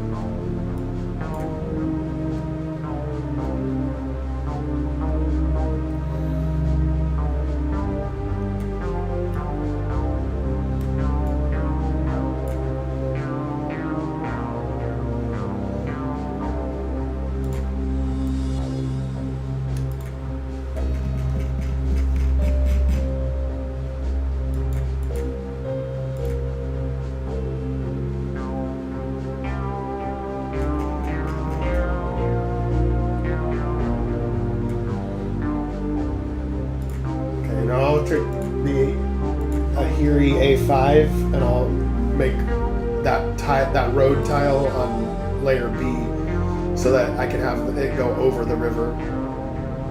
Yeah.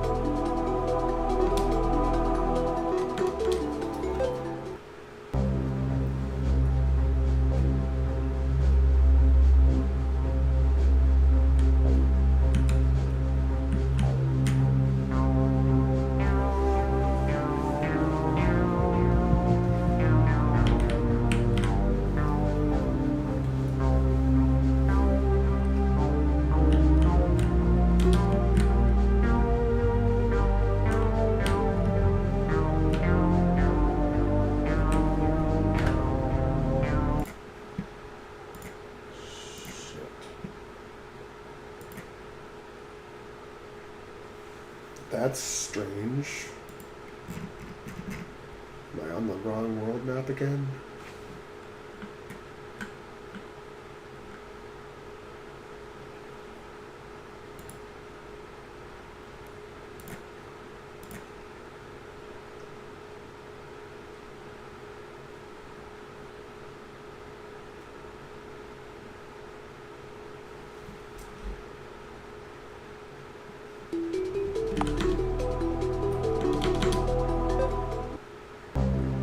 Oh, okay, we're good.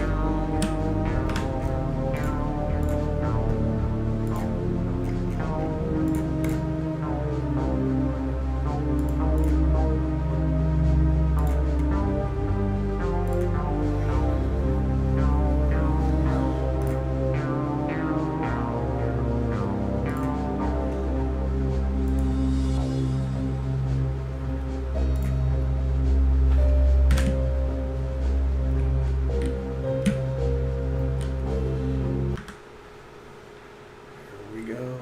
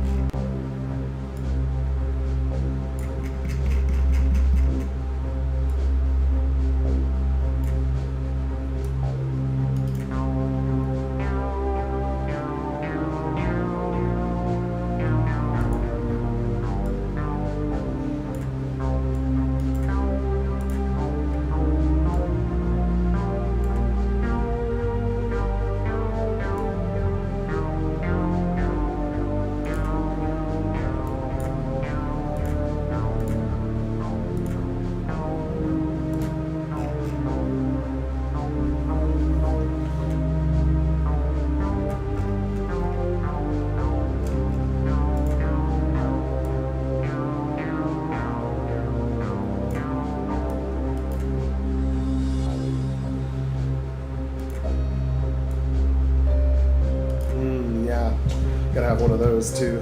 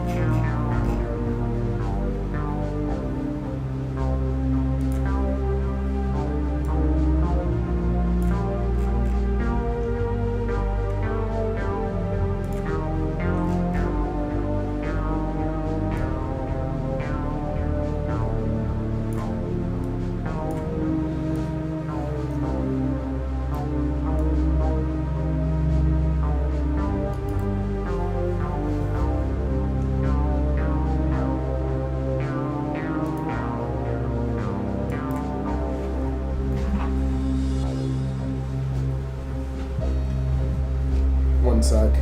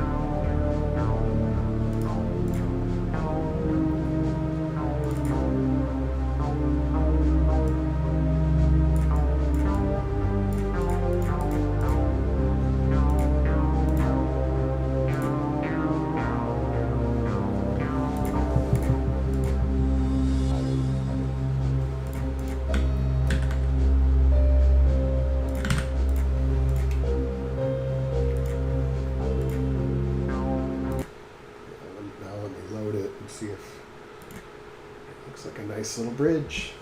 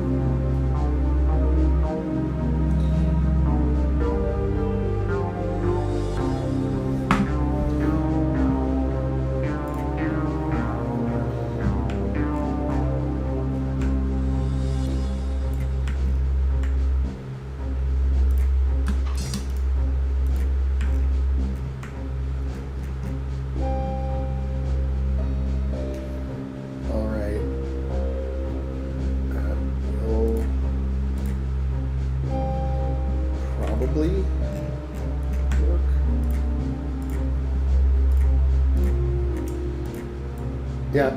Yep. Okay.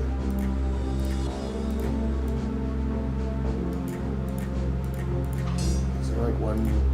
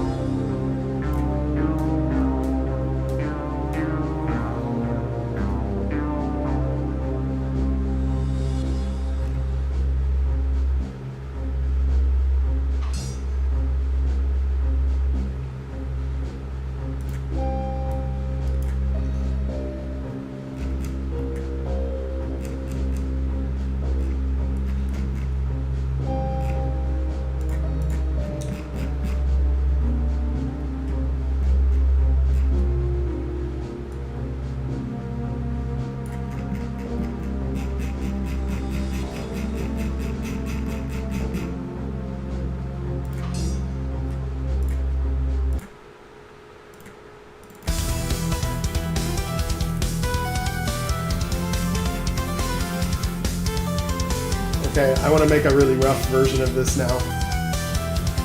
Like, this world map is still not done, but I want to at least try to get the bones of the cutscene working before I take off today.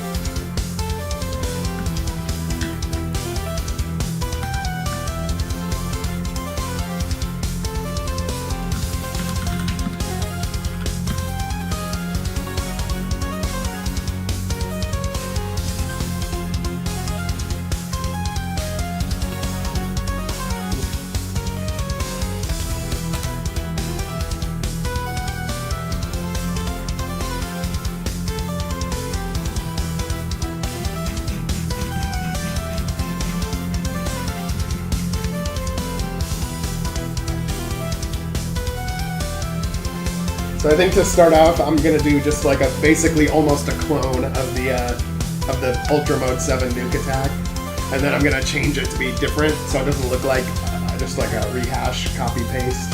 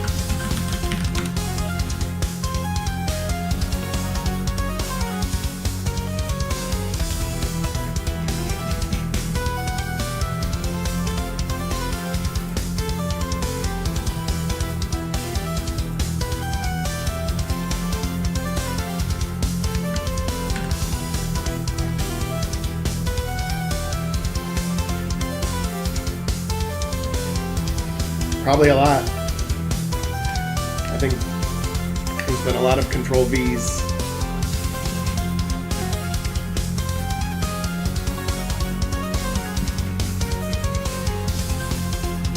Okay. 31. Okay.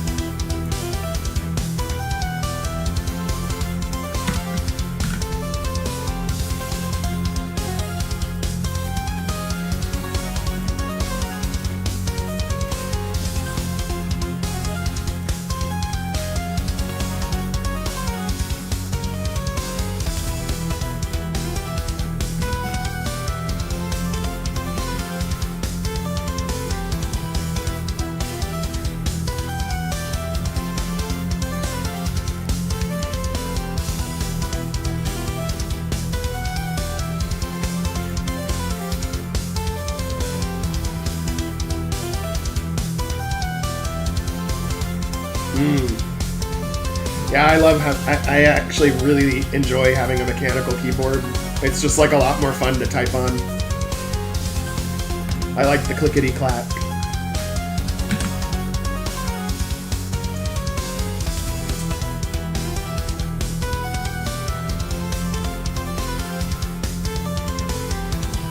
Yep, that's how it is for me too.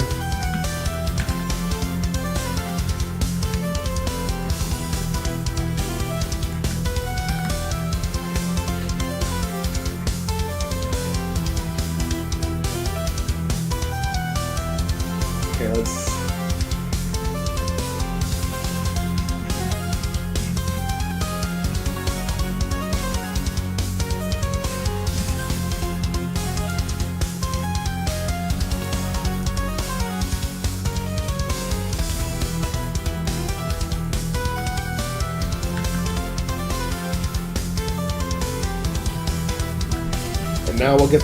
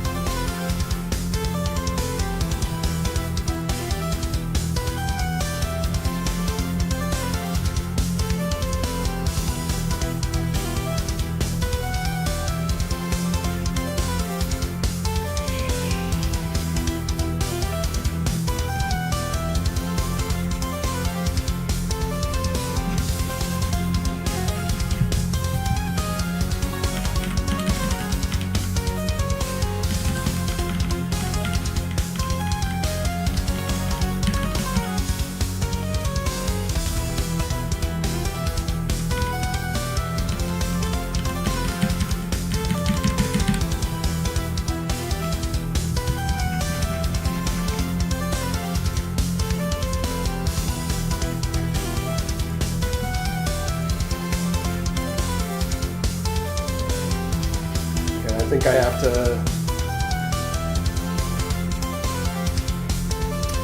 Starship Freelancers.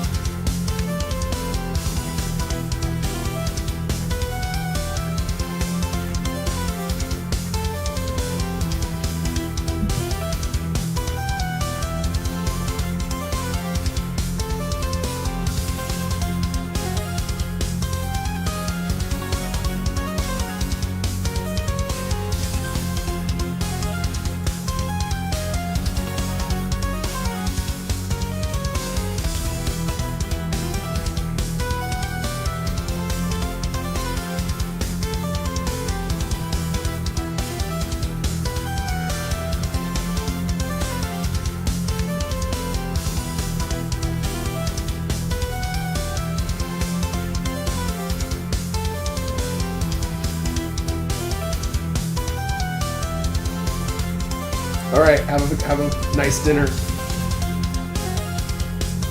Thanks for stopping by.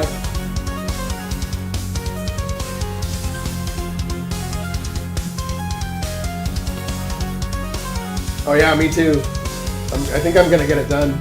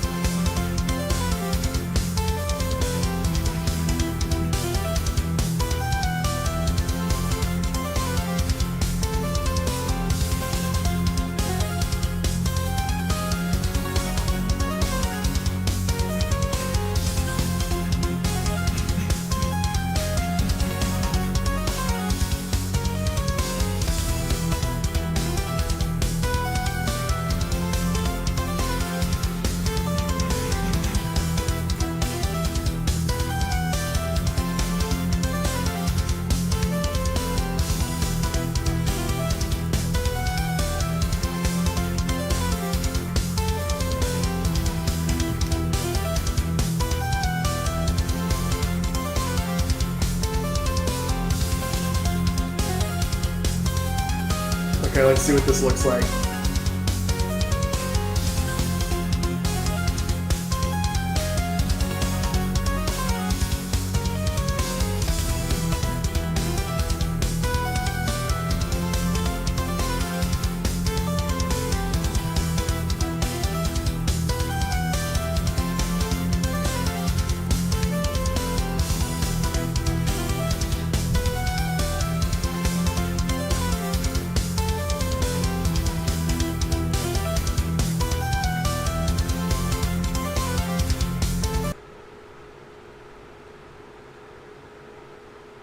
Let's see what we got.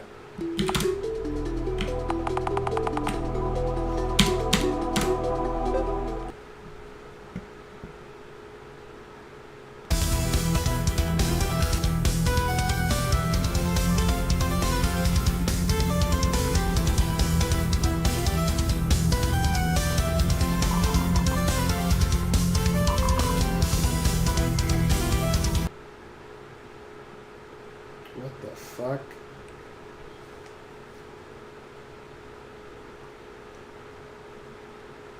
What the fuck is that?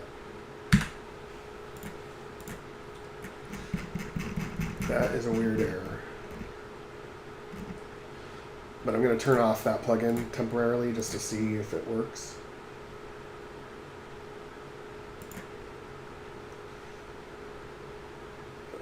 That was a strange one, though.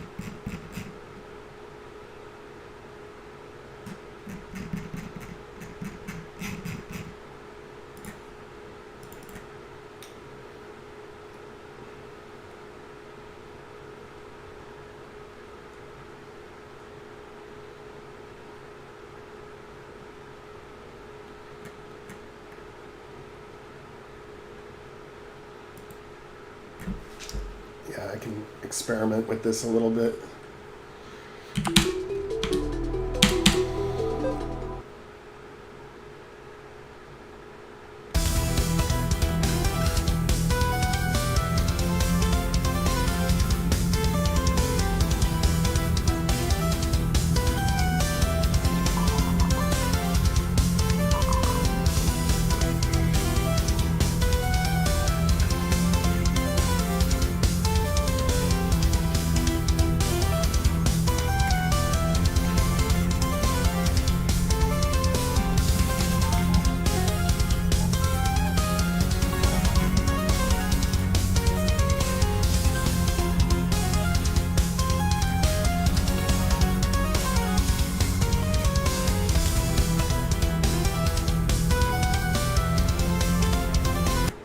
what I got to do is I got to make character sets of like the trees and stuff,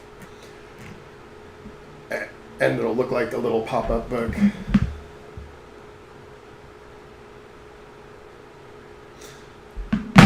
And then maybe some, like, I want to make it so that maybe it looks like the sharks are circling and they're just like pummeling the city.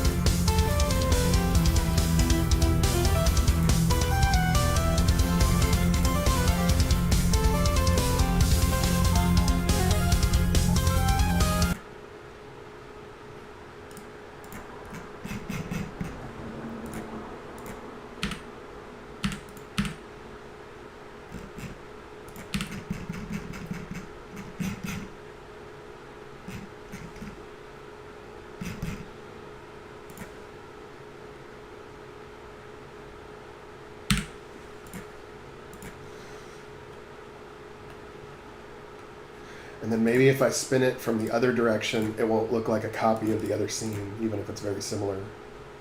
We make it minus 360 instead.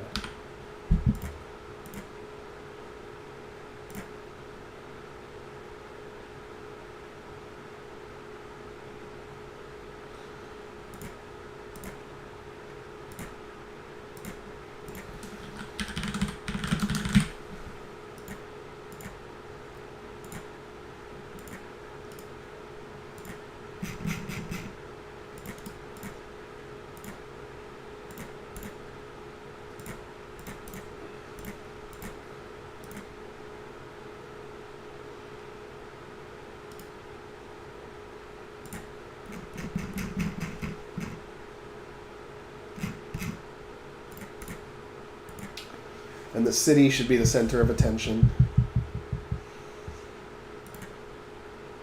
So the camera will be spinning around the city, and then I'm thinking I'm gonna have the raiders like circling like sharks.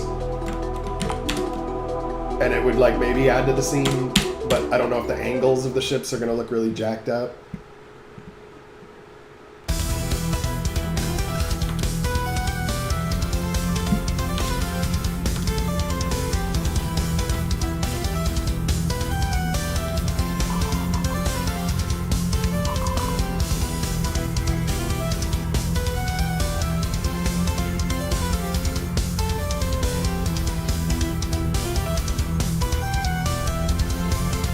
Now this isn't going to look upside down like this when I'm done.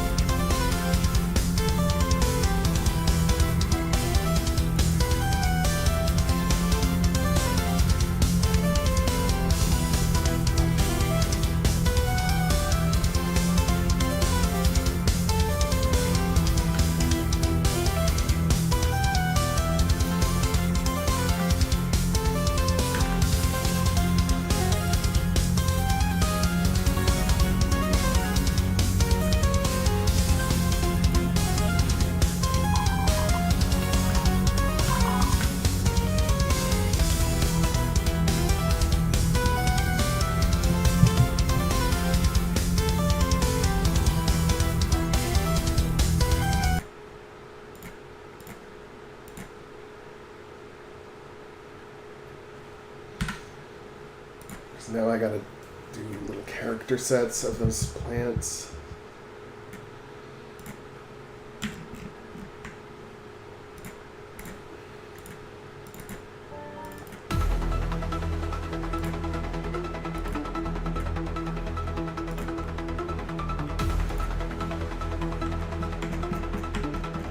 Let's do these guys first.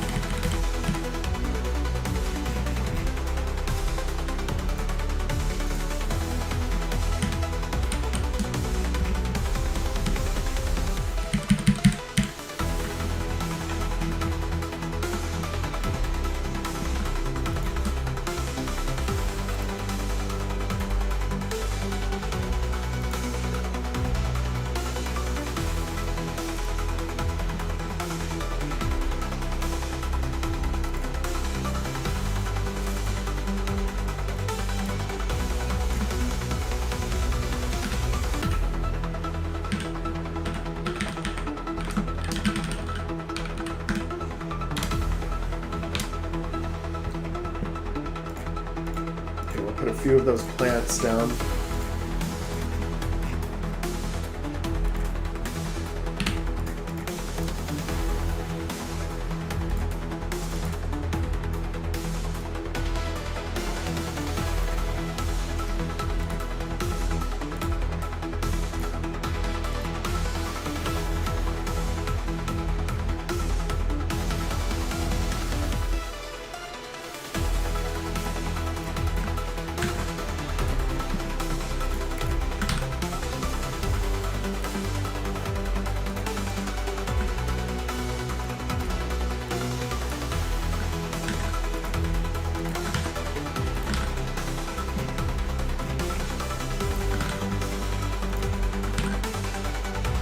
So I'll put a few of them down.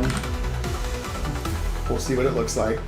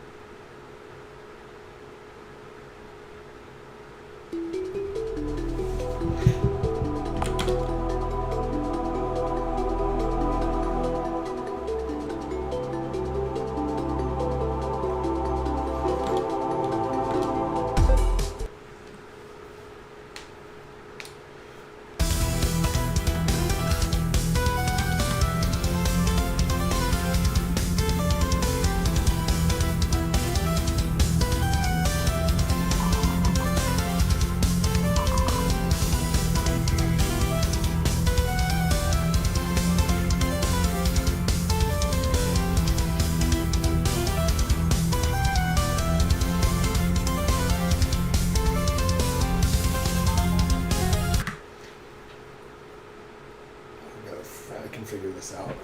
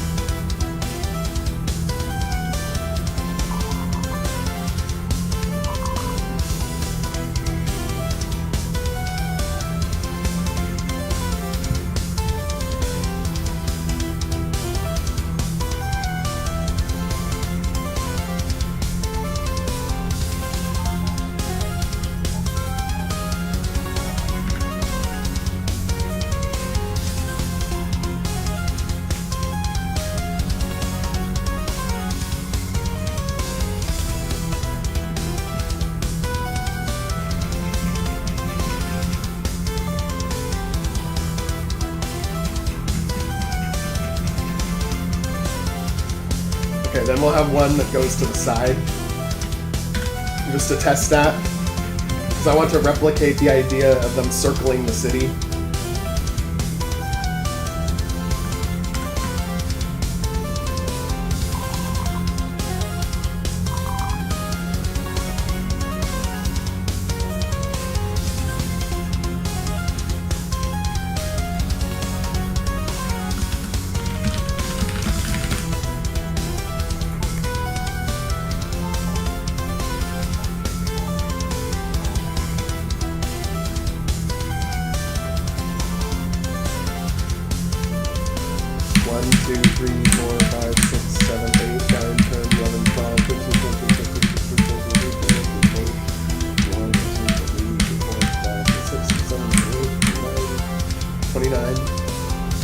Let's just say 30.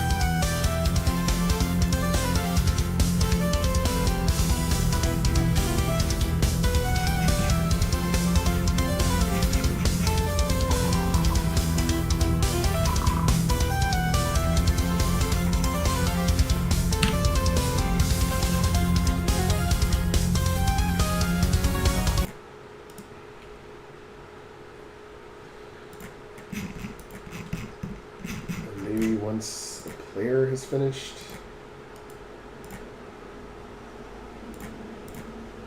then we turn the switch on for circling the city, and then we see what it looks like. Let's see.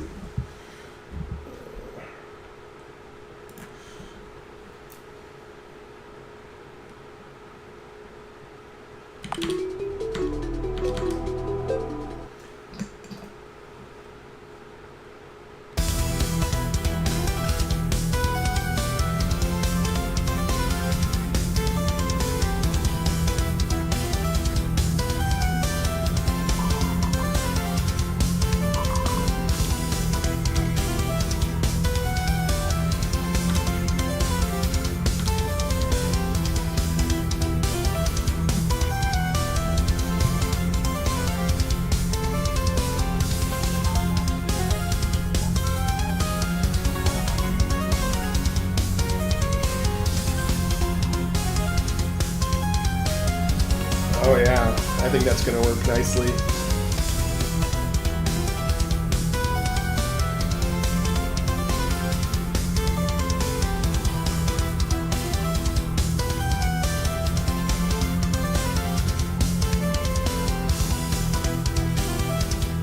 Now I'm wondering why it went away after a time.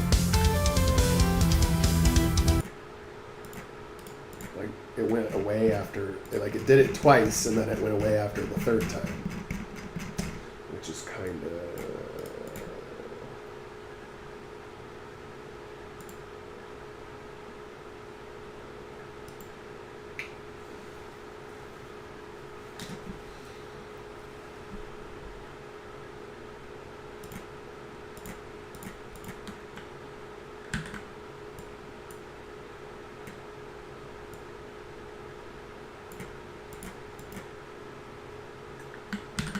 Oh yeah, this one that does the exact opposite.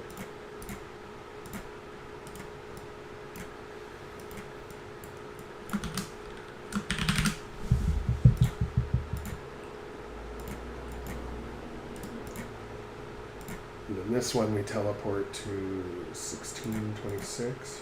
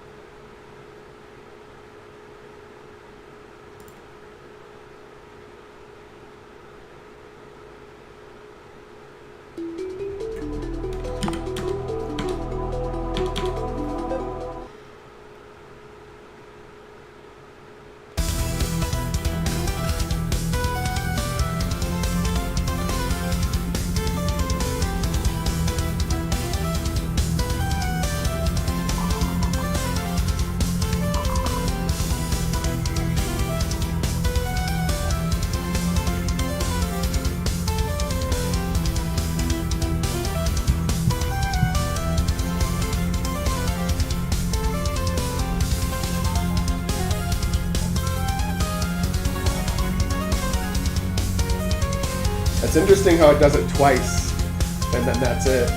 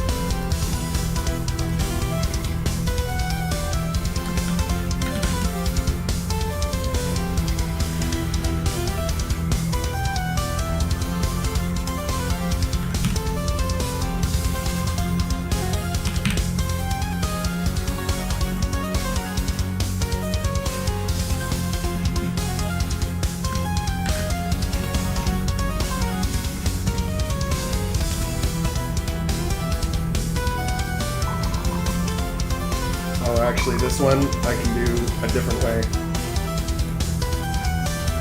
This one we can just do down 30, up 30.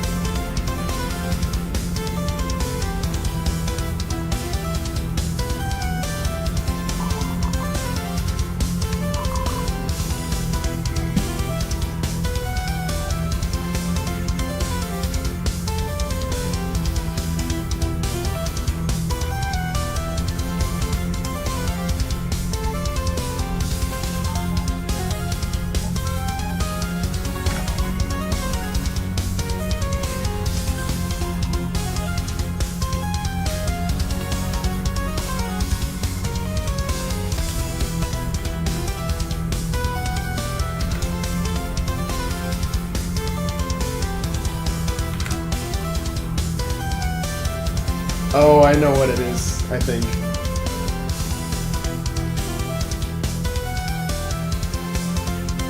I think I have to do the always update movement thing.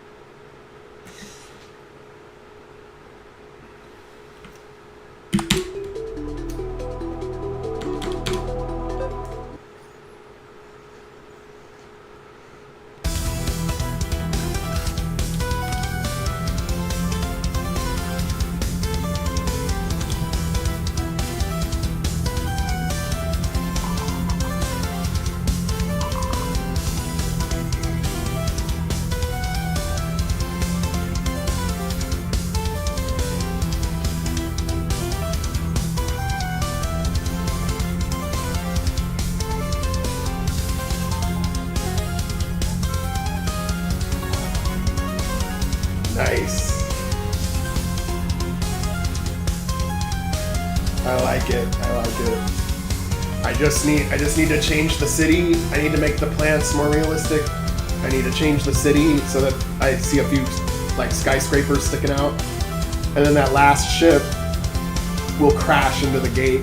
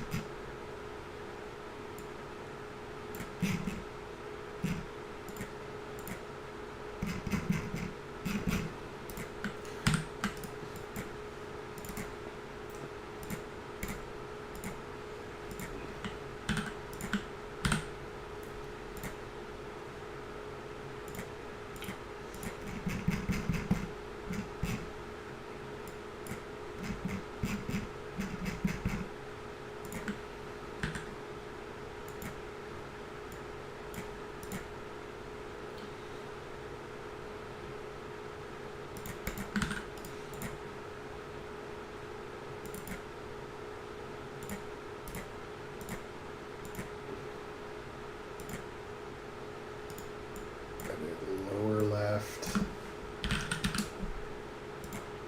upper right.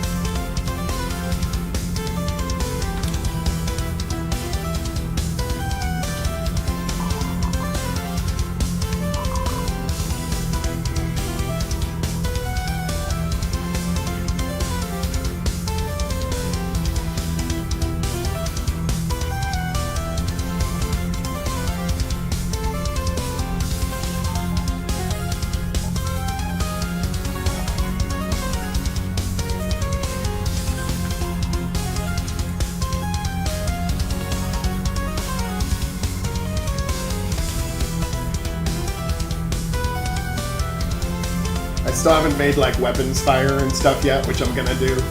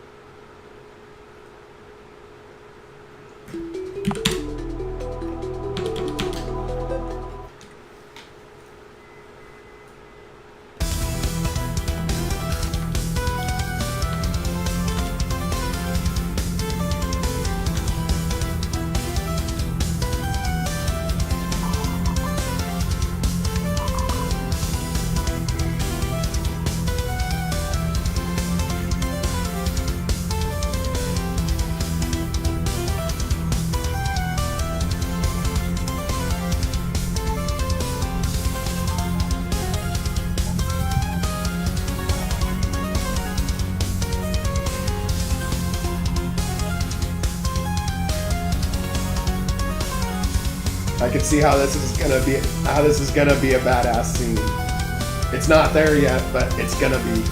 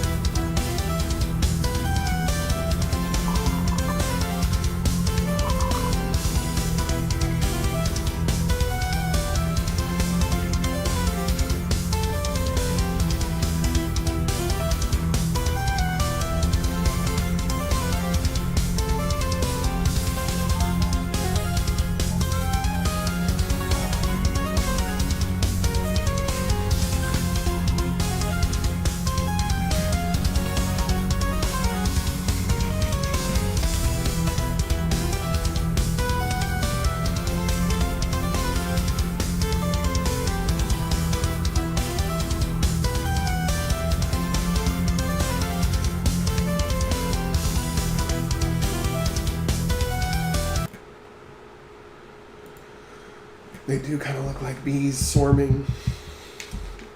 I still haven't done the good part yet, which is where little like explosions happen and shit. They're not like gonna be nukes like that other scene, but they're gonna be like little like attacking the city kind of thing.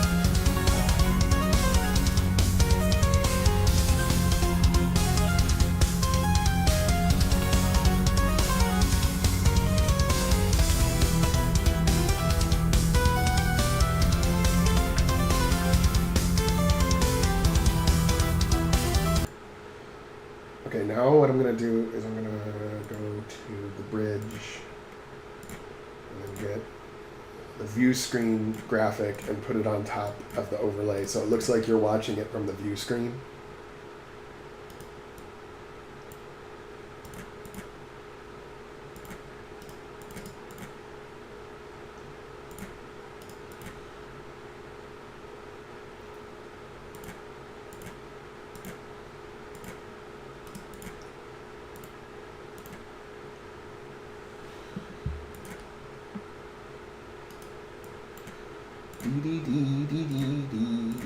Okay, scan lines, view screen frame.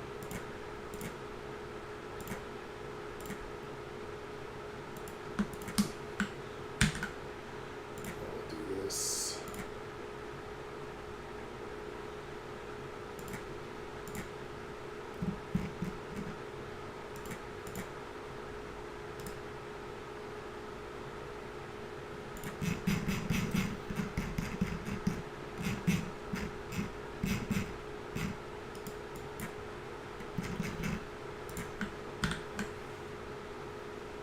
First thing we do is show that picture, and let's see what it looks like.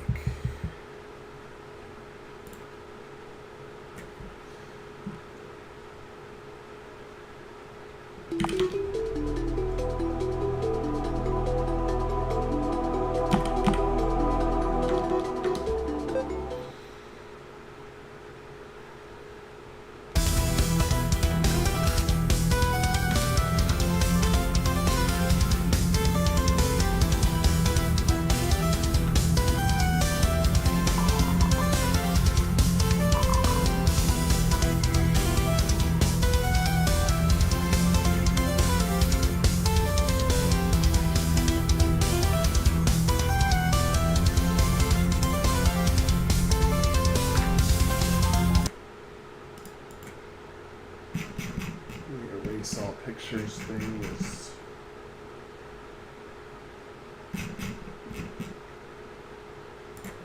take that out. I mean, I thought that looked pretty badass. There probably should have been a little thing at the top that said like video feed or something, satellite 52 or some bullshit.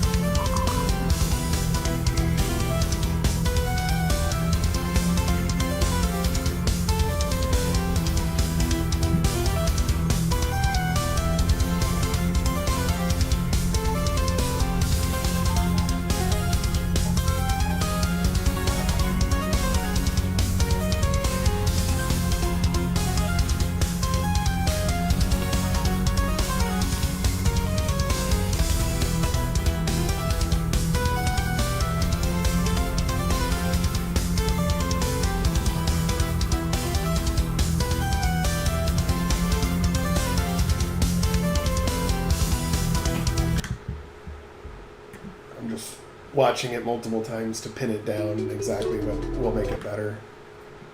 I think I got a good start though.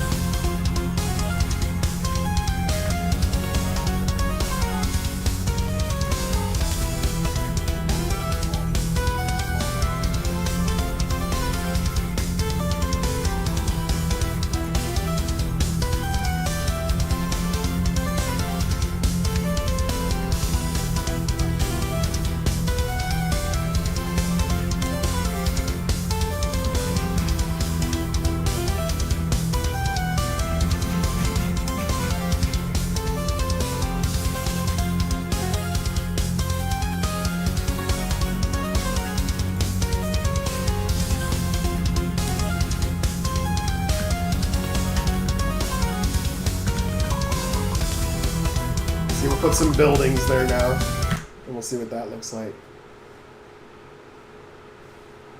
Some 3D buildings.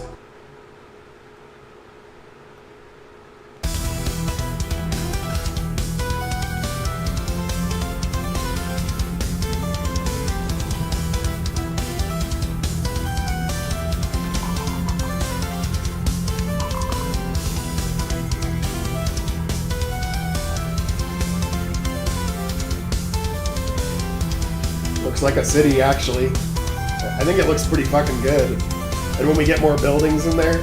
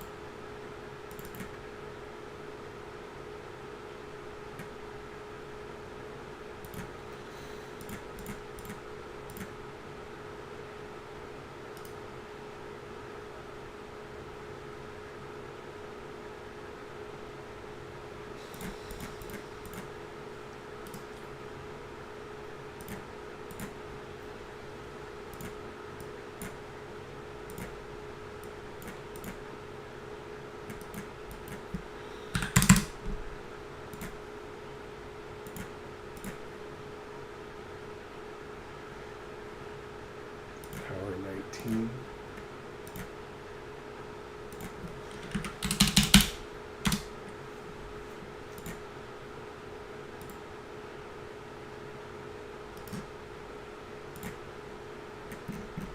How was that?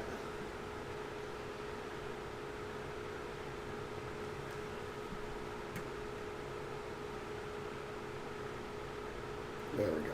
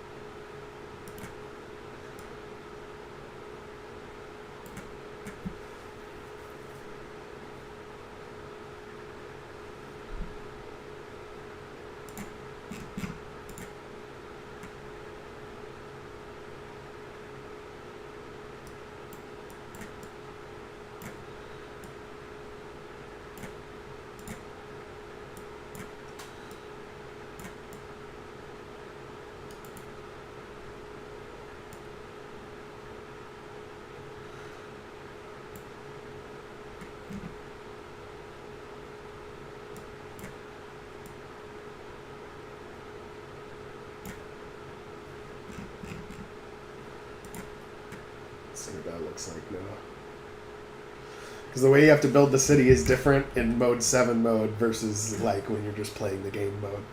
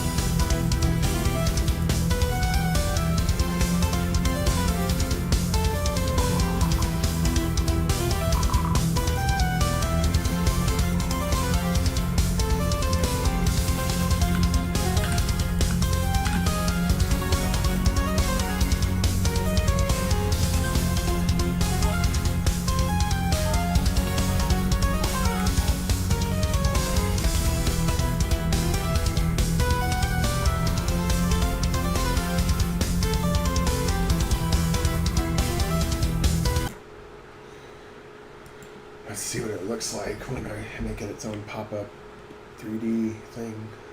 I think I need to make a different sprite of the mountain on the other side of the mountain when there's no gate, and that might work. But I just kind of want to see what it looks like roughly. I bet it's going to look really, really good from half an angle and really bad from the other half.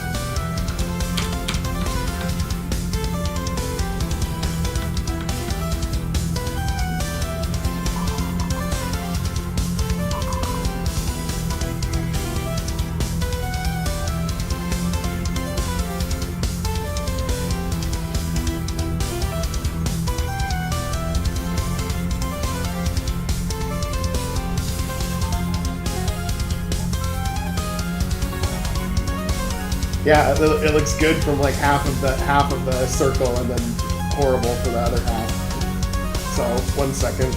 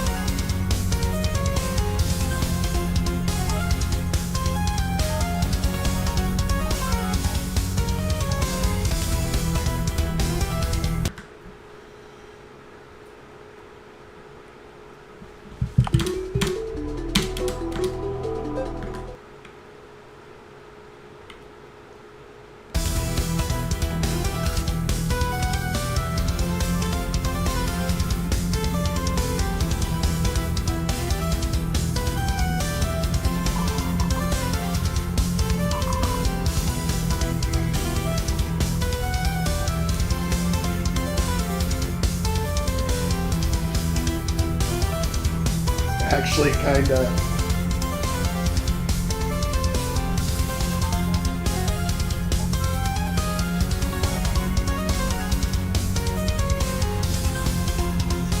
Kinda, but not really.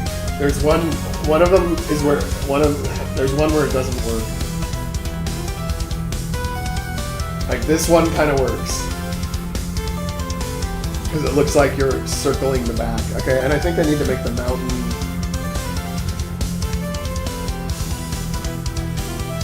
like one more spot back.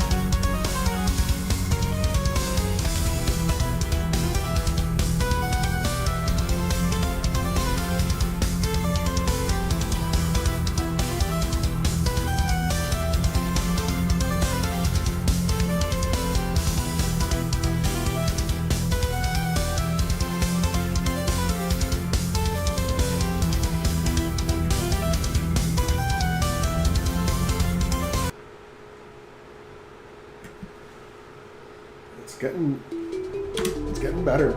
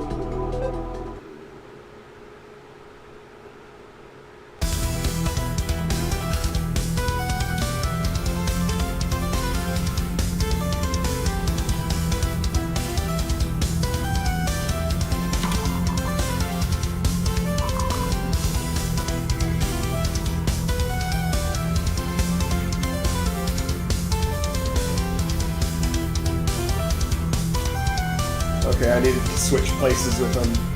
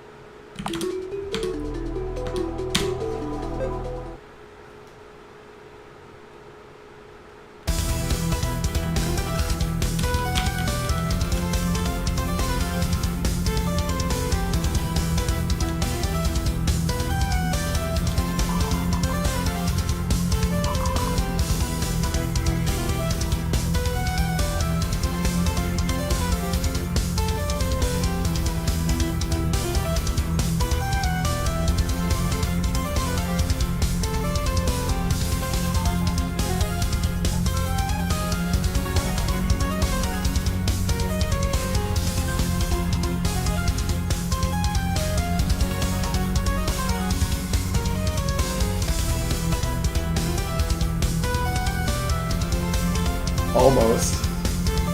Not quite, but almost.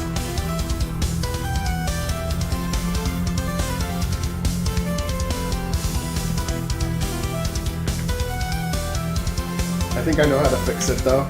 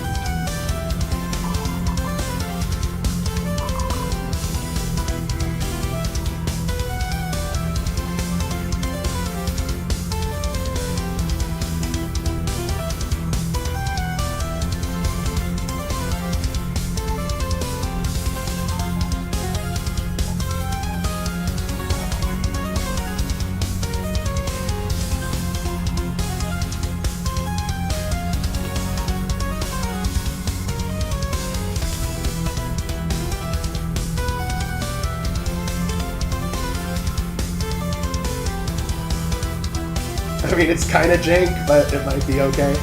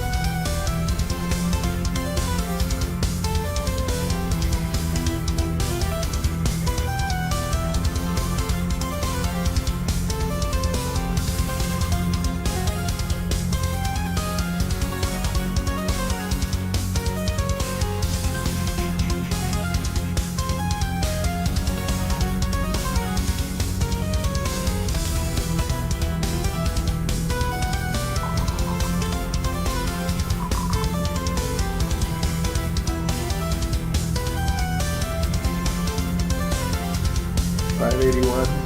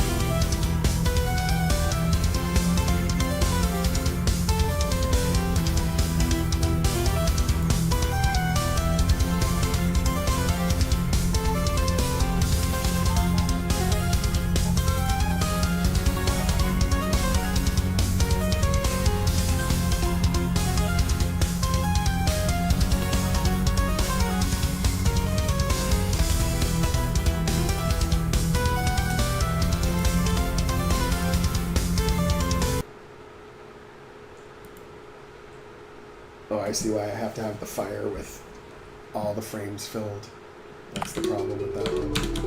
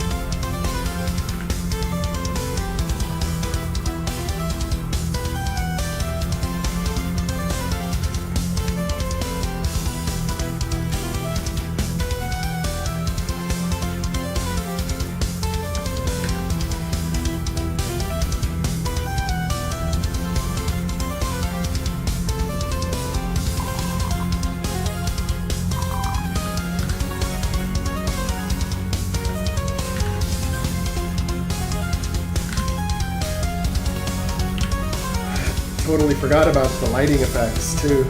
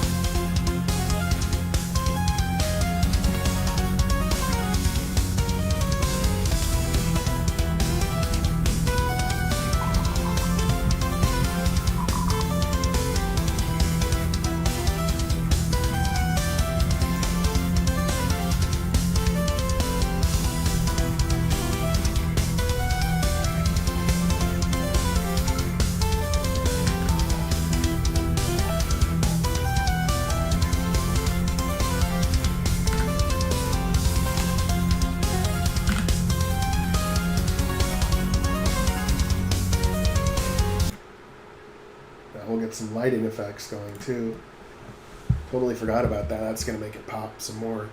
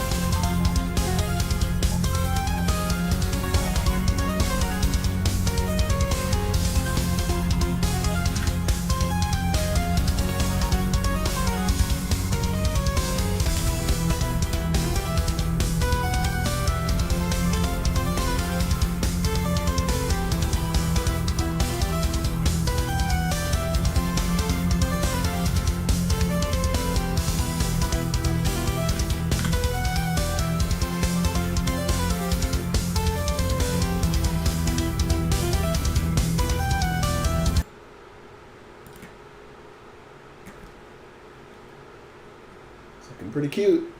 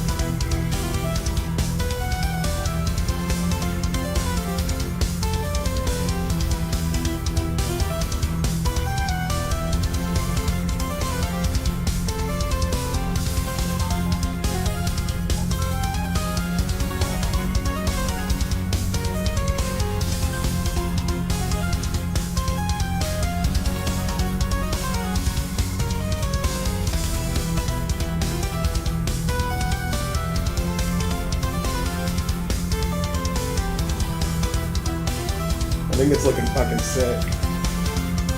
That's fucking awesome. Oh man. I gotta make this even more elaborate.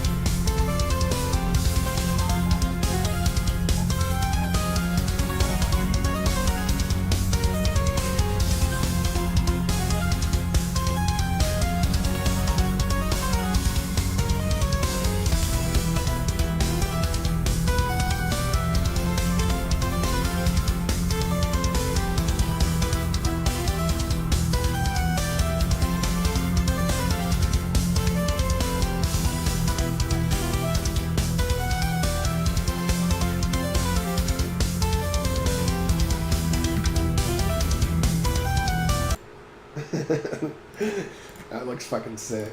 I love that.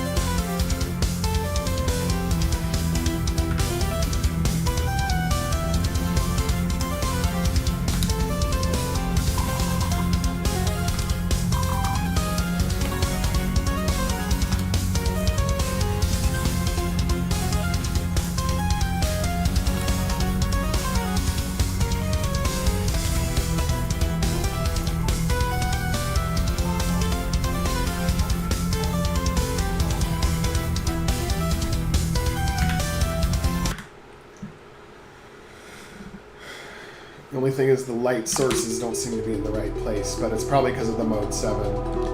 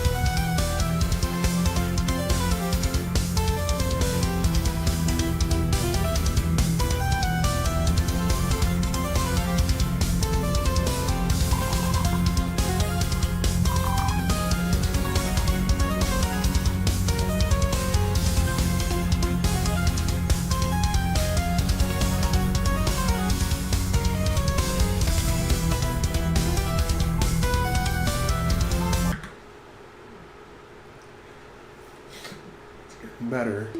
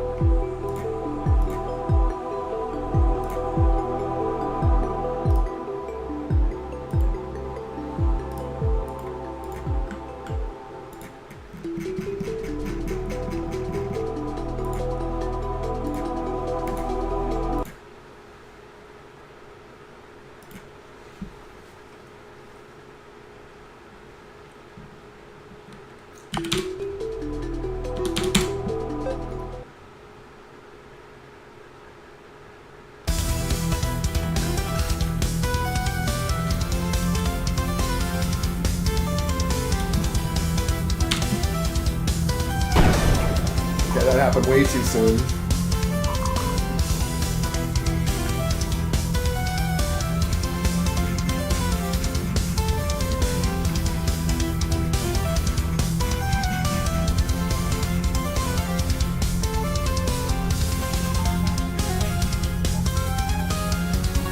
Oh, I see where this should have happened.